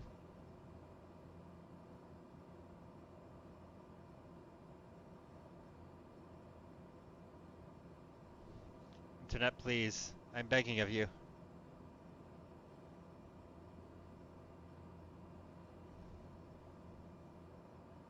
I really hope I wasn't wrong and that this place we're going to actually um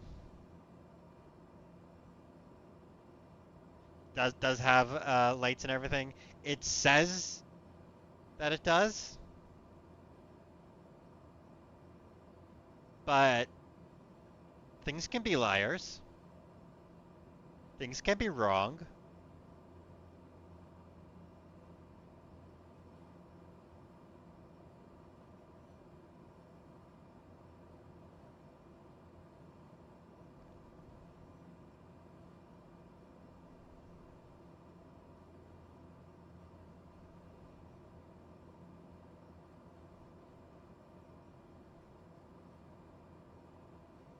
All right, we do also have ads starting in 1 minute. Again, I apologize. Don't watch the ads. Take it as a chance to do a bit of a stretch break and everything. I'm going to take it as a chance to grab more water because I am out of water. My big jug of water is now empty. I have drank all of it, drunken it all. So, I need some more water.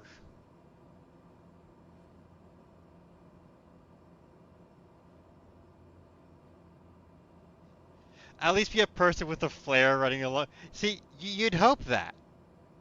You would hope.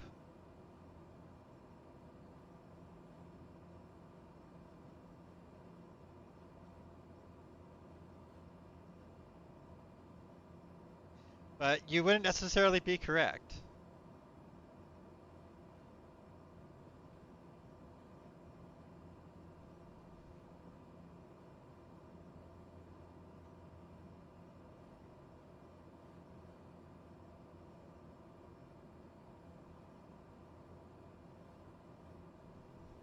All right, we're in a quick ad break. Muting for 1 second.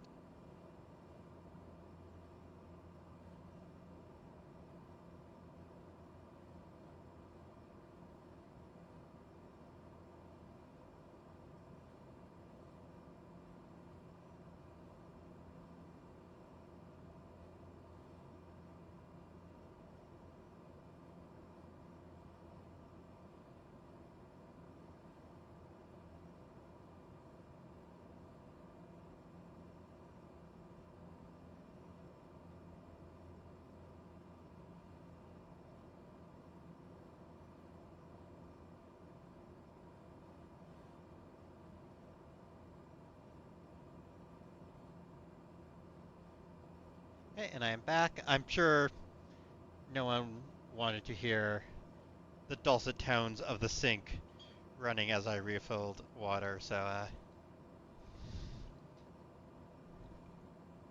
saved y'all from that.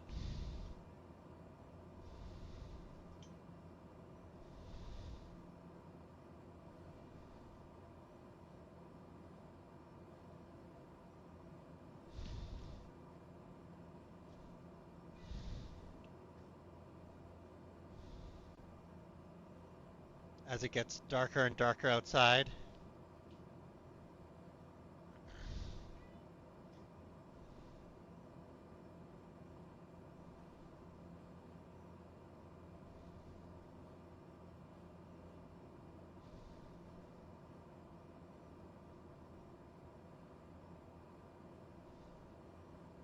Zero Foxtrot Alpha minus 207, contact Montreal Center on 1350.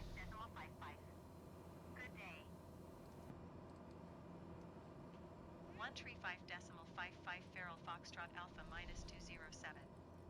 Goodbye.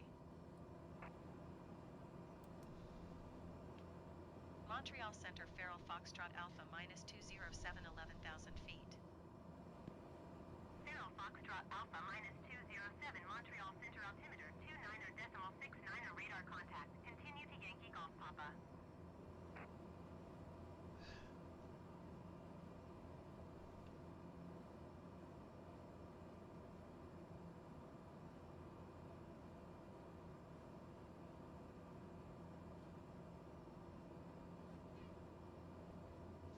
Yes, hello, kitty cat.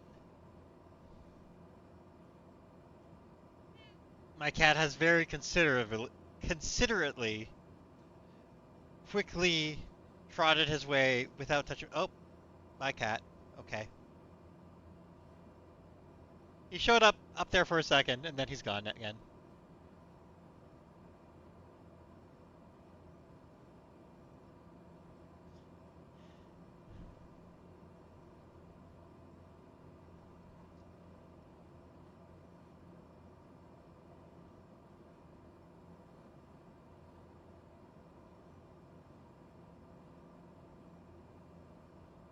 Now, one thing I didn't check is what the weather is going to be in Labrador. Hopefully, it's perfectly fine.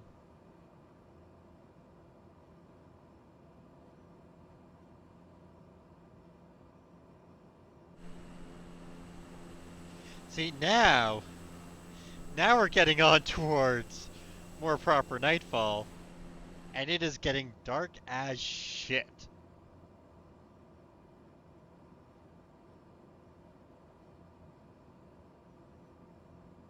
Like, you thought it was dark before, but that was nothing on what we're getting now.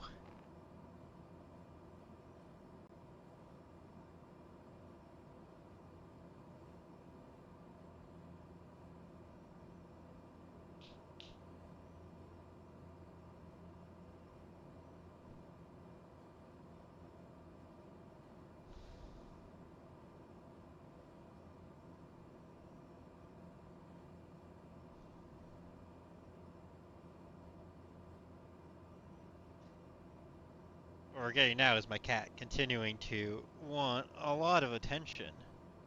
He doesn't want me to be streaming right now. He wants me to be giving him cat time.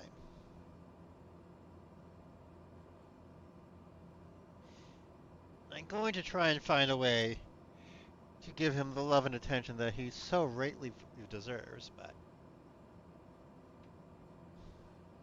they should use night flight footage in the trailers to weed out the people who don't want to stare into the void for 3 hours. Right? Like, they're always just like, oh, look at this beautiful daytime flying. Wow, it's so pretty. No. You fly in the dark. You get some stars. You get your instruments. You squint it. You squint and try and make out anything on the ground, and that's it.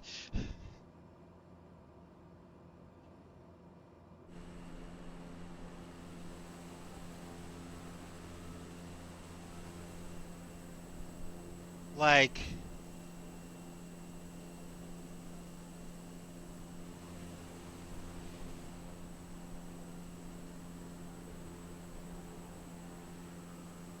it's getting dark as hell out.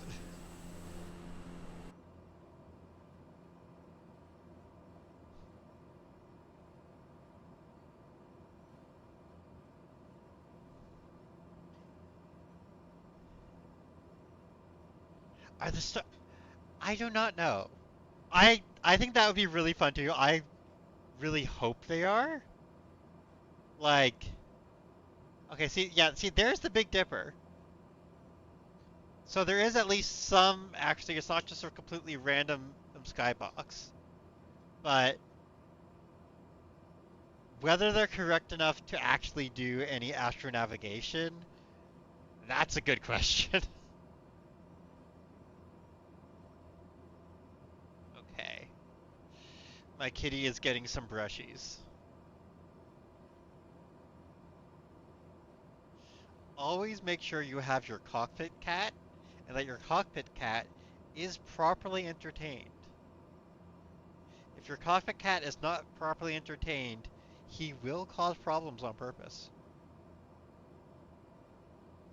But, I mean, okay, even if the stars were accurate enough to navigate by, like, the last time, like, we were doing that with planes, like, in World War II and stuff. Like, you'd have a navigator, they'd have a sextant, and there'd be a window in, like, the roof where they'd stick the sextant and start looking and doing sextanty things, right? But like if you're over um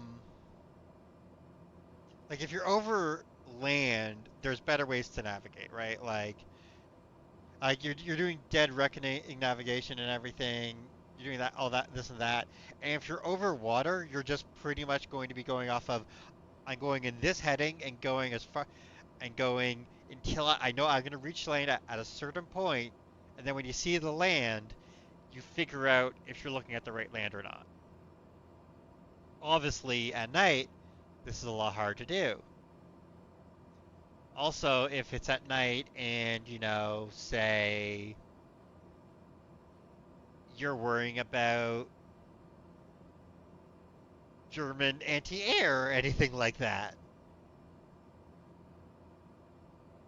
you kind of have to just really trust that your navigators know what they're doing, which Dead Reckoning works really well. It's just also really hard to do. You need accurate instrumentation. You need to be updating and checking it. And also, you probably can't do it while also flying. I I said, yeah, you set the heading, you watch the fuel gauge, you have a watch that just, you go click, and you time how long it takes. You know the speed you're going, you know the outside airspeed, you do a bunch of math, and you go, okay, I should be at this point. And you look out, and do you see the things that are supposed to be at that point? Okay.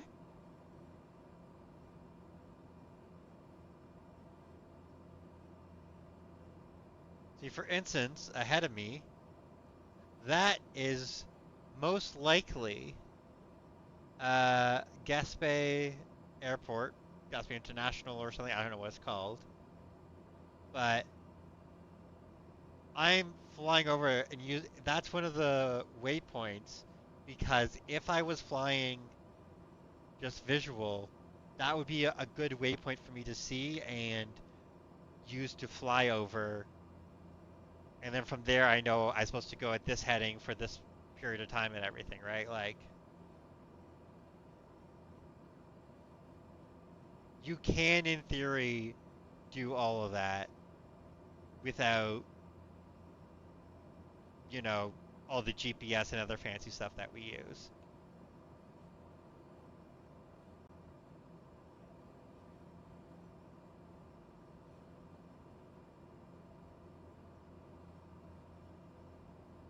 Like, I have been like tempted to fly around in like a little Cessna 152 with just like these dials and stuff, and like using the dials and the little like shitty little radios there and stuff, and use that to navigate and everything instead of just using follow the GPS purple line. But honestly, it's difficult enough and frustrating enough that it doesn't actually make for very fun streams. It makes for Evie, what the hell are you doing? Please, please, girl. Kitty cat. My boy, my precious, precious boy. He wants for nothing, yet craves all the things.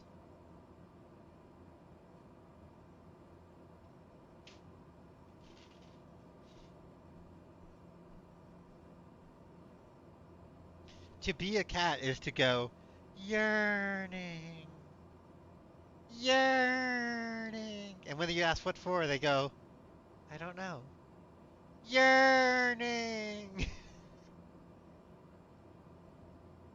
They know not what they want, just that they want.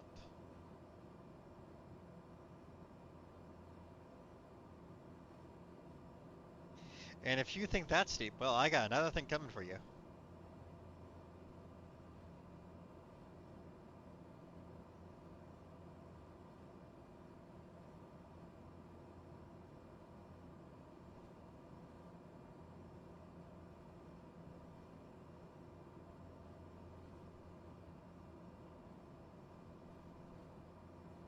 I hear, and therefore I am a cat.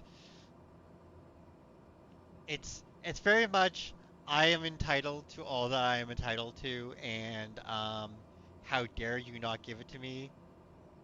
Yeah, see there, it's Gaspé at Gaspé Airport, I guess.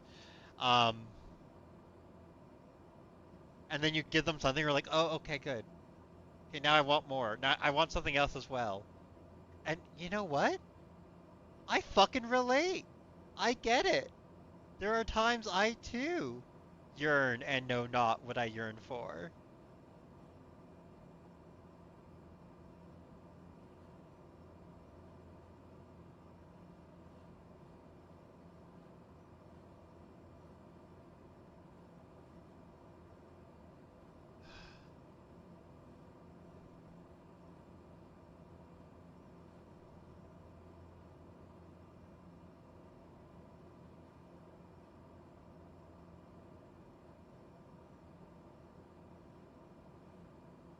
Alright, let's take a look.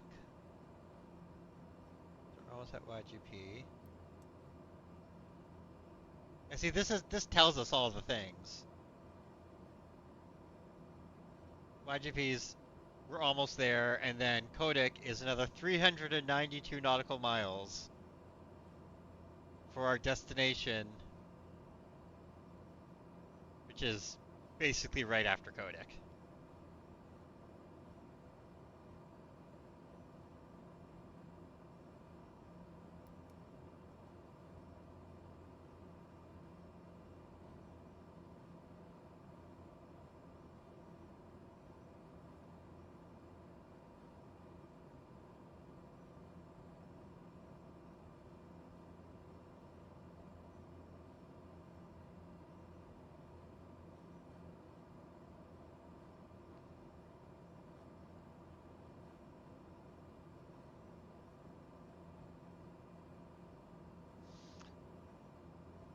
I'm looking out my window and it is absolutely gross outside.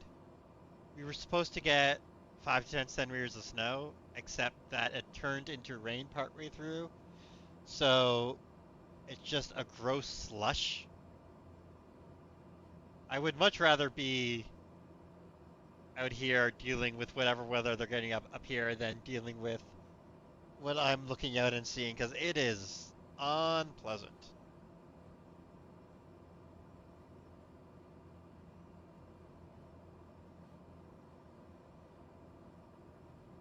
Oh, and it's going to change back into more snow, which means we're going to have layers of snow and ice and snow and just absolute grossness.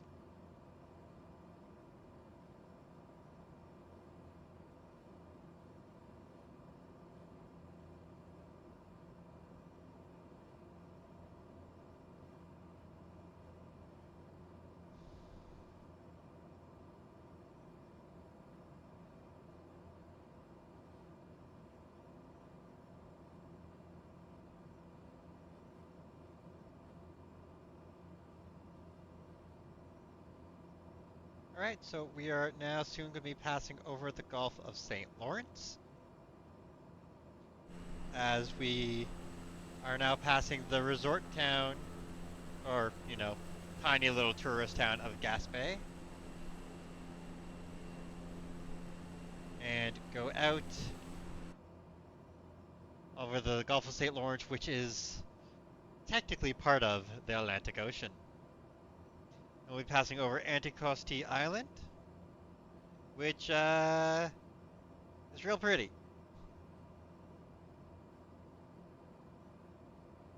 Apparently, it's a UNESCO World Heritage Site.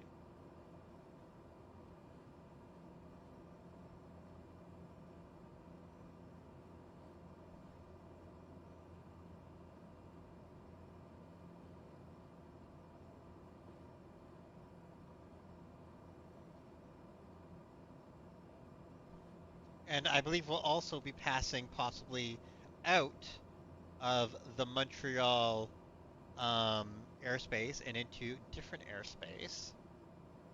I'm not sure which airspace we're going into. It's possible we're going into Gander airspace, but Gander might also just be do um for like international over the ocean. So it might be Moncton, or I could be entirely wrong. I don't know. We're gonna find out.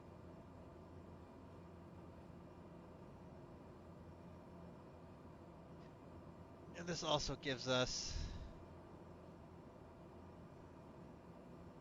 an ETA of 2 more hours of this type of flying before we are going to be heading into landing time.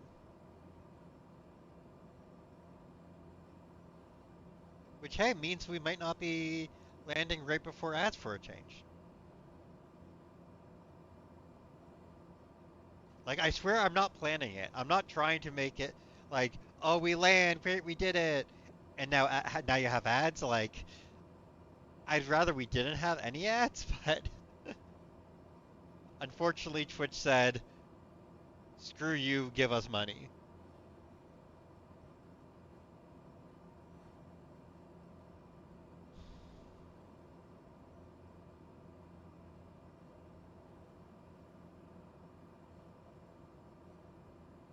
It's just the little shops, yeah. Just those tiny little shops that you're just like, why would anyone buy any of this? And yet sometimes you're a bit tempted. Sometimes you see something and you're like, this would be a fun little souvenir to bring home and be like, look what I got. But then you think about, you got to get it on the plane with you. And then after the plane, you have to take it off the plane and keep it with all your luggage and everything. Your luggage is already all packed and ready, and you're already prepared, right? Like, so it's a whole thing.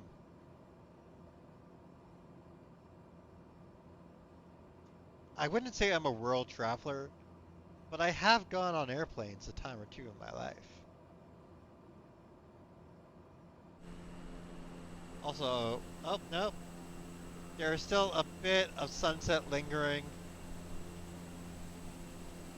But yeah, this is officially a night flight, I'd say. Can you tell the difference between land and water? 'Cause I can't. It all looks the same. Night flying. It's terrifying.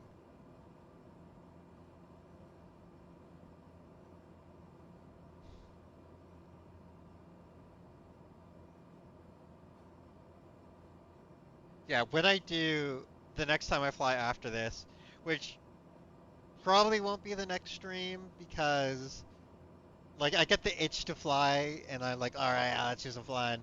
But I also, I want to play other games as well and everything. Um, I'm gonna definitely try and make sure we do it during the day, although the flight to Greenland is also going to be one of the more boring flights because it's pretty much just fly over water, try and land safely. The interesting bit is taking off from Labrador and landing in Greenland. The flying over water bit is there ain't anything to see except water, which is as opposed to right now when there is nothing to see except my screens.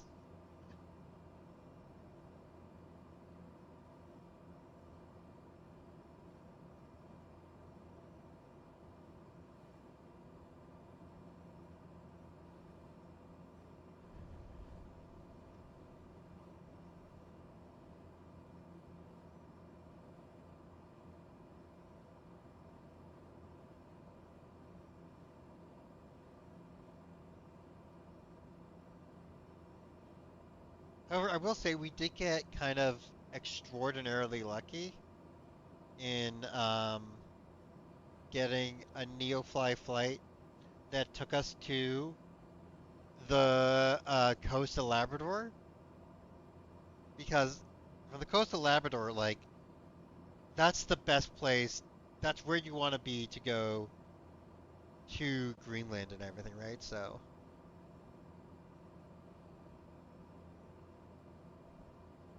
and hey, who knows? Maybe we'll get a NeoFly mission to Greenland that we can actually do.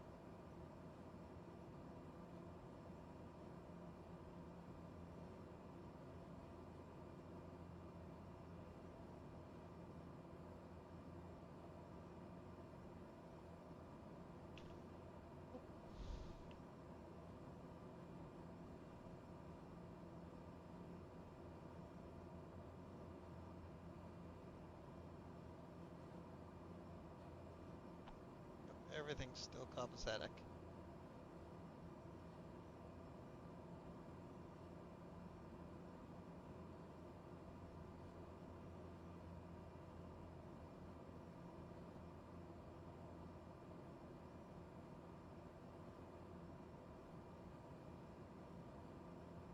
The Anticosti Island is a UNESCO World Heritage Site, as I said, so we cannot stop there. It is untouched and pristine and wonderful.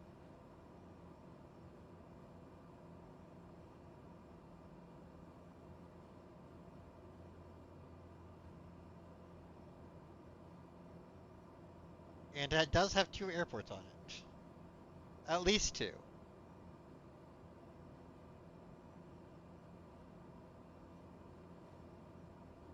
Because Microsoft Flight Sim is showing two.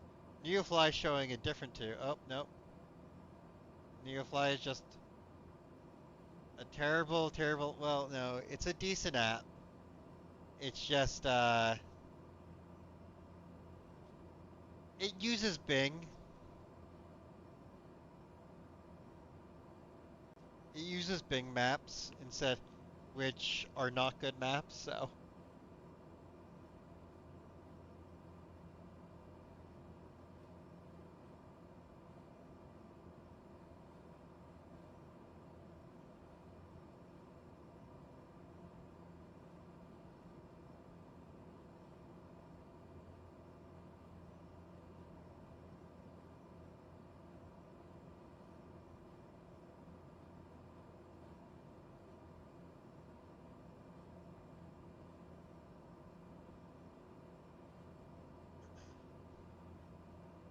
So, Lemons, how was your pizza dinner?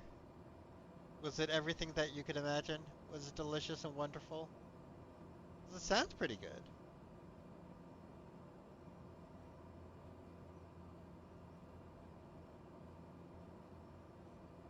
Like, I might end up going for some pasta.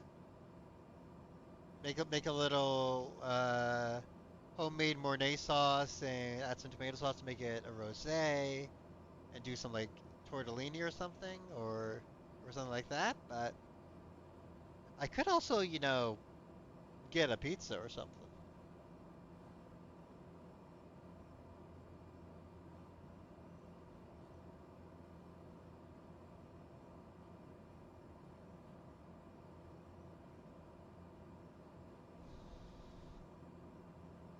Exactly what you needed. You're spending the night catching up on art requests. No time for fancy things. Yeah, no, it's like it's I do like cooking for myself when I have time. I love the idea of cooking for others and everything. But there's a lot of the time when you're just like, I just need to get some food in me and then get back to doing all their other stuff. And if you can get food from someone else that's nice and tasty, that's truly a blessed, wonderful thing.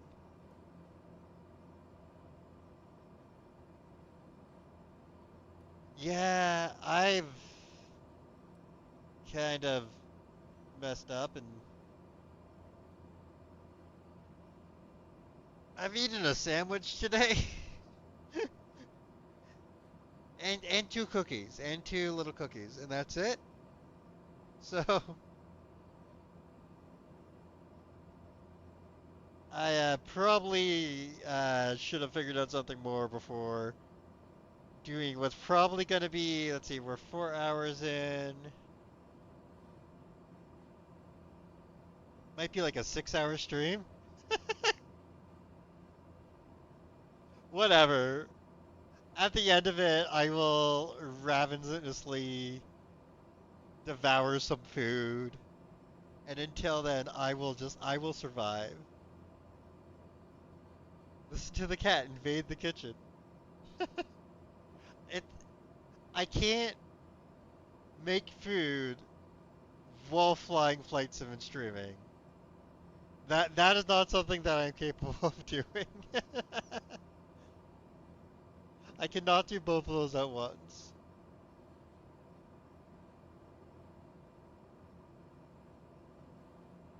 Yes, Evie? Is there something I can do for you? You're gonna nap? Have a wonderful nap, dear. Don't have an accident. Listen, listen. I'm not a piss tuber like Yuki. I won't have any accidents. I won't have any crashes from my plane either. Don't worry. I'll be fine. It'll be fine. I hope. Have a good little nap, dear. Rest well. You need them naps. Sleep well.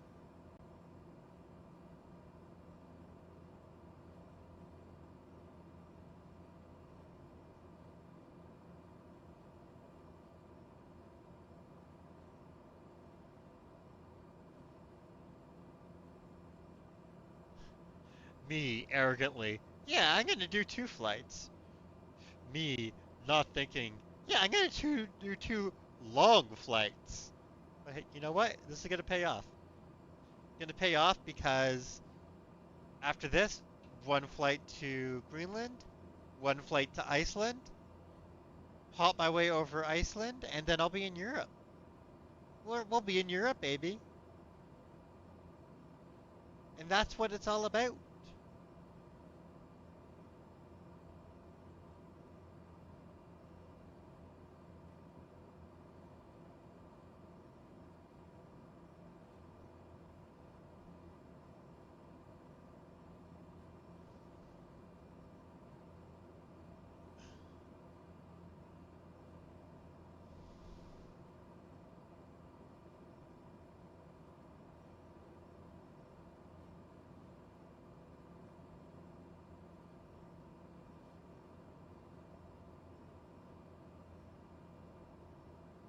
When it's done, you have completed a long stream. You'll be able to another in the future with. Yeah, no, it's. This is probably going to be the longest stream that I've done so far, and it's been a great time. It's I hoping that it's been entertaining for folks and that people are having a good time.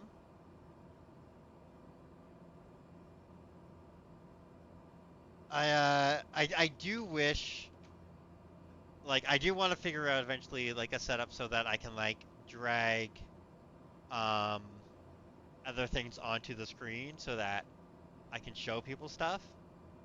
But as is, it's fine.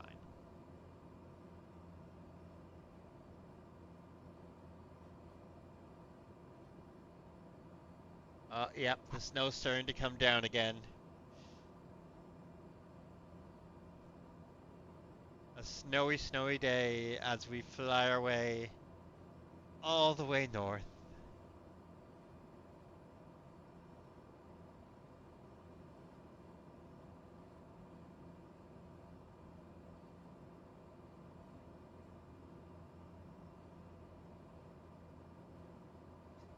There is also another secret trick that I could do to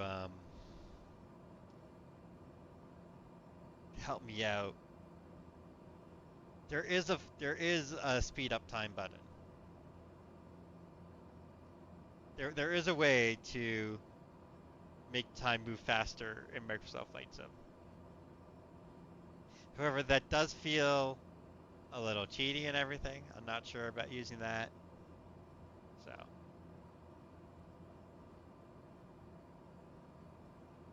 It's also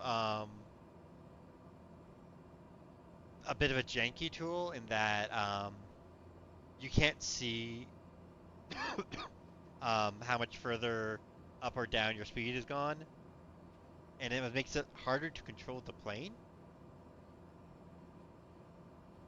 So it's the type of thing where if you're like, oh yeah, all right, I'm cruising along, and you forget to change it before you need to, start getting ready for landing or something, it's a lot easier to fuck up. So,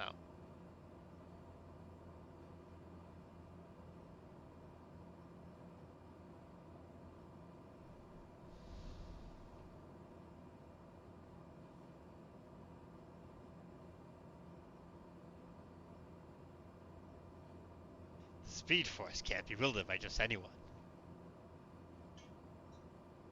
Except by, oh god, Barry, whatever his name is, and, the Evil Flash, and the other Flash, and the Nega Flash. In fact, thinking about it, the Speed Force can be wielded by quite a number of people. It's wielded all over the place.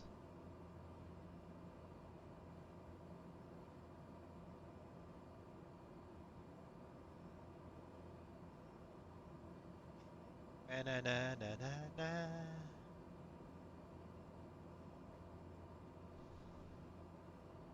So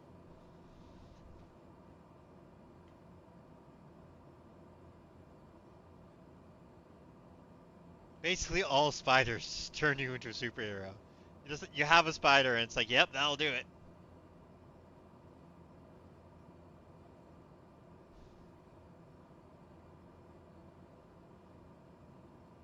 So looking at the airport that we're coming into, if it gives us, if it, hopefully we'll be able to just land on it, going almost straight in, or we'll have to circle around all the way. One of the two. Depends what the winds are like there, and I'm not sure. I'm also I'm looking at it on Google Maps, and I'm not seeing the lights that were described.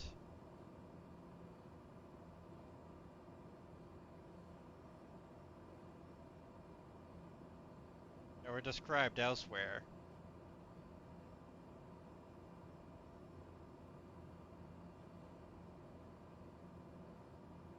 So it's the question of who is correct? Is Google Maps just not showing things because, they're not quite visible?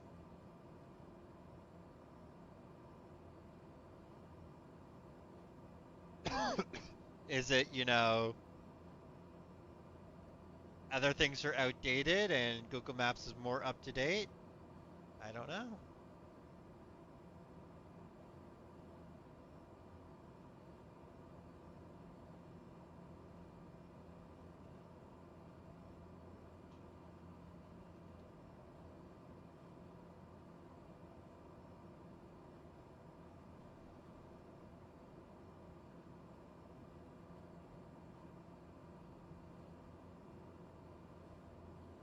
However, I am doing a bit of research into this while we go.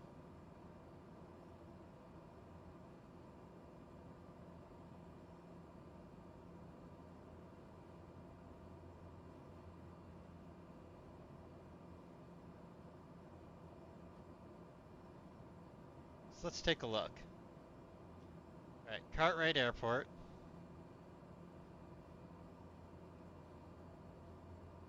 Uh,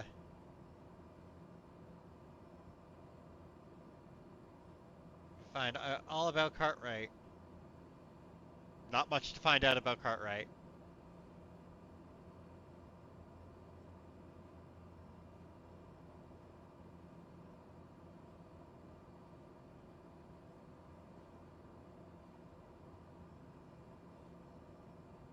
Public, private, or military. It is a public airport.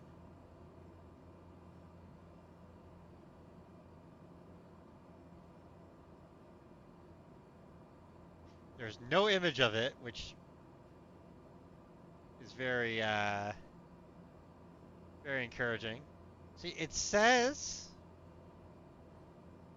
okay, it is a gravel runway, but it should have runway ID lights and an abbreviated PAPI. And if we look here, we see, yeah, that looks like gravel. I don't see runway lights on it. That might be the PAPI right there, actually, which should be fine, but I don't know.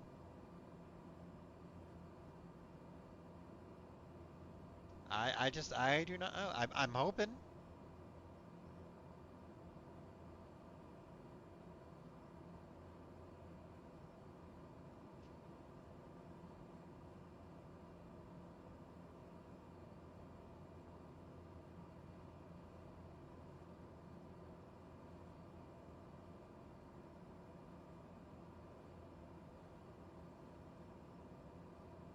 Anyway, we're currently flying over Anticosti Island, as you can clearly see below us. Behold the glorious wonders of Anticosti Island.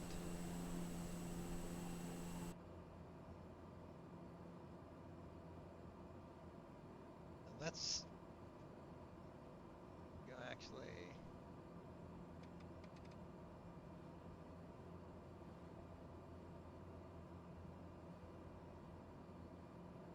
We turn down that lighting and we can look out at the stars a bit better. Yep, that sure is a skybox.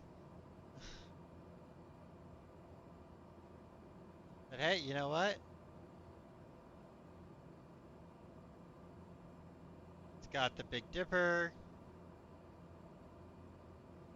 I think that's might be Orion somewhere over there. It's got stuff. It's got stuff going on.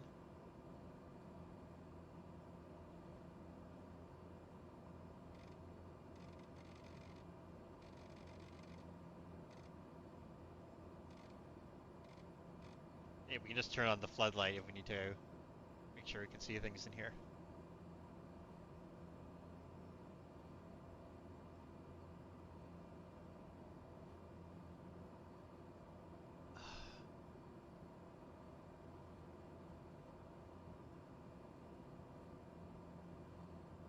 Like honestly, we're making pretty dang good time.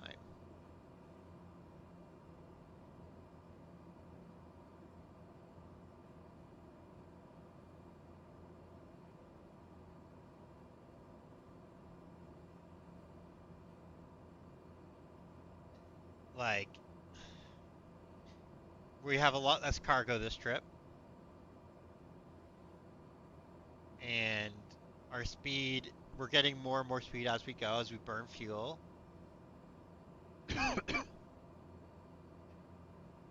Like it's going decent.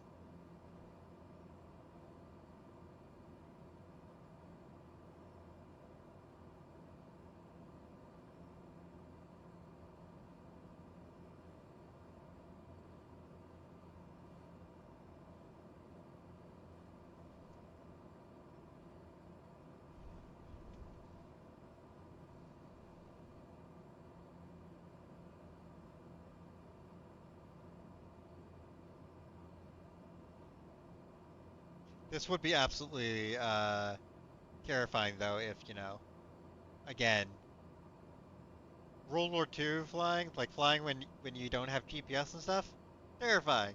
No, thank you.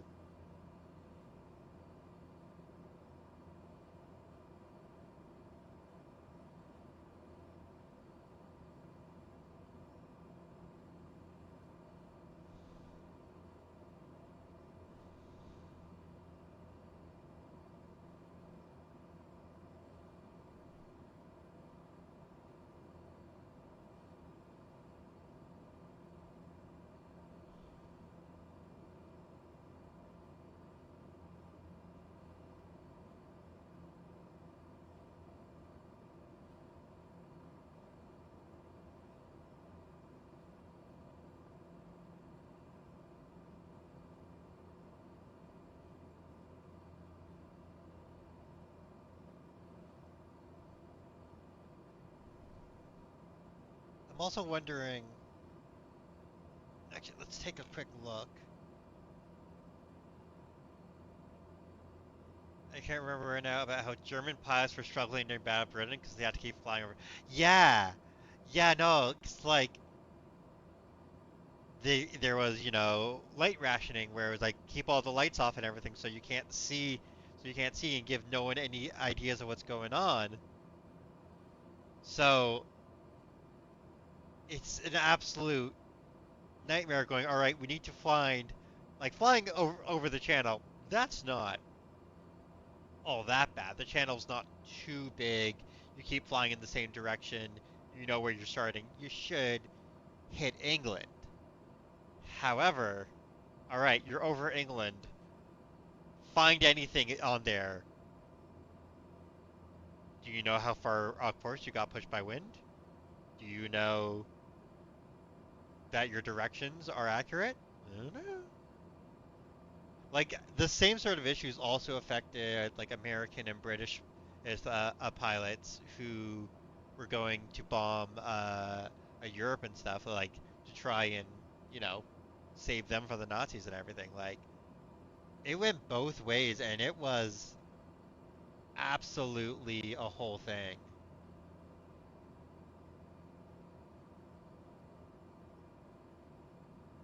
And I'm gonna quickly let's shift over again to here because I want to take a look.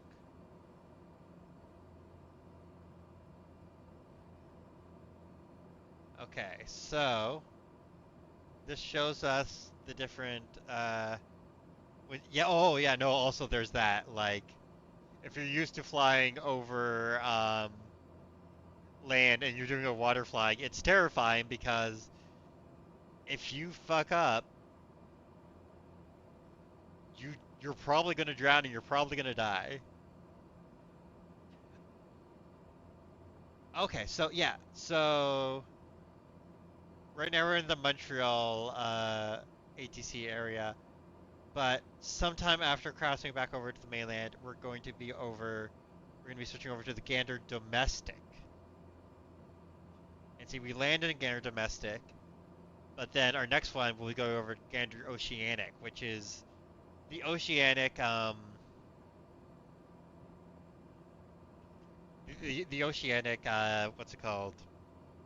The Oceanic ATCs are a fascinating, fascinating thing that I probably will info dump about while we fly next time. But yeah, like anytime you go over water in a plane, it's one of the things where you have to take extra precautions because going down over land, like if you're going down in a forest, it's gonna suck and you might die. But if you're going down and there's fields, there's a chance you can do a bit more of a soft landing, and you land, and okay, you're captured by the enemy. It's not what you wanted to have happen. It's not a good time, but you didn't explode into a fiery fireball.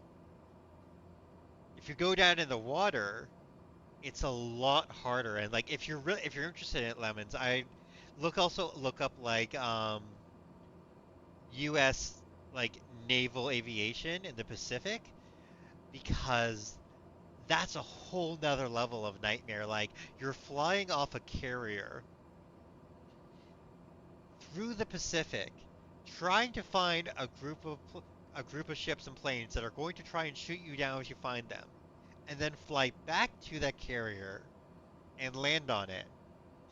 And it's like this little postcard in the vast Pacific, and it is an absolute nightmare trying to find it. So it's amazing that the people manage it on a regular basis. It's really hard. And like at least like now when they do it, it's they have a lot more systems in place and a lot more training. Back then it was like they were still figuring out how to do it from first principles, and like land like the number of times like if you had to ditch, you ditched. And if you ditched near the carrier group, great because now like a ship can just putter over and pick you up and you go on. But if you had trouble and went down far away, your best bet of rescue was they have this absolutely gorgeous plane called the Catalina, the PBY Catalina, which is a like a flying boat of a plane. It can land in the Pacific, and basically they had PBY Catalinas flying out to try and find down aviators, land, pick them up, and then fly back, while also sometimes under fire. Absolutely incredible stuff. Fascinating. So interesting, so cool. It's like it's the type of aviation where you're just like, okay, yeah, they knew their shit, and like it was you're training, an 18, 19-year-old how to do aviation, which is already hard enough because they're still figuring out how to do it, and then you're training them how to do combat aviation, and then naval combat aviation. It's incredible. It's absolutely incredible.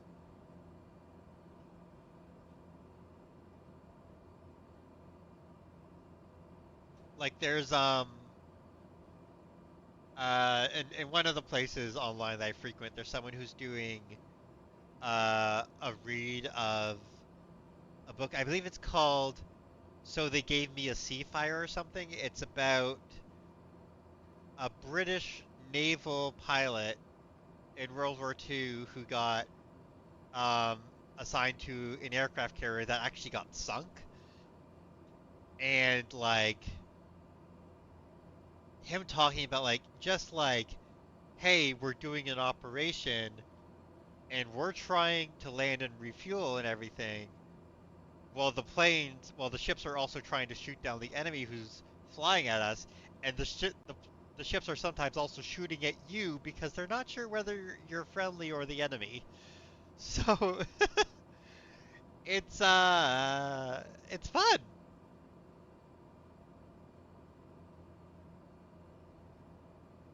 Like at least with this, it's no one's shooting at me. I got enough fuel to get where I'm going. I know where I'm going is on land. It should hopefully have lights. Like it's a world of difference.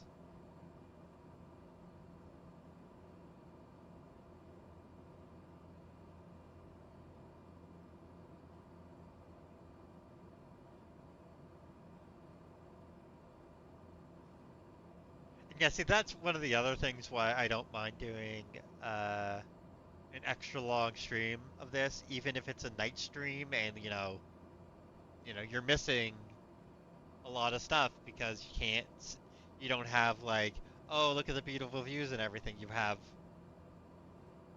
pitch darkness with, oh, I can see, yeah, I can see the lights along the coast there, right? It's like you don't have a lot of stuff to see or do, but I can talk about planes and aviation and stuff for hours. This is one of my special interests, and I will absolutely go off on it.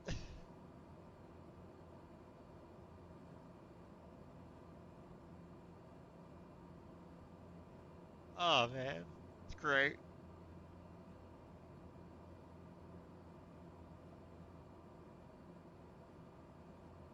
But yeah, after these couple of long flights, once we're in Europe, it probably will be shorter flights and everything, just for the sake of making it easier for folks to watch, right? Because although Europe night flights are more interesting because there's more cities and stuff to see, right? Like the issue with night flying here is that there's nothing below us to see, but when there's a city, it's like, oh hey, look, there's lights, there's stuff going on. It's not as bad.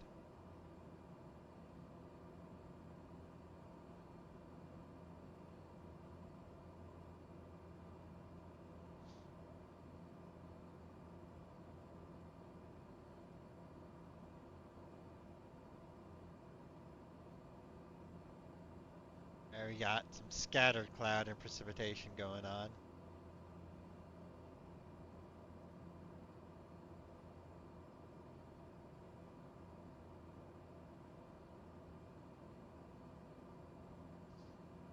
Mix of geography and aviation rambling. Yeah, no, I mean,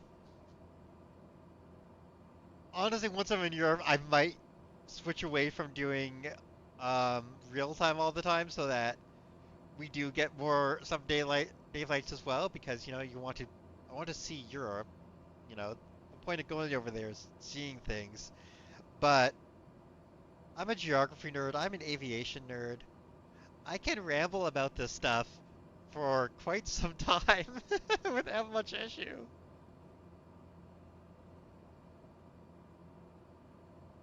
This stuff is my jam.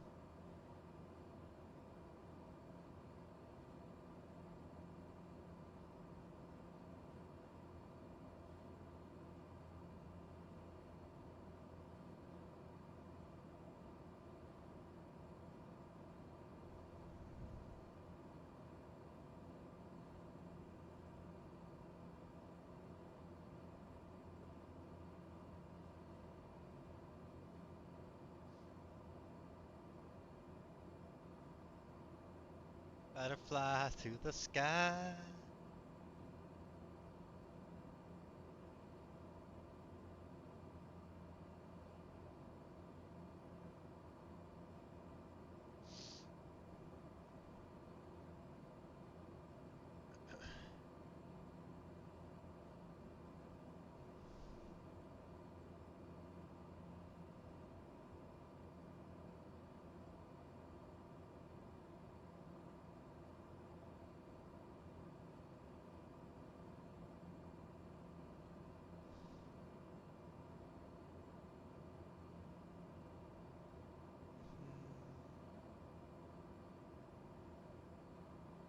I'm also some of the Discord groups I'm in. There's like, oh god, there's been a ton of messages, and I'm scrolling through and checking and making sure there's nothing that I need to pay attention to. 'Cause-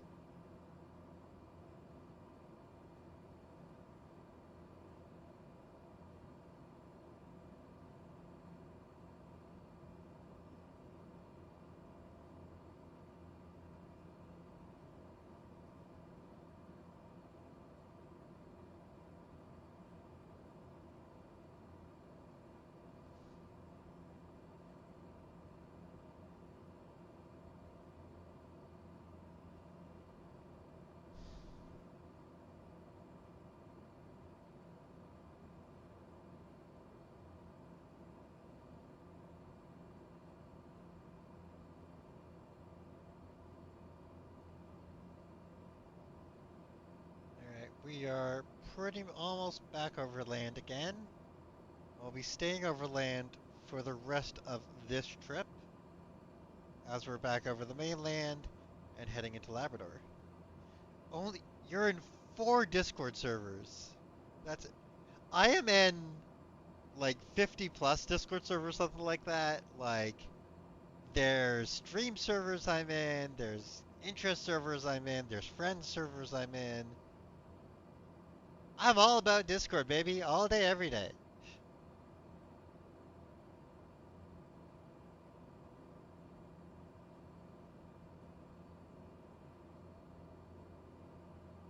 Yeah, yeah, I mean, like, I remember when I first got on Discord and, like, I wasn't really in very many or anything, but, like, now it's like an absolute deluge. Also, are those clouds forming behind me? Is there a storm forming up? I hope not.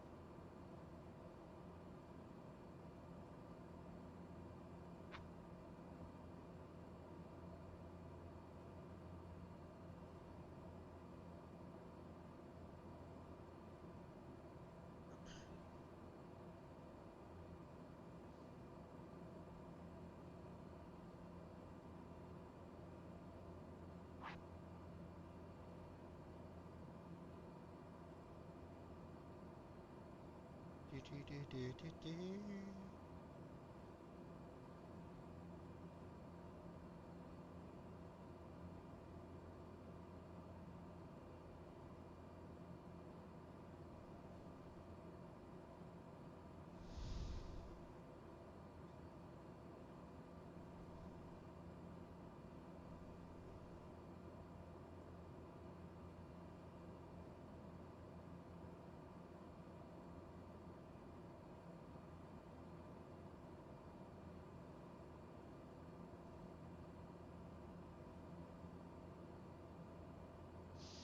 Yeah, that's a little bit of a weather pattern forming in the Gulf of St. Lawrence, but we're out of the Gulf of St. Lawrence now. We should be fine. We're just heading into, northern Canada. Also, after starting in like a minute or so, I apologize. Um, enjoy the ads, don't enjoy the ads. But well, again, after these ads, I have like an hour and a half left, so we'll have probably one more set of ads after this. But it's okay. We'll get through them together, friends. We'll get through them together.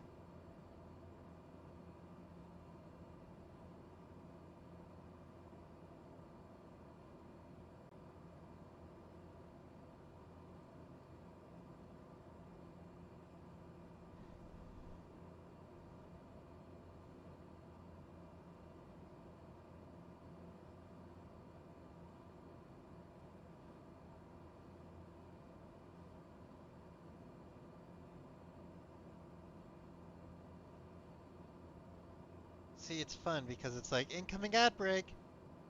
The ads are about to start, and then it goes into ad starting soon for like a minute.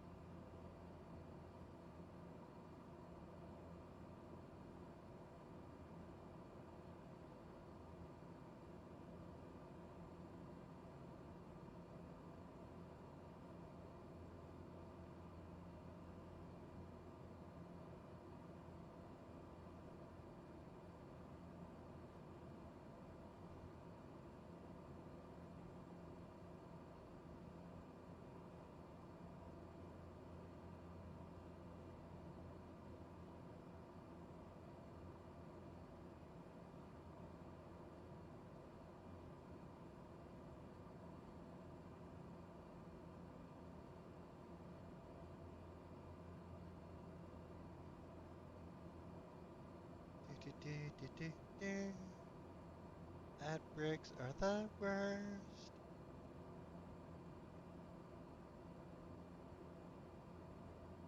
I like talking to my friends.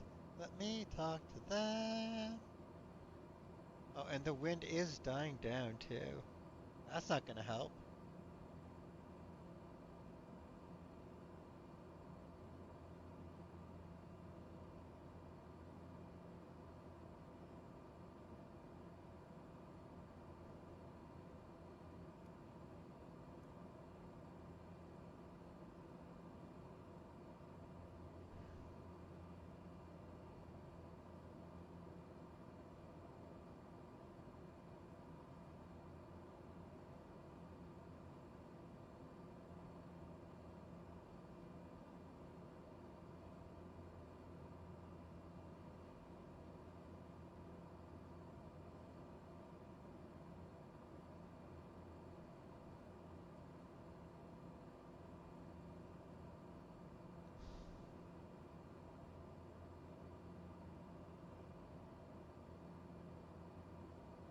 Okay, and I believe the ads are now officially done. Woohoo!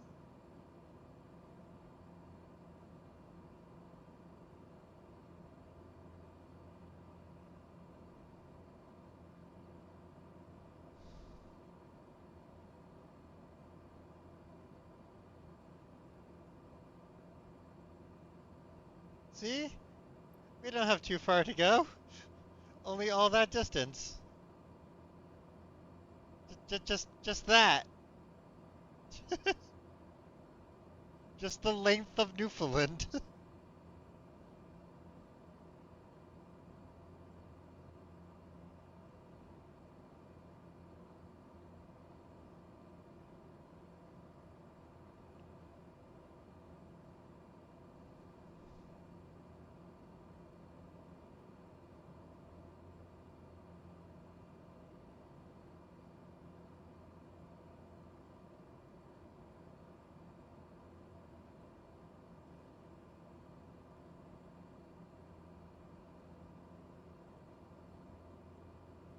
Also, Lemons, I just want to I do not keep up with my 50 plus Discord servers. Like, there's a few that I just like, yeah, I see what's happening in them and everything. But most of them, it's I pop in, check out what's going on, hang out, and then I leave. I do not, if I tried to keep up with all of them, I would die.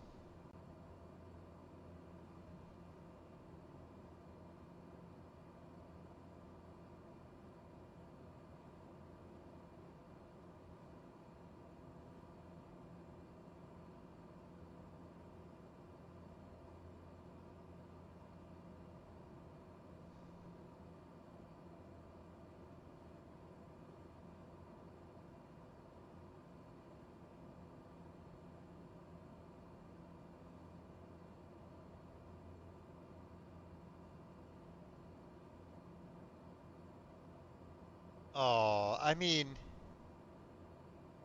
yeah, Beagle server seems quite busy. Like, I enjoy getting the live notifications because Beagle is a lot of fun to watch. But it I though I think the only stream server I actually keep up with is Evie's because she's my friend and it's not too busy and it's easy to keep up with. Like most stream servers I'm in, it's like I love you, I'll come in to see you're live and occasionally chat and stuff, but I'm not going to keep up with everything that's going on with it, right? Like yeah, and never feel guilty for leaving if you need to leave, right? Like no one's going to be upset that you're no longer there or anything, but you do what you gotta do for your own mental health, right?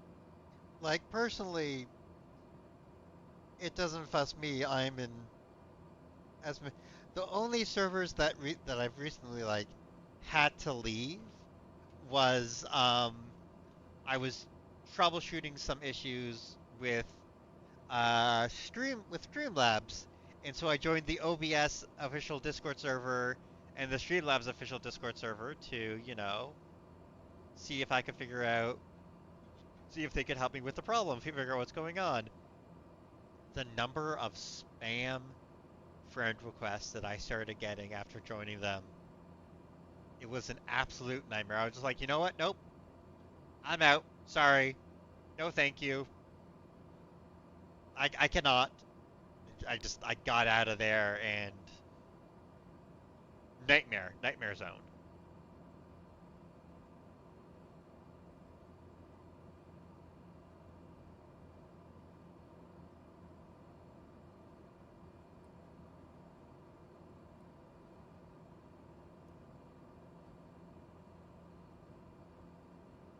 Like those big public Discord servers are no good at all, to be honest. That's not the experience you want on a Discord server.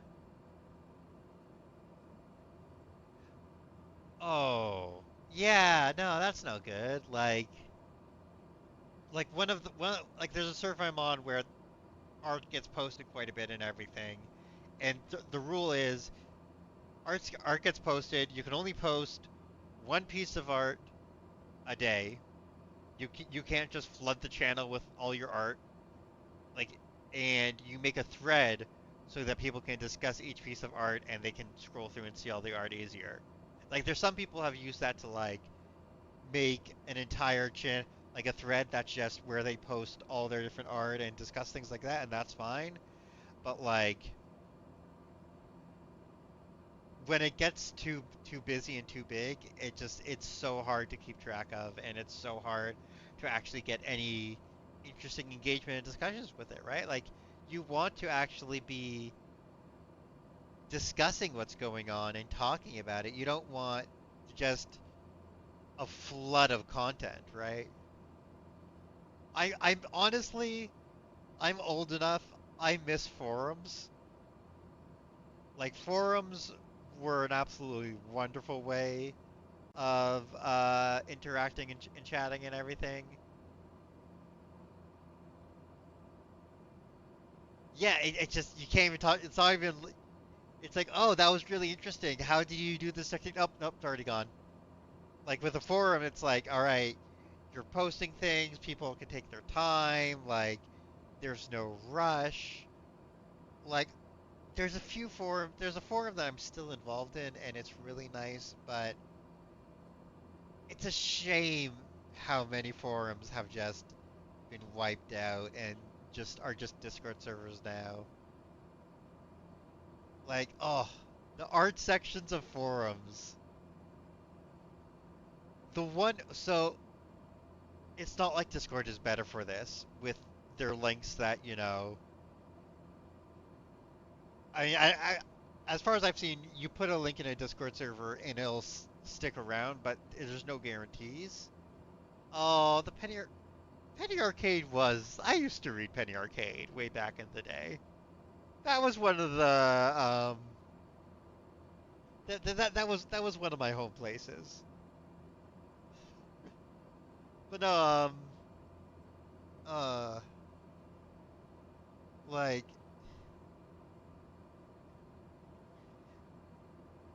one of the forums I'm on, they had tons and tons of images, but most of them were hosted on Imgur. And when Imgur decided we're going to start deleting photos, they had a massive effort to try and save as Zero many Foxtrot photos as they Alpha minus can. 207, Oh, contact Gander Center on 135.45. Good day. 135.45. 135.45 Feral Foxtrot Alpha minus 207. Goodbye. Gander Center Feral Foxtrot Alpha minus 207 11,000 feet. Zero Foxtrot Alpha minus 207, Gander Center altimeter 29.74 radar contact. Continue to codec. Yeah, it was really convenient, and it was a massive issue trying to replace everything and make sure that like images could still would be safe because there was tons and tons of history that was going to get lost.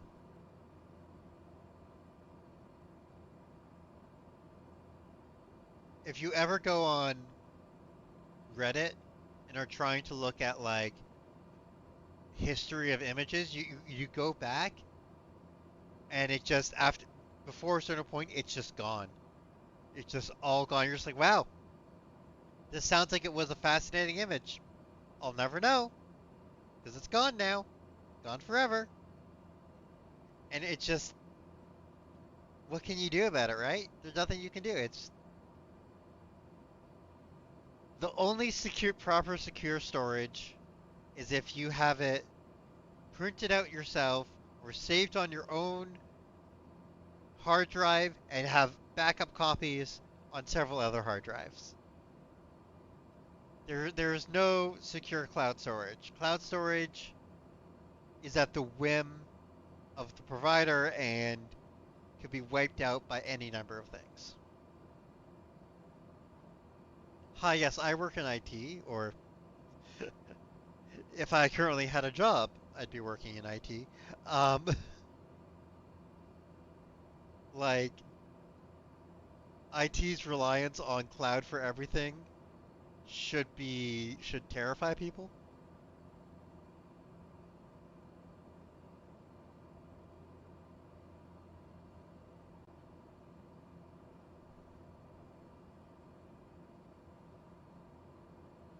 But hey, you know what? It's fine. It's fine. It's not like I'm currently streaming use on Twitch that uses AWS's services, and if AWS decides not to prioritize Twitch or goes down or something, it causes massive worldwide issues. No, not at all.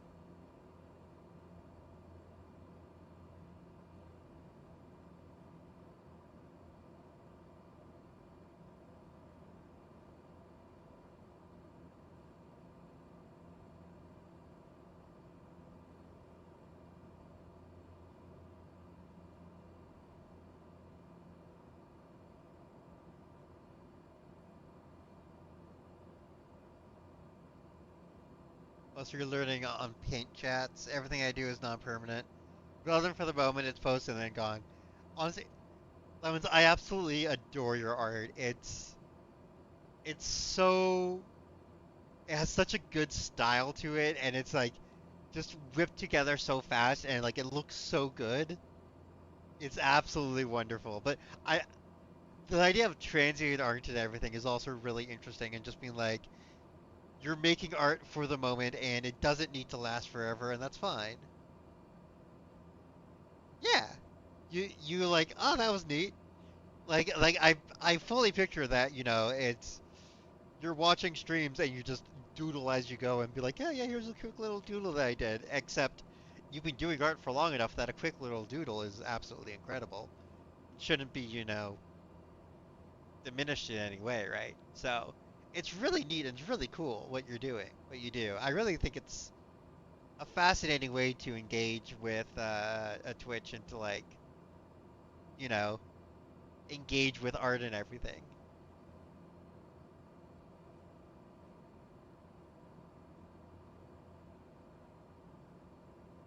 Like, I mean, streams themselves, like, yeah, I've been posting my VODs, but there aren't that many people who watch VODs or anything, and watching a VOD is a very different experience than actually engaging in a stream. It's streams, plays, live music. It's all transient stuff that the point is to be there and experience it as it happens. And afterwards, yeah, you can still experience it again. We have recording software, we have ways of watching things over, but you don't get the same experience that you get when you experience something live. And experiencing something live is just absolutely incredible. Yeah, no, it's not. There's there's this UK streamer who absolutely wonderful voice. It's Long Live Quebec is his name. It's he's very fun. He's actually moving Norway or somewhere soon, but like I love watching. He does like train streams. He does some submarine game streams and stuff like that. And I absolutely adore watching them. Oh yeah, just cut out again, controller. Thanks. Um, just unplug that, plug that back in. USB-C is a great connector. And I absolutely adore watching them. But I try watching the VODs occasionally, and it's still interesting, but it's not the same. I find myself wanting to go and comment stuff, and it's like I can't. It's not live. He's not going to see it. I'm not having the same engagement and interaction, right? So it's a very different experience.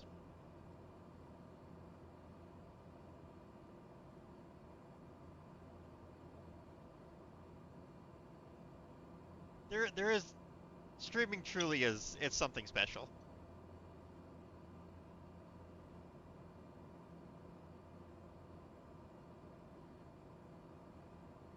Yeah, and I mean like even if like you enjoy the game, like I don't know, I'm not the type of girl who can watch YouTube let's plays and stuff and everything generally. Like if there's a game happening, I want to be interacting, be doing something interactive, right? I want to be talking with chat. I want to be chatting with my friends. Like I can't just sit down and watch a let's play by myself. That to me I'm just like I'm bored. I need something else to do. Please give me more stimulation.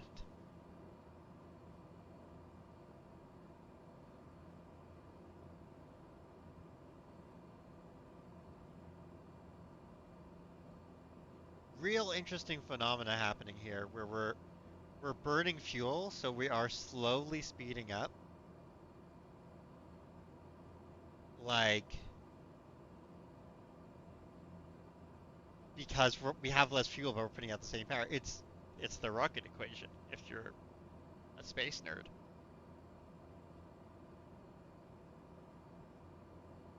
But it like we're going a full 10 knots faster just being put out than we were when we started, and that's without going into wind speed and everything. Although our ground speed is still roughly the same, if not a bit, if not, it's actually lower because the wind is dying down because it's nighttime, so the wind is less.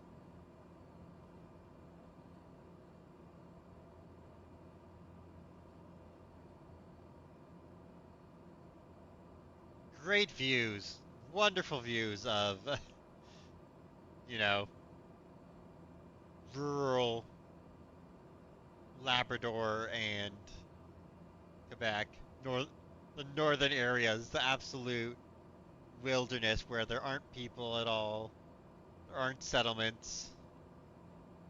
Like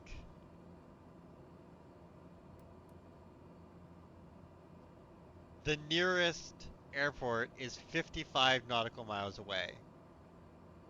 This is where flying is would be scary and stuff because if you're in trouble, you don't have an airport that's right close by for you to land at and be like, okay, good.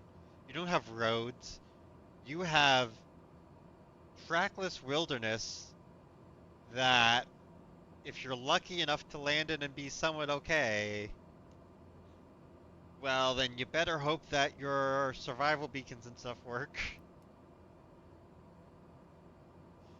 The jumping spiders can probably see. See, jumping spiders are fine.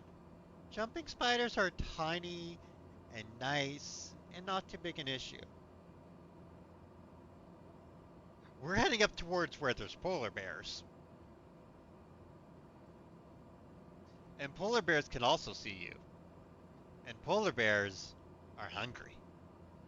And polar bears don't know enough about humans to go, we probably shouldn't eat you. You might cause us trouble if we eat you. They just go, look like food to me.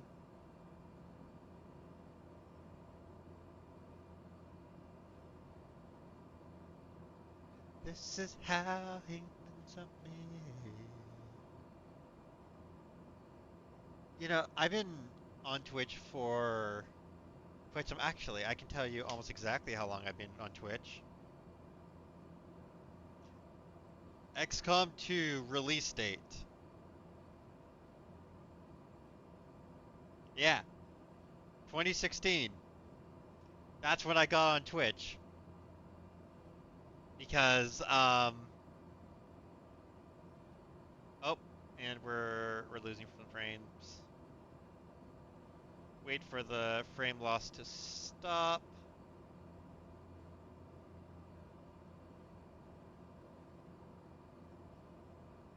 Oog, my frames.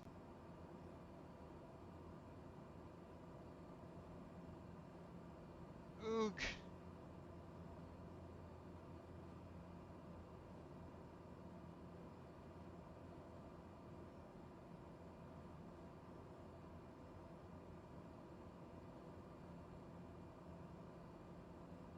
Come on, please do not die. Stream, please.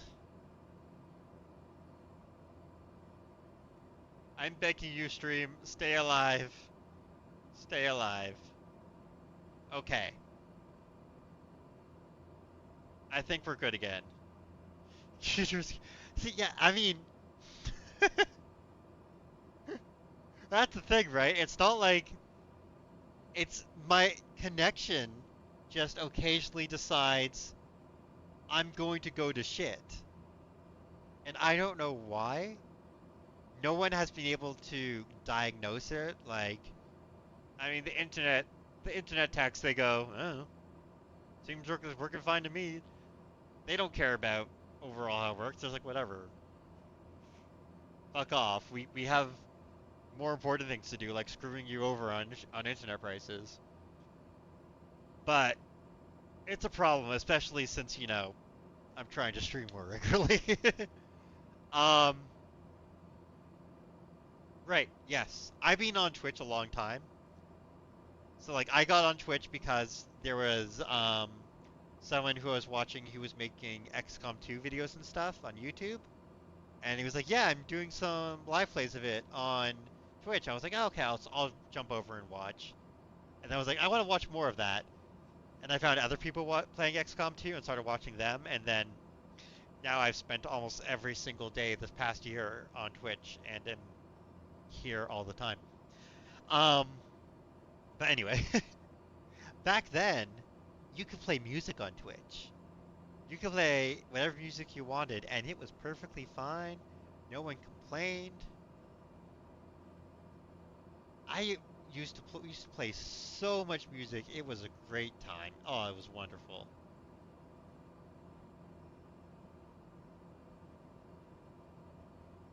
All right, we're just about 1 hour out from our next waypoint, which is itself 14 nautical miles from our destination.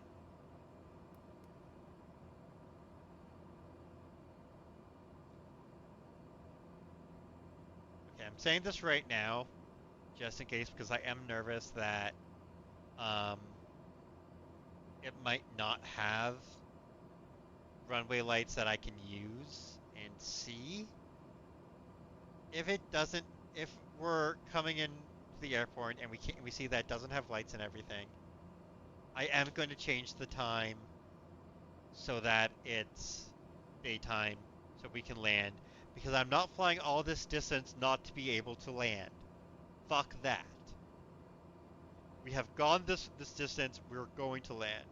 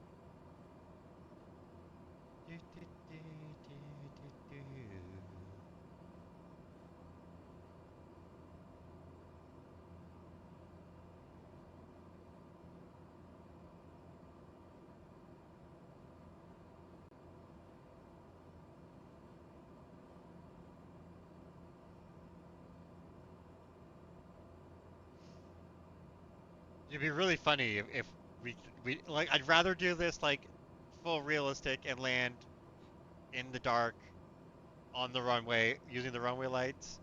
But it'd be really funny if we get all the way there and then I have to turn on the lights so we can see things. I will laugh a little.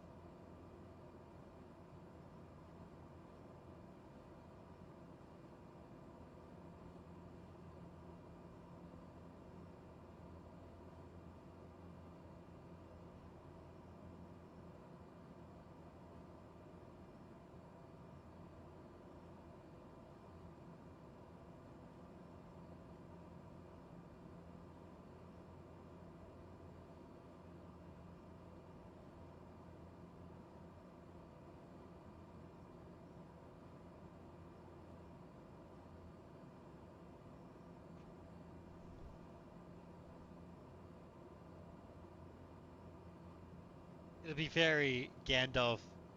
I think we can risk a bit more light about it all, you know?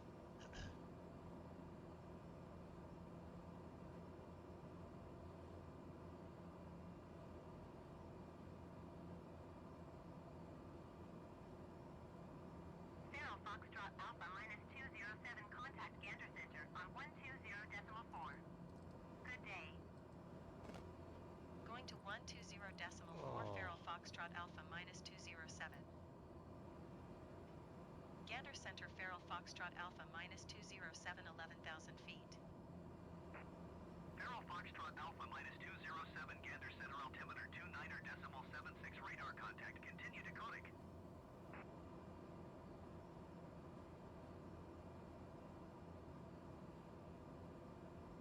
Hit 169. Nice. Da, da, da, yeah, na, na.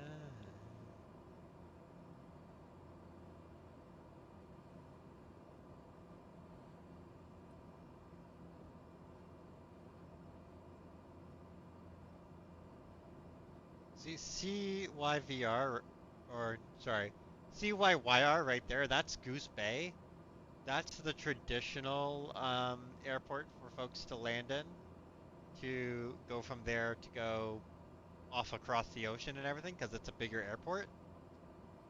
So this one's actually a good place for us to be stopping because we're a tiny plane. We don't need as big a runway and stuff, and it's closer. It is less stuff to fly over.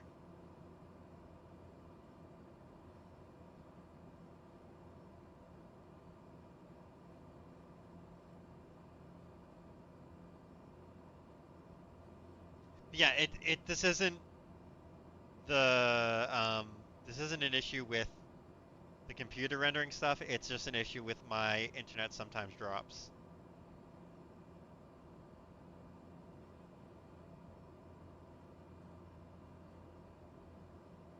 And I wish I knew why, because, that's obviously not ideal.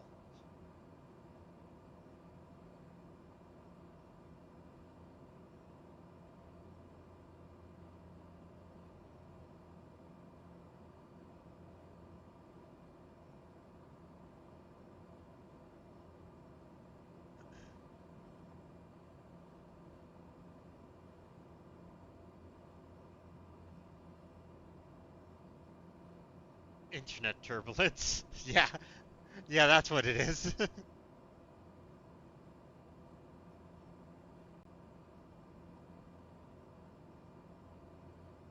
Oh.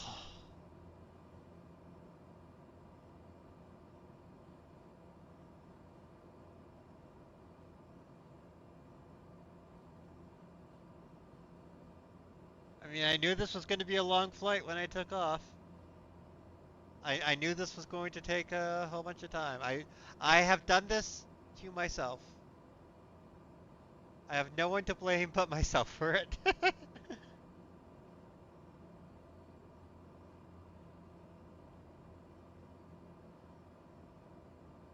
And I'm stubborn slash,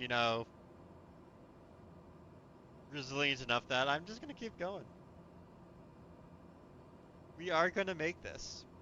We're gonna finish this, and then I'm going to devour some food, I might honestly like order a shawarma or something. There's like some. Okay, they aren't really good shawarma places, but there are shawarma places that I could get food from, and they are delicious. Like, oh, a good shawarma or something would go real good. Or a burrito. I could also get burrito. The one issue is that like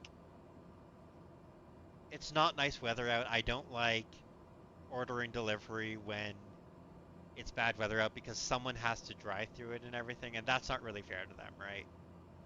But on the other hand, I don't want them to, be going out and be making shit money and not have it be worth it for them because no one's ordering, right? It's a bit of a trade-off.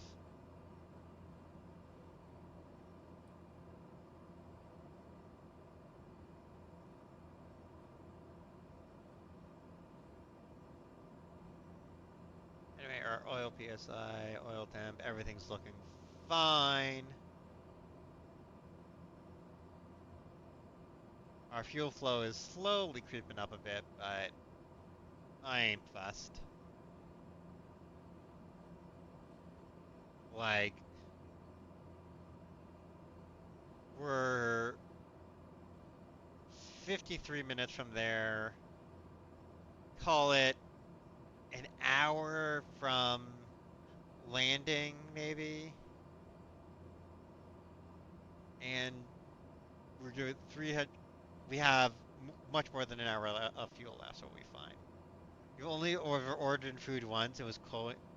Yeah, I mean, yeah, it's to be fair, Levins. From what I can tell, you live in quite a different part of the world. Like I'm in a major enough city that like there are so many places to get food. There are so many places that deliver and stuff. Yeah, yeah, no, it's you gotta tip well.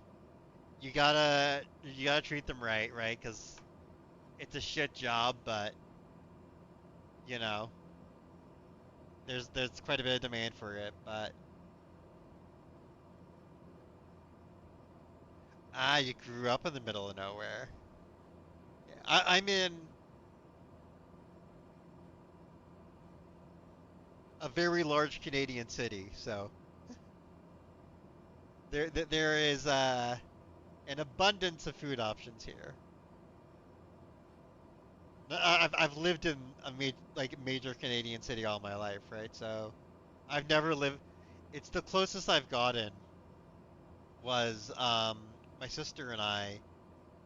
It was Canadian Thanksgiving, which is in October, and she was working out in Halifax, and I flew over and we decided to go on a trip together, and we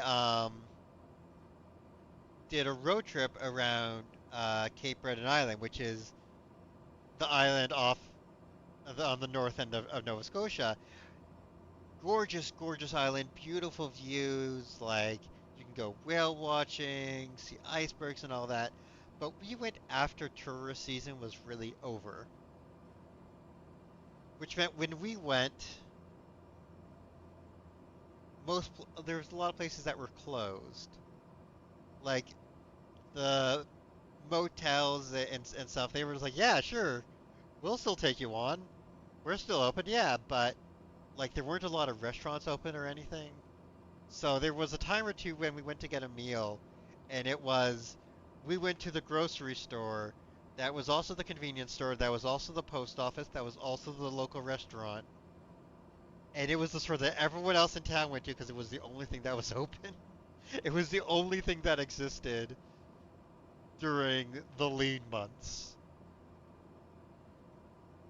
Not a great selection of food, but hey, it got us by. We managed.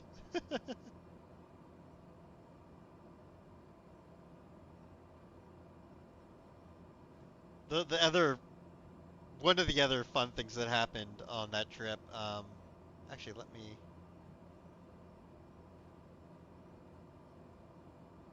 switch over. So, don't worry, I won't forget your cart right. We were, you know, this is Cape Breton Island, and we were, somewhere around here trying to find how to get to a restaurant, and Google Maps didn't really know what it was doing, and at one point it had us just go off. It was like, yeah, you follow this road, and we started following the road, and then it turned into grass. It was just like a grass driveway that was leading towards some house, and I was like, this ain't right. Turned around before it got muddy or anything. Went back and was like, okay, we're gonna keep going. We're gonna find something else. We're gonna find a proper place because this is not where we're supposed to go. This is not a restaurant. A grocery, a butcher, a burger van, and two. Yeah, you had so much stuff. Like spoiled for choice, right?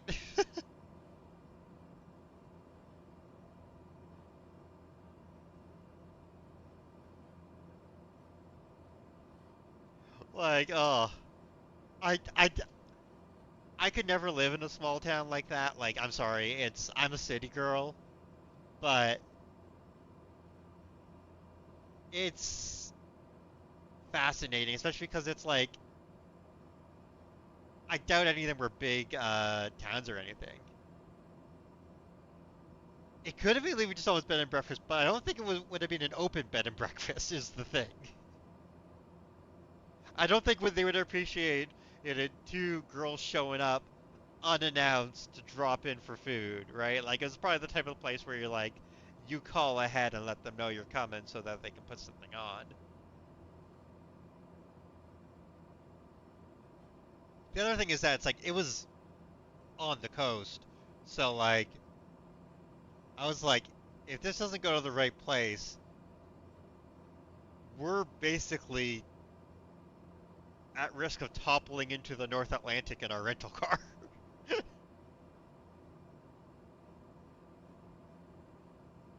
And like it's a rental car, so who cares? But I still don't want to take a dip in the North Atlantic.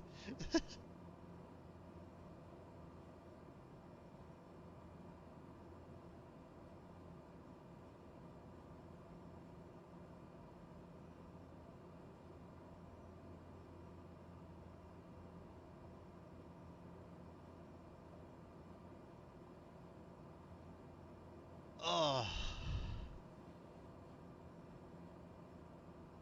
there's probably more eels in there.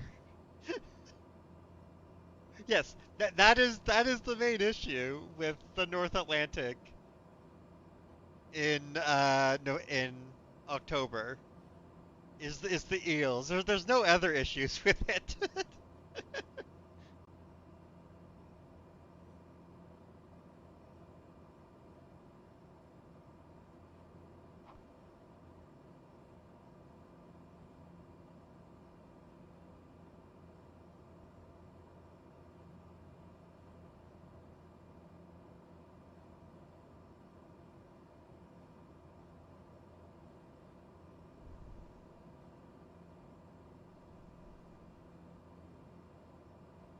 Like, there aren't the issues that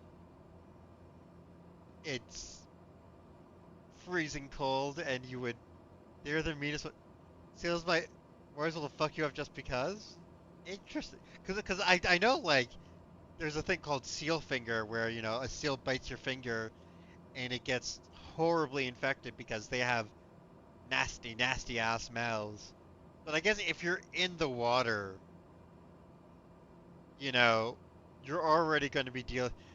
And like as for things to bite you, a moray eel biting you is going to be probably just as bad as a seal. A seal probably isn't going to try and eat you. A moray eel sounds like the type of thing where they might be like, "Yeah, I'll give it a go. We'll see what happens."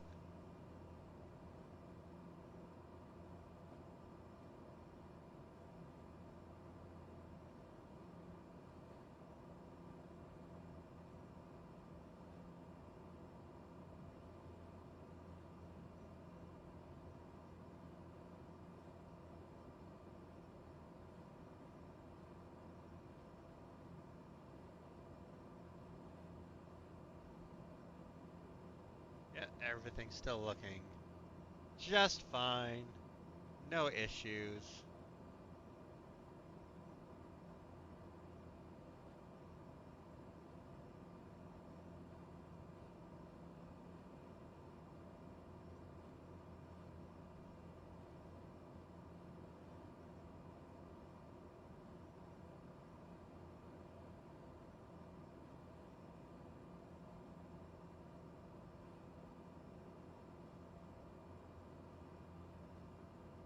Lovely, wonderful nature of Labrador. Isn't it beautiful? Gaze upon its magnificence.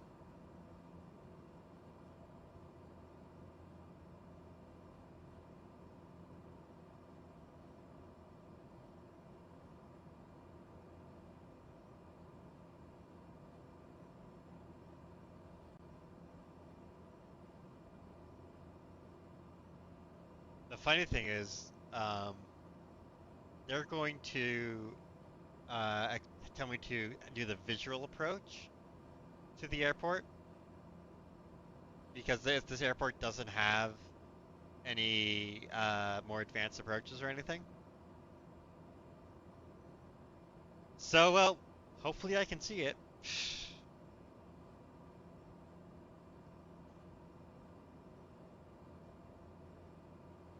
Also, Levins, thank you for hanging out. I hope you've been enjoying the stream and having a good time. It's always a pleasure getting to hang out and chat with you.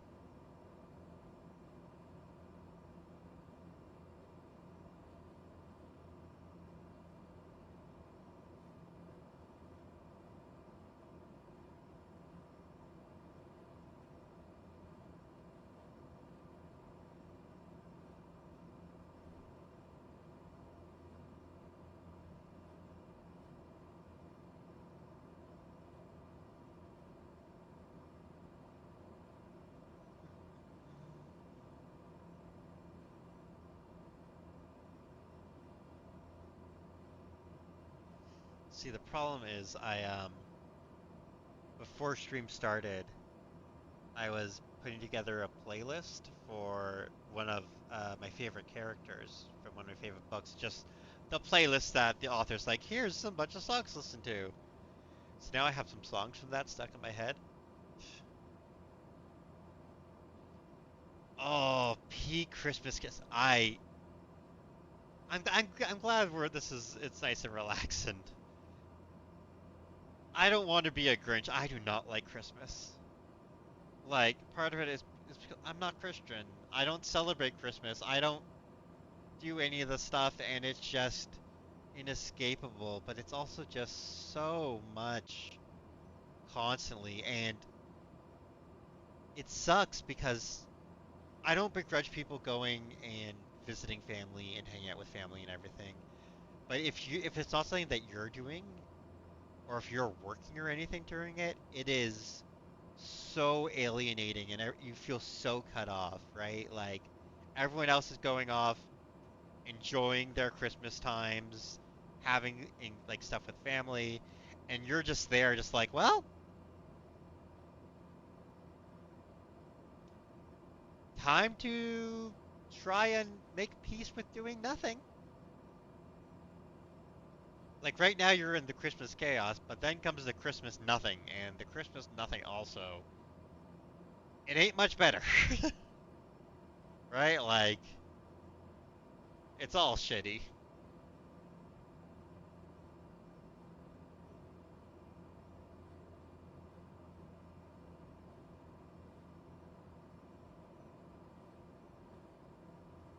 Mm, mm. Down to 40 miles.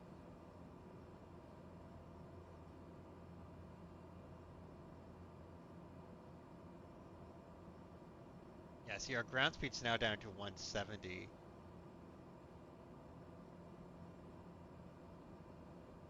Like, it's because the wind is no longer really doing us as many favors.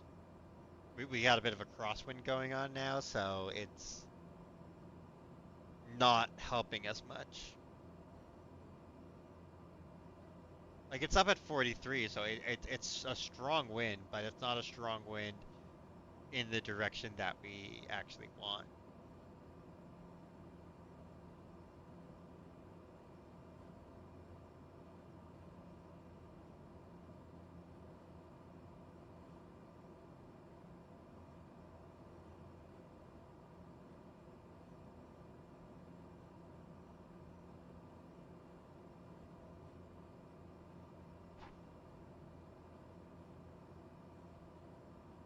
No, no, no.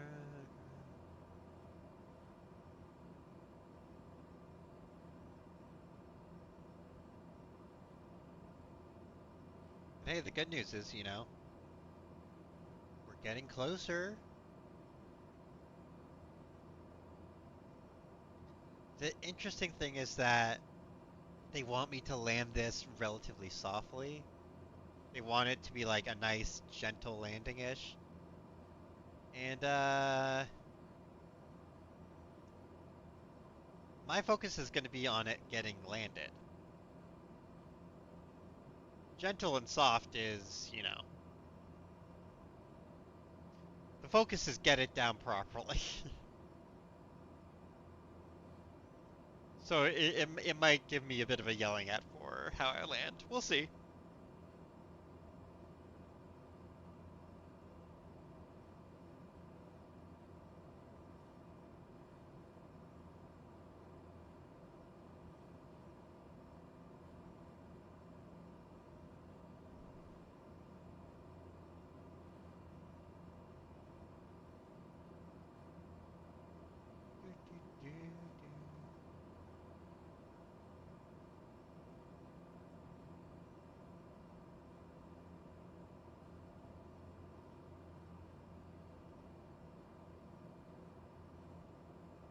Yeah, it is.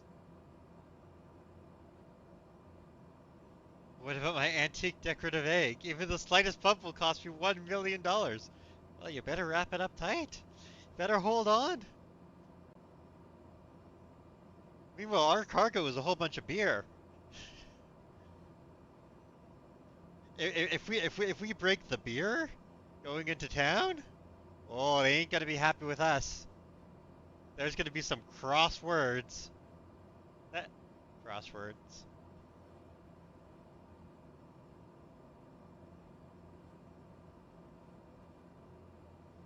Whoa, that was interesting.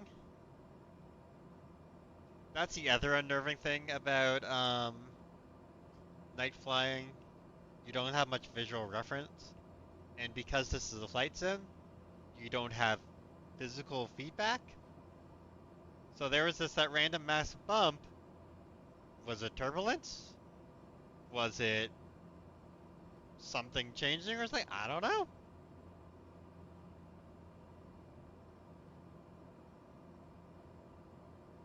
Sure was interesting though.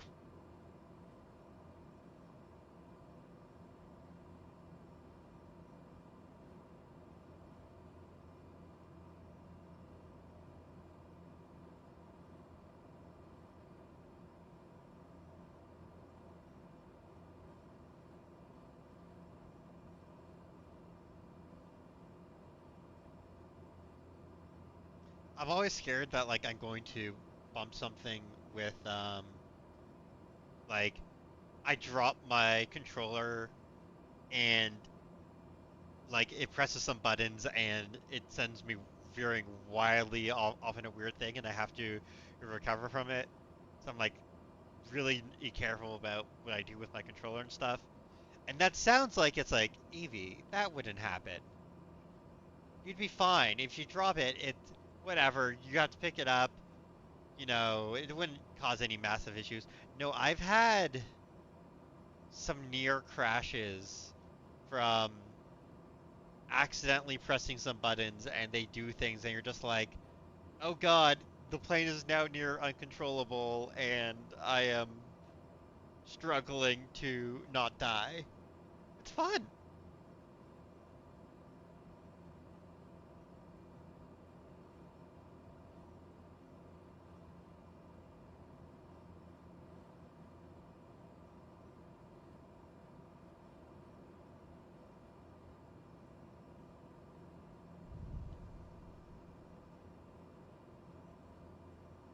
Black lost crash report, Butterfingers.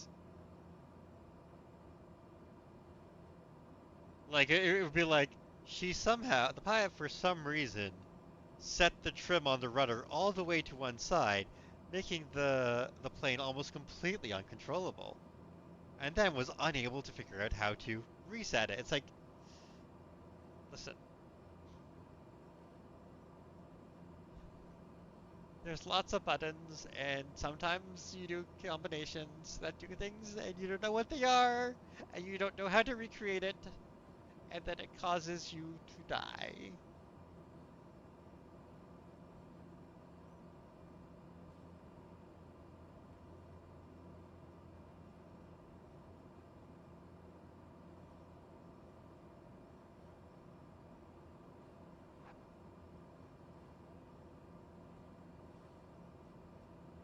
Some of the real fun I've had though,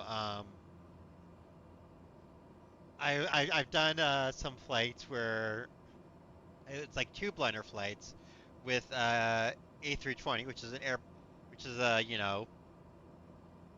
workhorse Airbus plane, and like I follow checklists and everything for those and everything.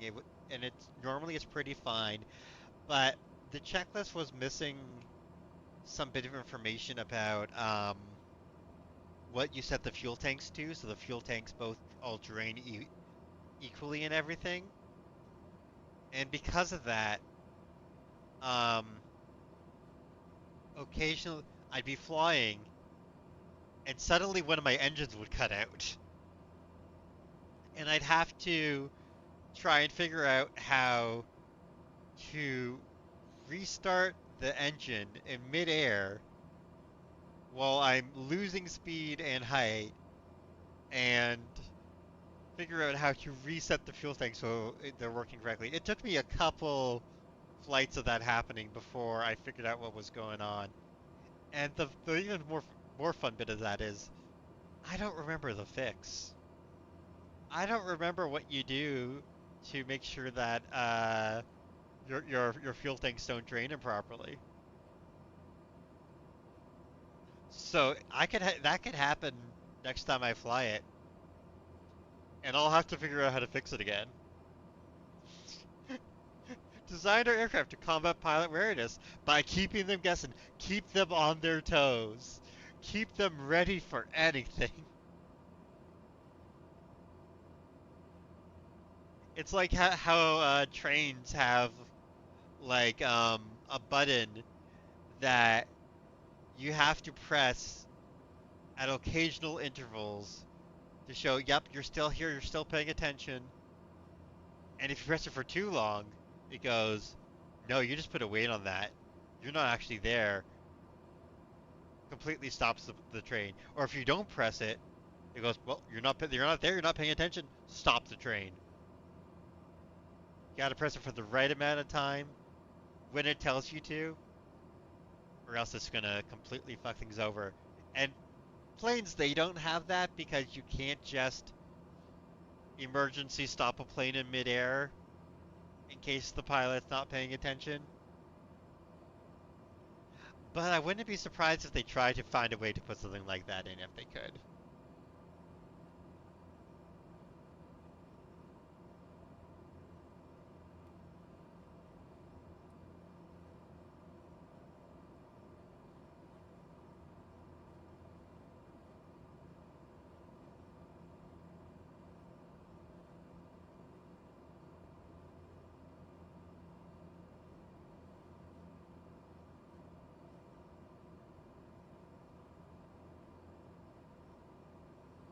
Alright, so our next ad break is coming up shortly. I do apologize again for the ads. Think of it as a little break from my lovely voice. But pilots get flying at night for 7 hours. Well, I will tell you all about how they manage crew resource management after the break. Because I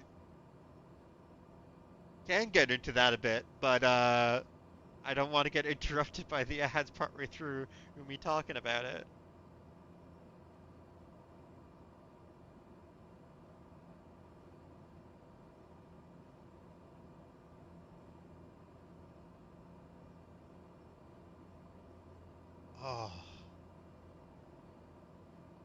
Good water. Staying hydrated is important, chat. But while I'm staying hydrated, I'm also going to take this ad opportunity to take a quick bio break, and I will be right back again.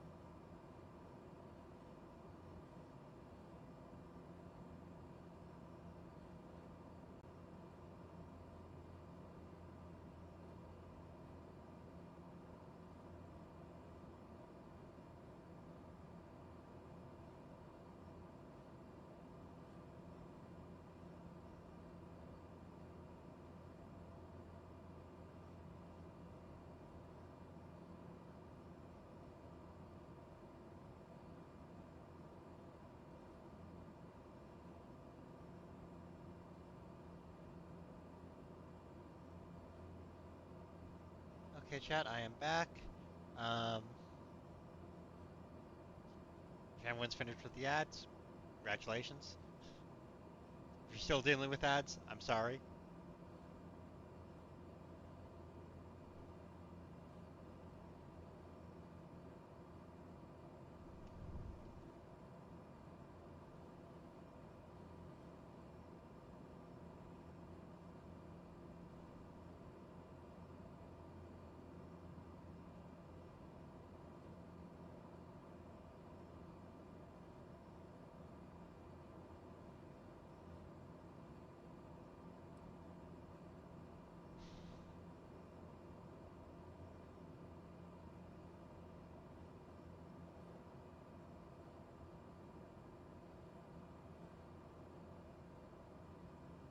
Whoa, it's a highway.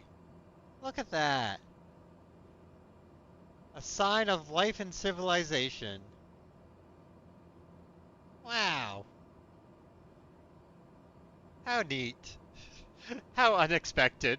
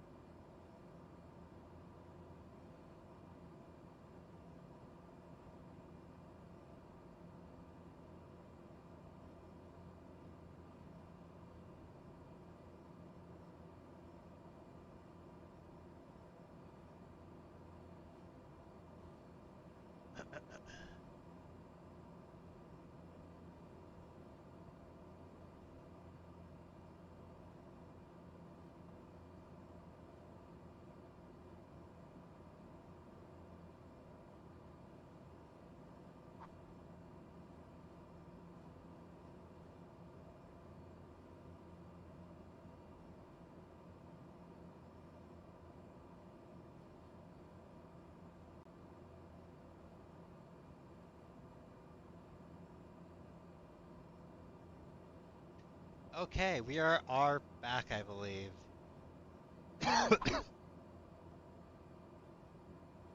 Oh,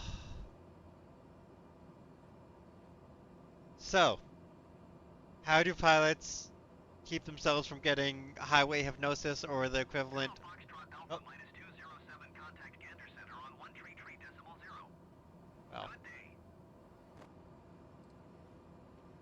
133.0 Feral Foxtrot Alpha minus 207. Goodbye. oh,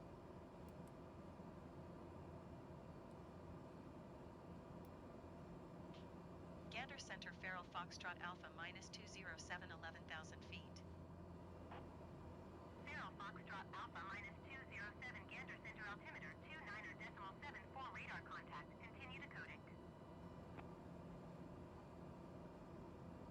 Okay. Um, well, that's part of it. ATC, it's you have someone who is going to be talking to you and going, "Hey, uh, do this, switch over to this, and everything," right? Like it's they're giving directions and everything because they need to make sure you're still going the right way. But it also means that there is someone that you're hearing all the time. You're also going to be hearing other planes talking to ATC and all that as well. But crew resource management, the biggest thing is that you're not alone in the cockpit. Like,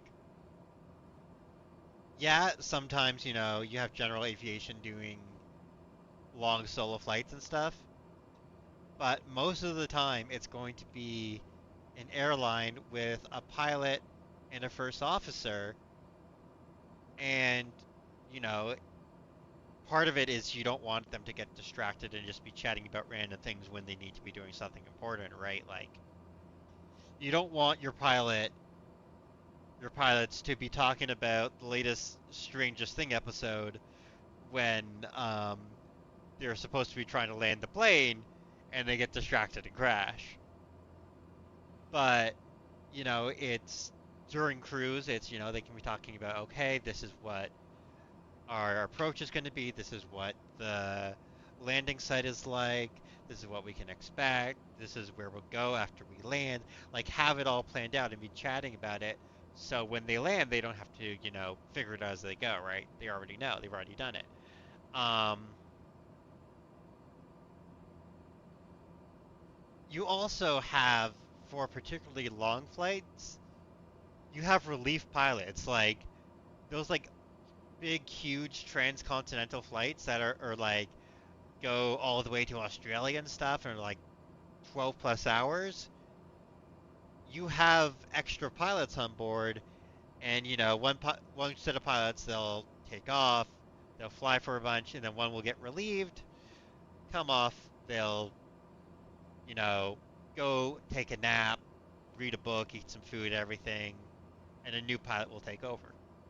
So you don't just have the same pilots doing it for 7 hours straight, but you also, have stuff to do the entire time. There is also a thing where the pilots can't have the same meal because if if one pilot gets food poisoning from a meal, that's bad. If both pilots get food poisoning from a meal, that's really bad.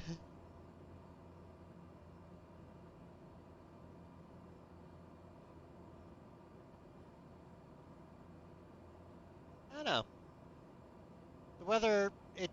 The storm did not hit us as bad as I was expecting it to here in Streamerland. Out here, we've gone beyond the storm and are just flying through the darkness. We're going to transform night into day. Woo. Actually, yeah, let me just so we can see.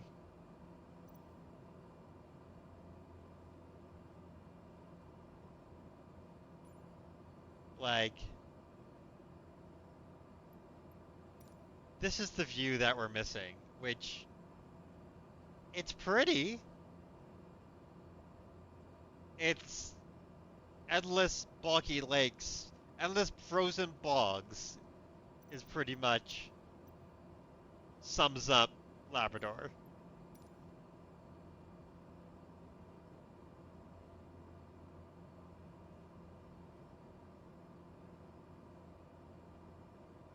Also, do not light candles aboard the plane. Come on. You gotta use the non-fire candles and stuff. There's ways to do magic circles without fire. Fire fun, fire bad on a plane. Which is why we have a fire extinguisher right next to us. Right over. Where's the fire extinguisher? Hang on. Yeah, that's a fuel selector.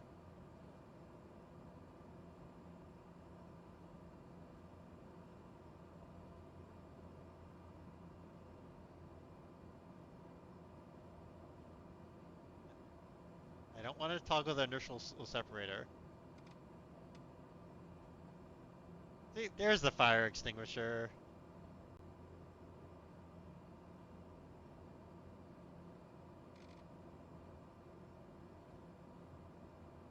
Ah!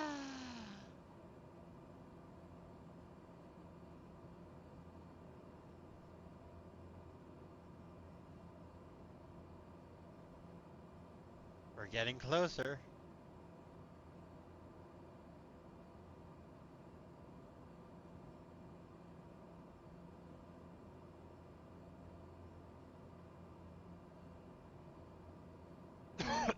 This is going to use pretty much almost all our fuel. Like,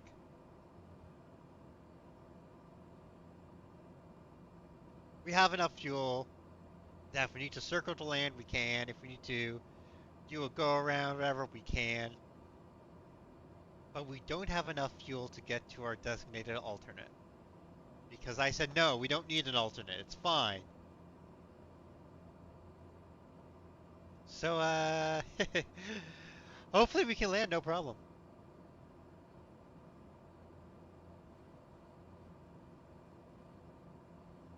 It's fine. There's no issues.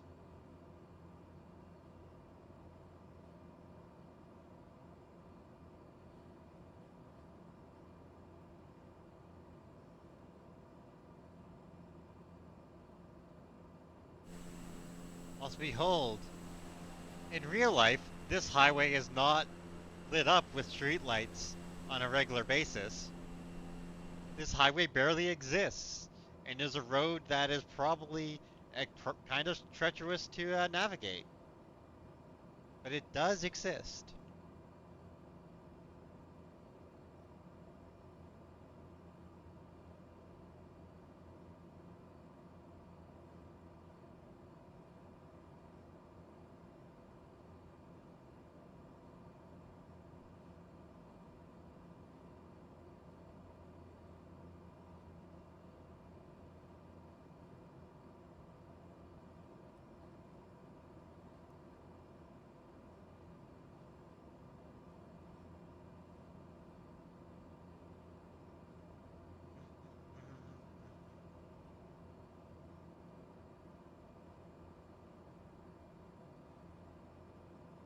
I should actually expect them to tell me something about my approach sometime soon.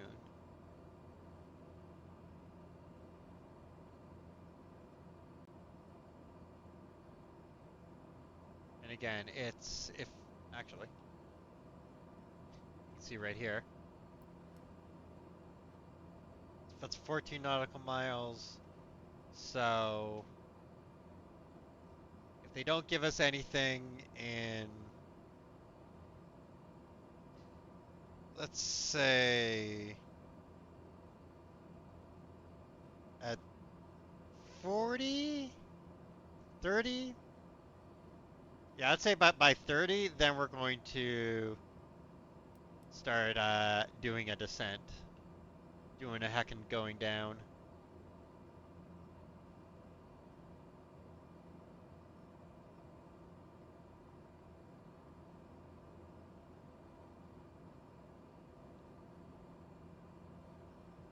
'Cause I don't want to overshoot it or be like trying to get down from way too high in altitude or anything, right? Like I want to do, you want to try and do proper landings, you know?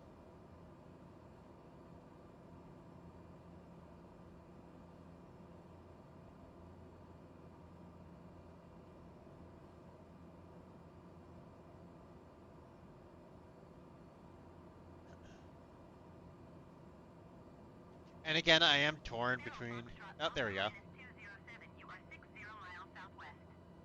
Maintain present heading and altitude. Expect vectors visual runway 26 approach. Maintain present heading and altitude. Expect vectors visual runway 26 approach Feral Foxtrot Alpha minus 207.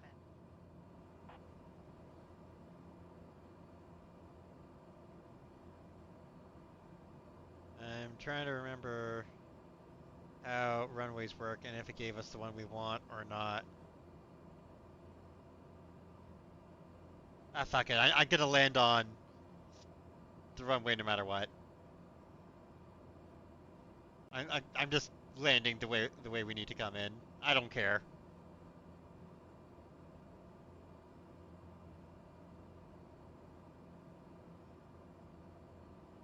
The wind is not going to be so much that it fucks us over on this. It's going to be fine.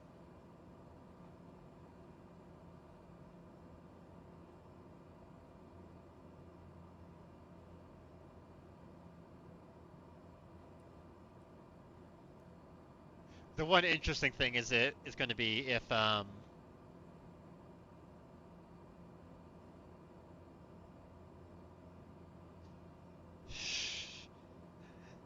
app does complain if you land somewhere else.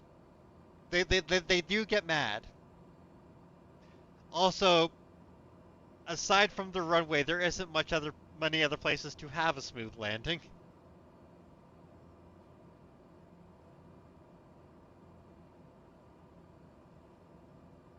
But no, it's the one interesting thing is going to be if I get close enough and I realize there aren't any lights and have to change it over to day while also getting ready to land.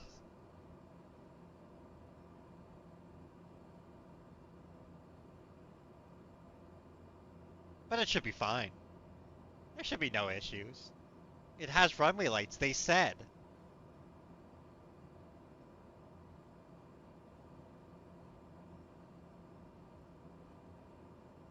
Okay, well, they didn't actually say that it has runway lights.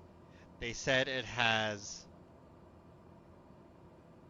uh runway ID lights, strobes,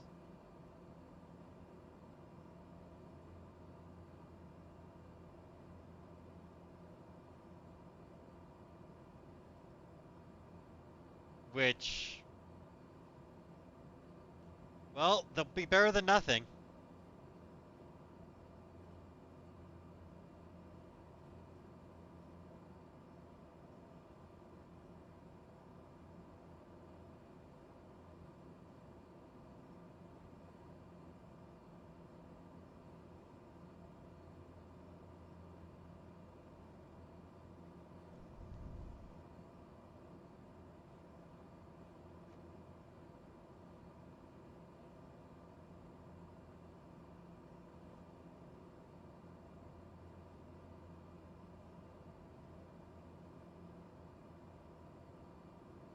But if there aren't proper lighting for it, then I will change the time so that we can see what we're doing.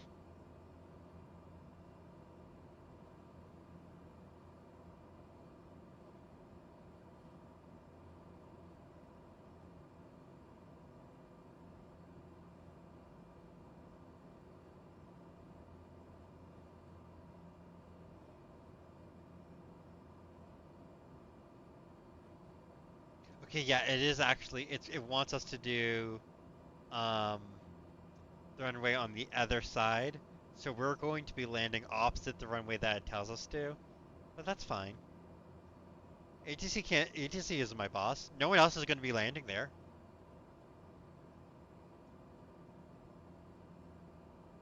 If I want to land into a tailwind, I can. That is my choice as a free pilot on the land.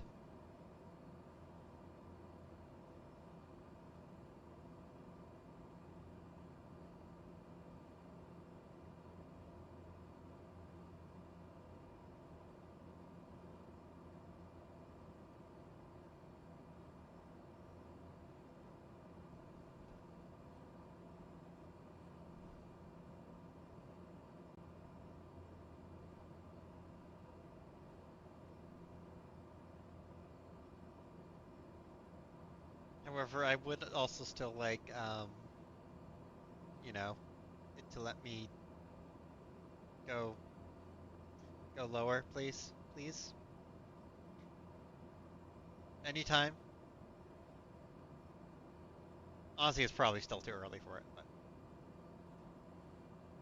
it makes me nervous. I like getting closer to the ground.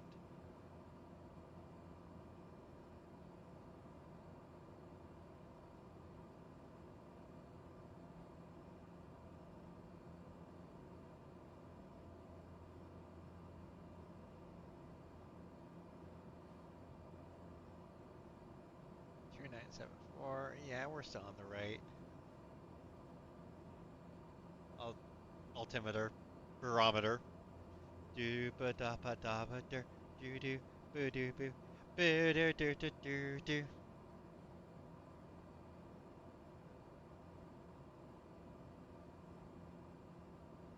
That dot ahead, that might be our destination.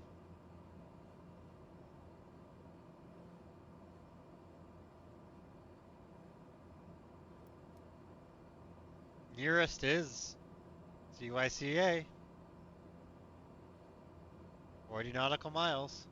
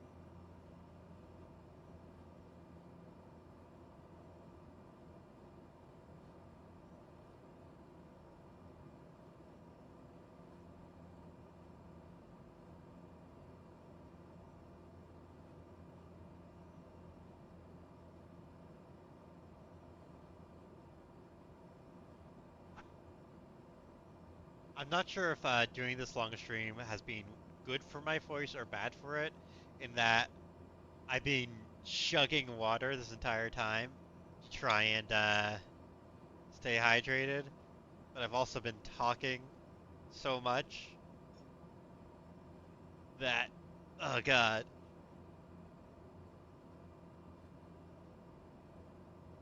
the struggles of streaming that they don't tell you about, eh?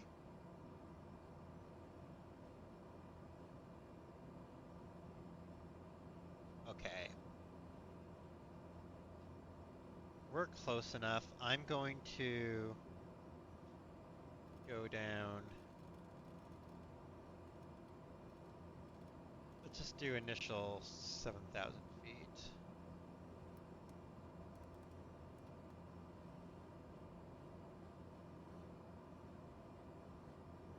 And it's going to complain. It's going to yell at me.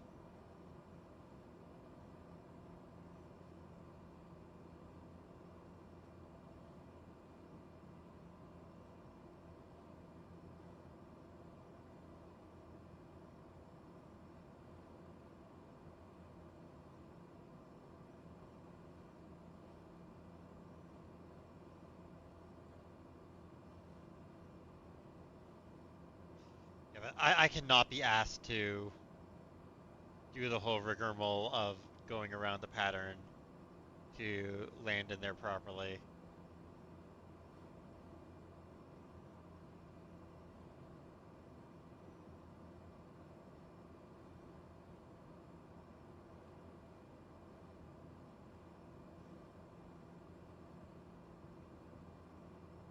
Zero Foxtrot Alpha minus Yeah, 207 see, or 900 feet now below it your just assigned starts altitude. complaining. Climb and maintain 11,000 feet, altimeter 29.67. Hey, but we got the proper altimeter now. Climb and maintain 11,000 feet Feral Foxtrot Alpha minus 207.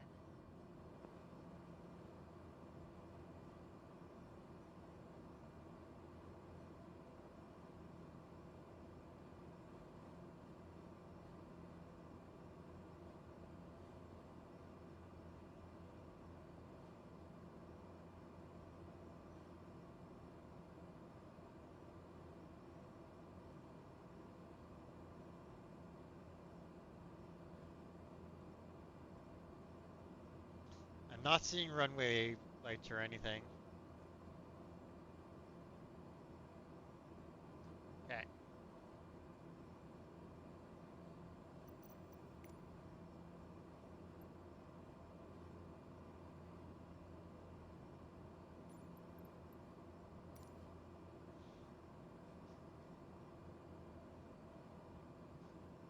Oh good, it's shocked in with fog. Foxtrot Alpha minus 207, please expedite your climb 11,000 feet. Gander Center Feral Foxtrot Nope. Alpha minus 207 requesting vector to next waypoint. Feral Foxtrot Alpha minus 207, turn right heading 105.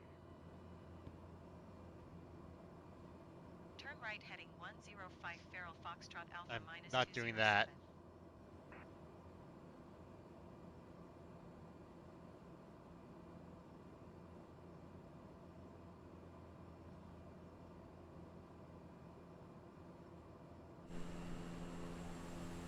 It's a lovely countryside that we're flying over. See, I'm just making sure we get another sunset landing.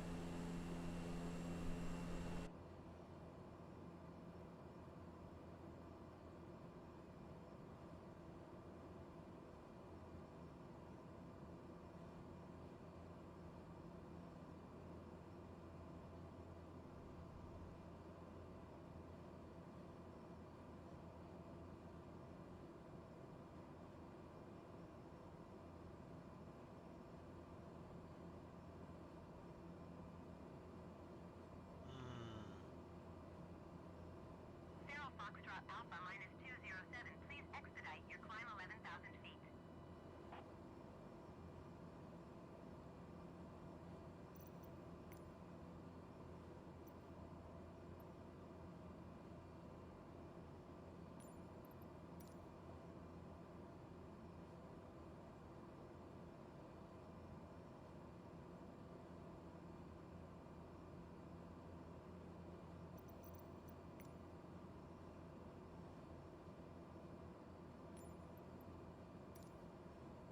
Yeah, I'm just going to hope that the fog is gone when we get a bit closer.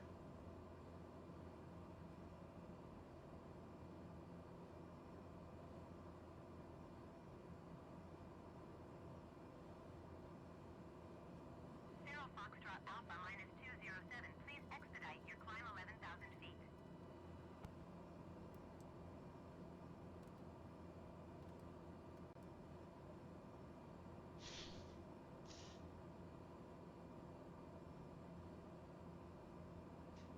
See, the problem is, this is the problem with one of the problems with ATC in Microsoft Flight Sim is that if I was at 11,000 feet, there was no way I'd be able to make it down to land at the airport. Even if I was circling to land at the one they want me to.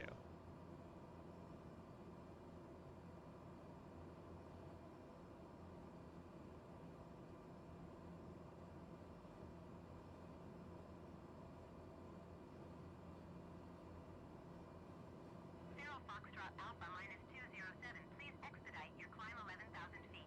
Please expedite your climb 11,000 feet. No!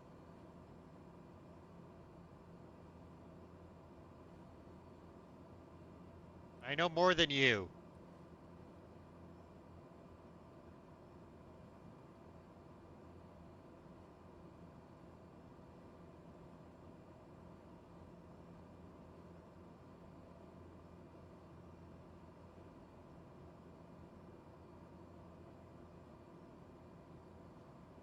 I've no idea why it hasn't already given me the approach clearance. What the fuck? I'm 12 nautical miles out.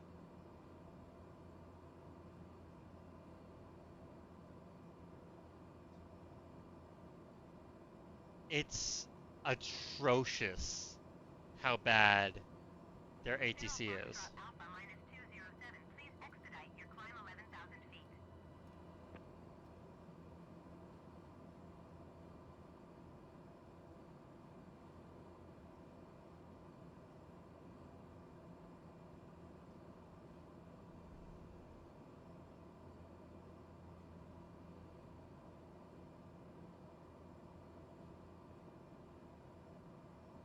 Like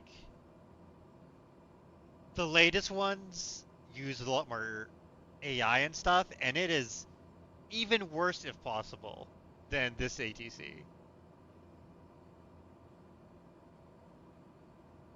Okay, up. See the runway edge lighting as promised.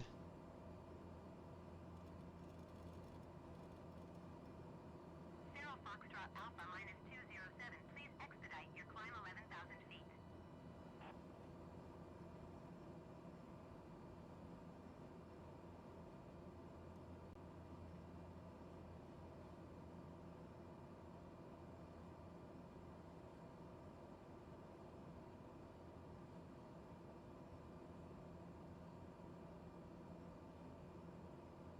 Okay.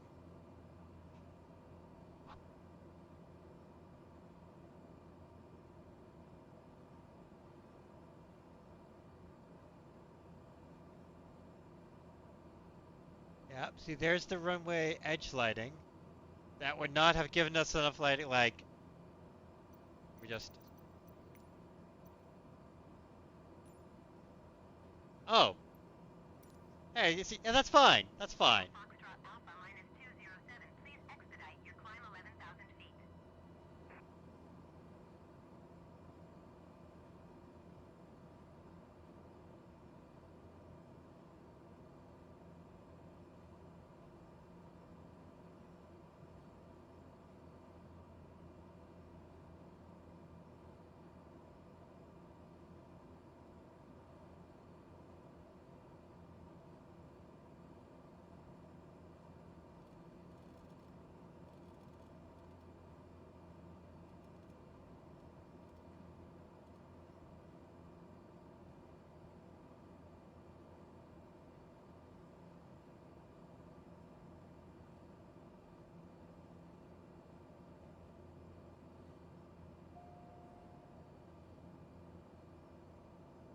Zero Foxtrot Alpha minus 207. Please expedite your climb 11,000 feet.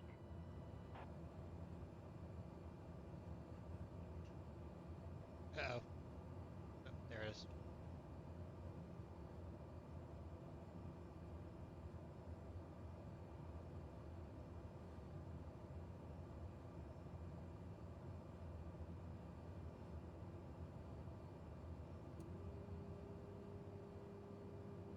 Alright, 3 nautical miles out. Happies are showing that I am high.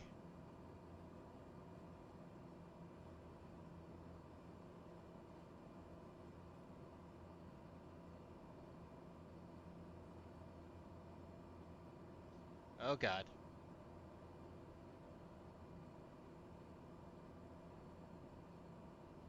Zero Foxtrot Alpha minus 207. Please expedite your climb 11,000 feet.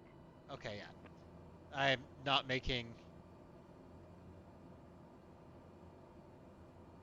that landing.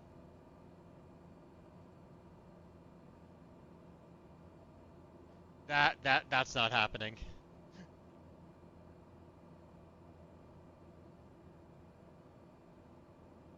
So, they kind of have to do a bit of a go around there.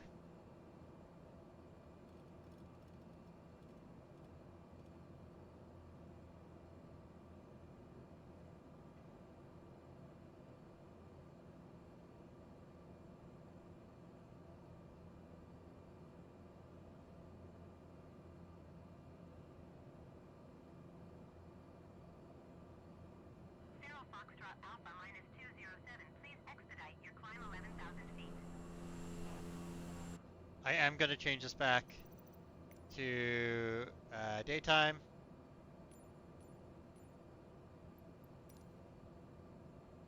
because I can't see what's happening. Oh, see? That's major icing.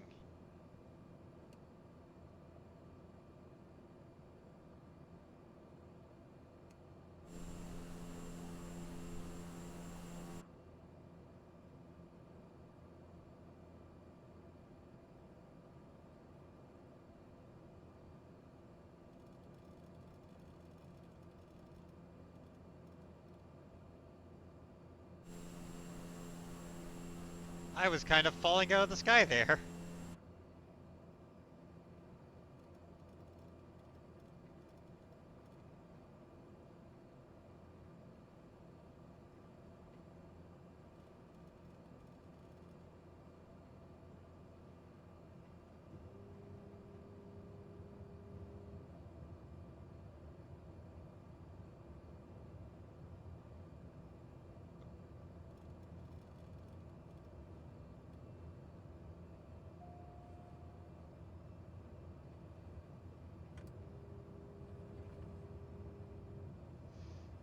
Alright, any landing we can walk away from is a good landing. Any landing we can walk away from is a good landing.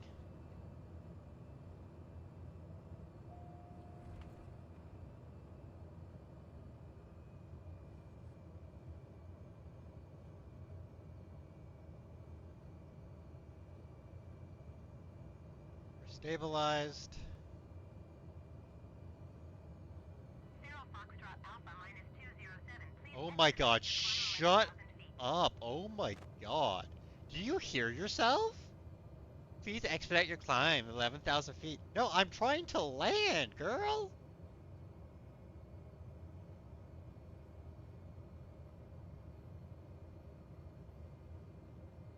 Zero Foxtrot Alpha minus 207. Airport is at your 1 o'clock 2 miles. Climb and maintain 2,000 feet. Report runway in sight. Yeah, the runway's in sight. Climb and maintain 2,000 My feet. Zero god. Foxtrot Alpha minus 207. Zero Foxtrot Alpha minus 207. Airport is 2 miles at your 12 o'clock. Maintain present heading and altitude. Report runway in sight. Maintain present heading and altitude. Faro Foxtrot Alpha minus 207.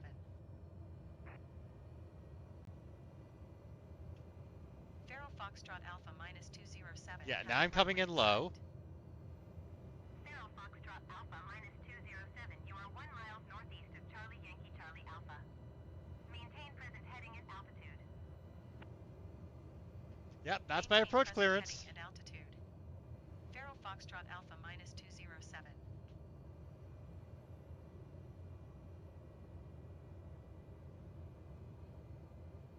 I am on final. Yes.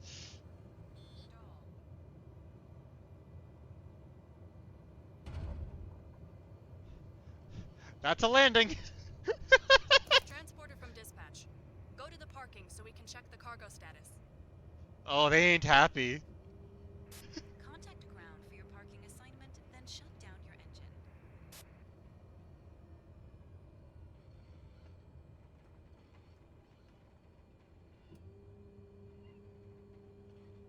I think we might have broken some beer bottles there.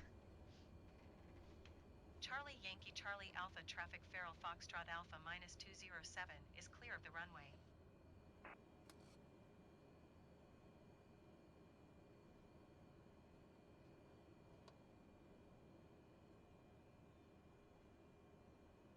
Okay, pilot.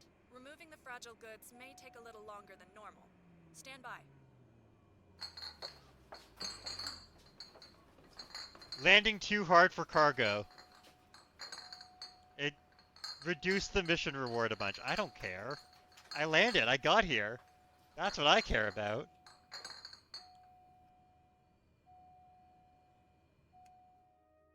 Transporter from dispatch. Everything seems okay. The customer looks happy. Mission ended. The customer looks happy. We did it. Ready for engine start.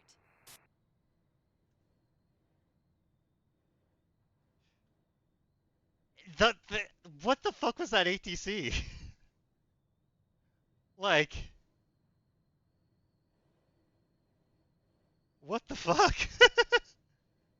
I've never seen ATC like I've seen it like not be good, but I've never seen it do that before. Also, why is chatting not showing my stuff? The heck? Okay. So,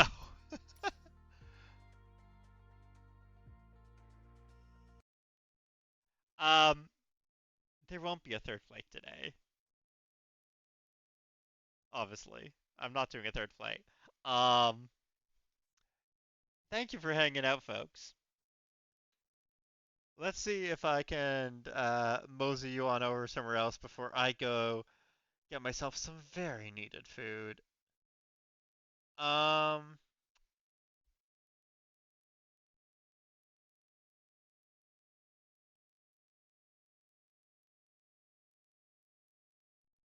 let's see. The customer has learned to assume that deliveries won't arrive because their ex works at ATC and directs everyone away.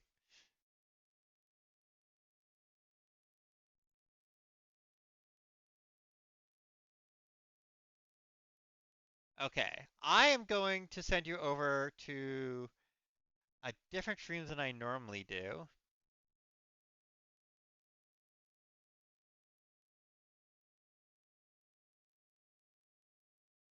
Actually, wait,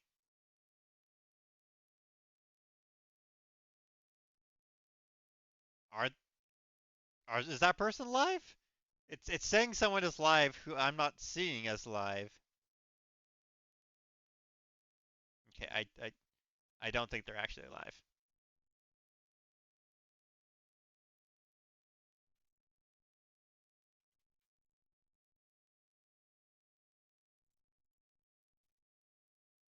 All right. Uh, this person's real cool. They've been streaming for 10 hours, almost 11 hours. I'm pretty sure they're going for a 12-hour stream. Let's go say hi to them anyway. Thank you very much for hanging out and watching this extra long stream. I'll be back next Monday at the latest. I might stream again earlier in the week. We'll find out. All right. Thank y'all, cuties. Bye bye.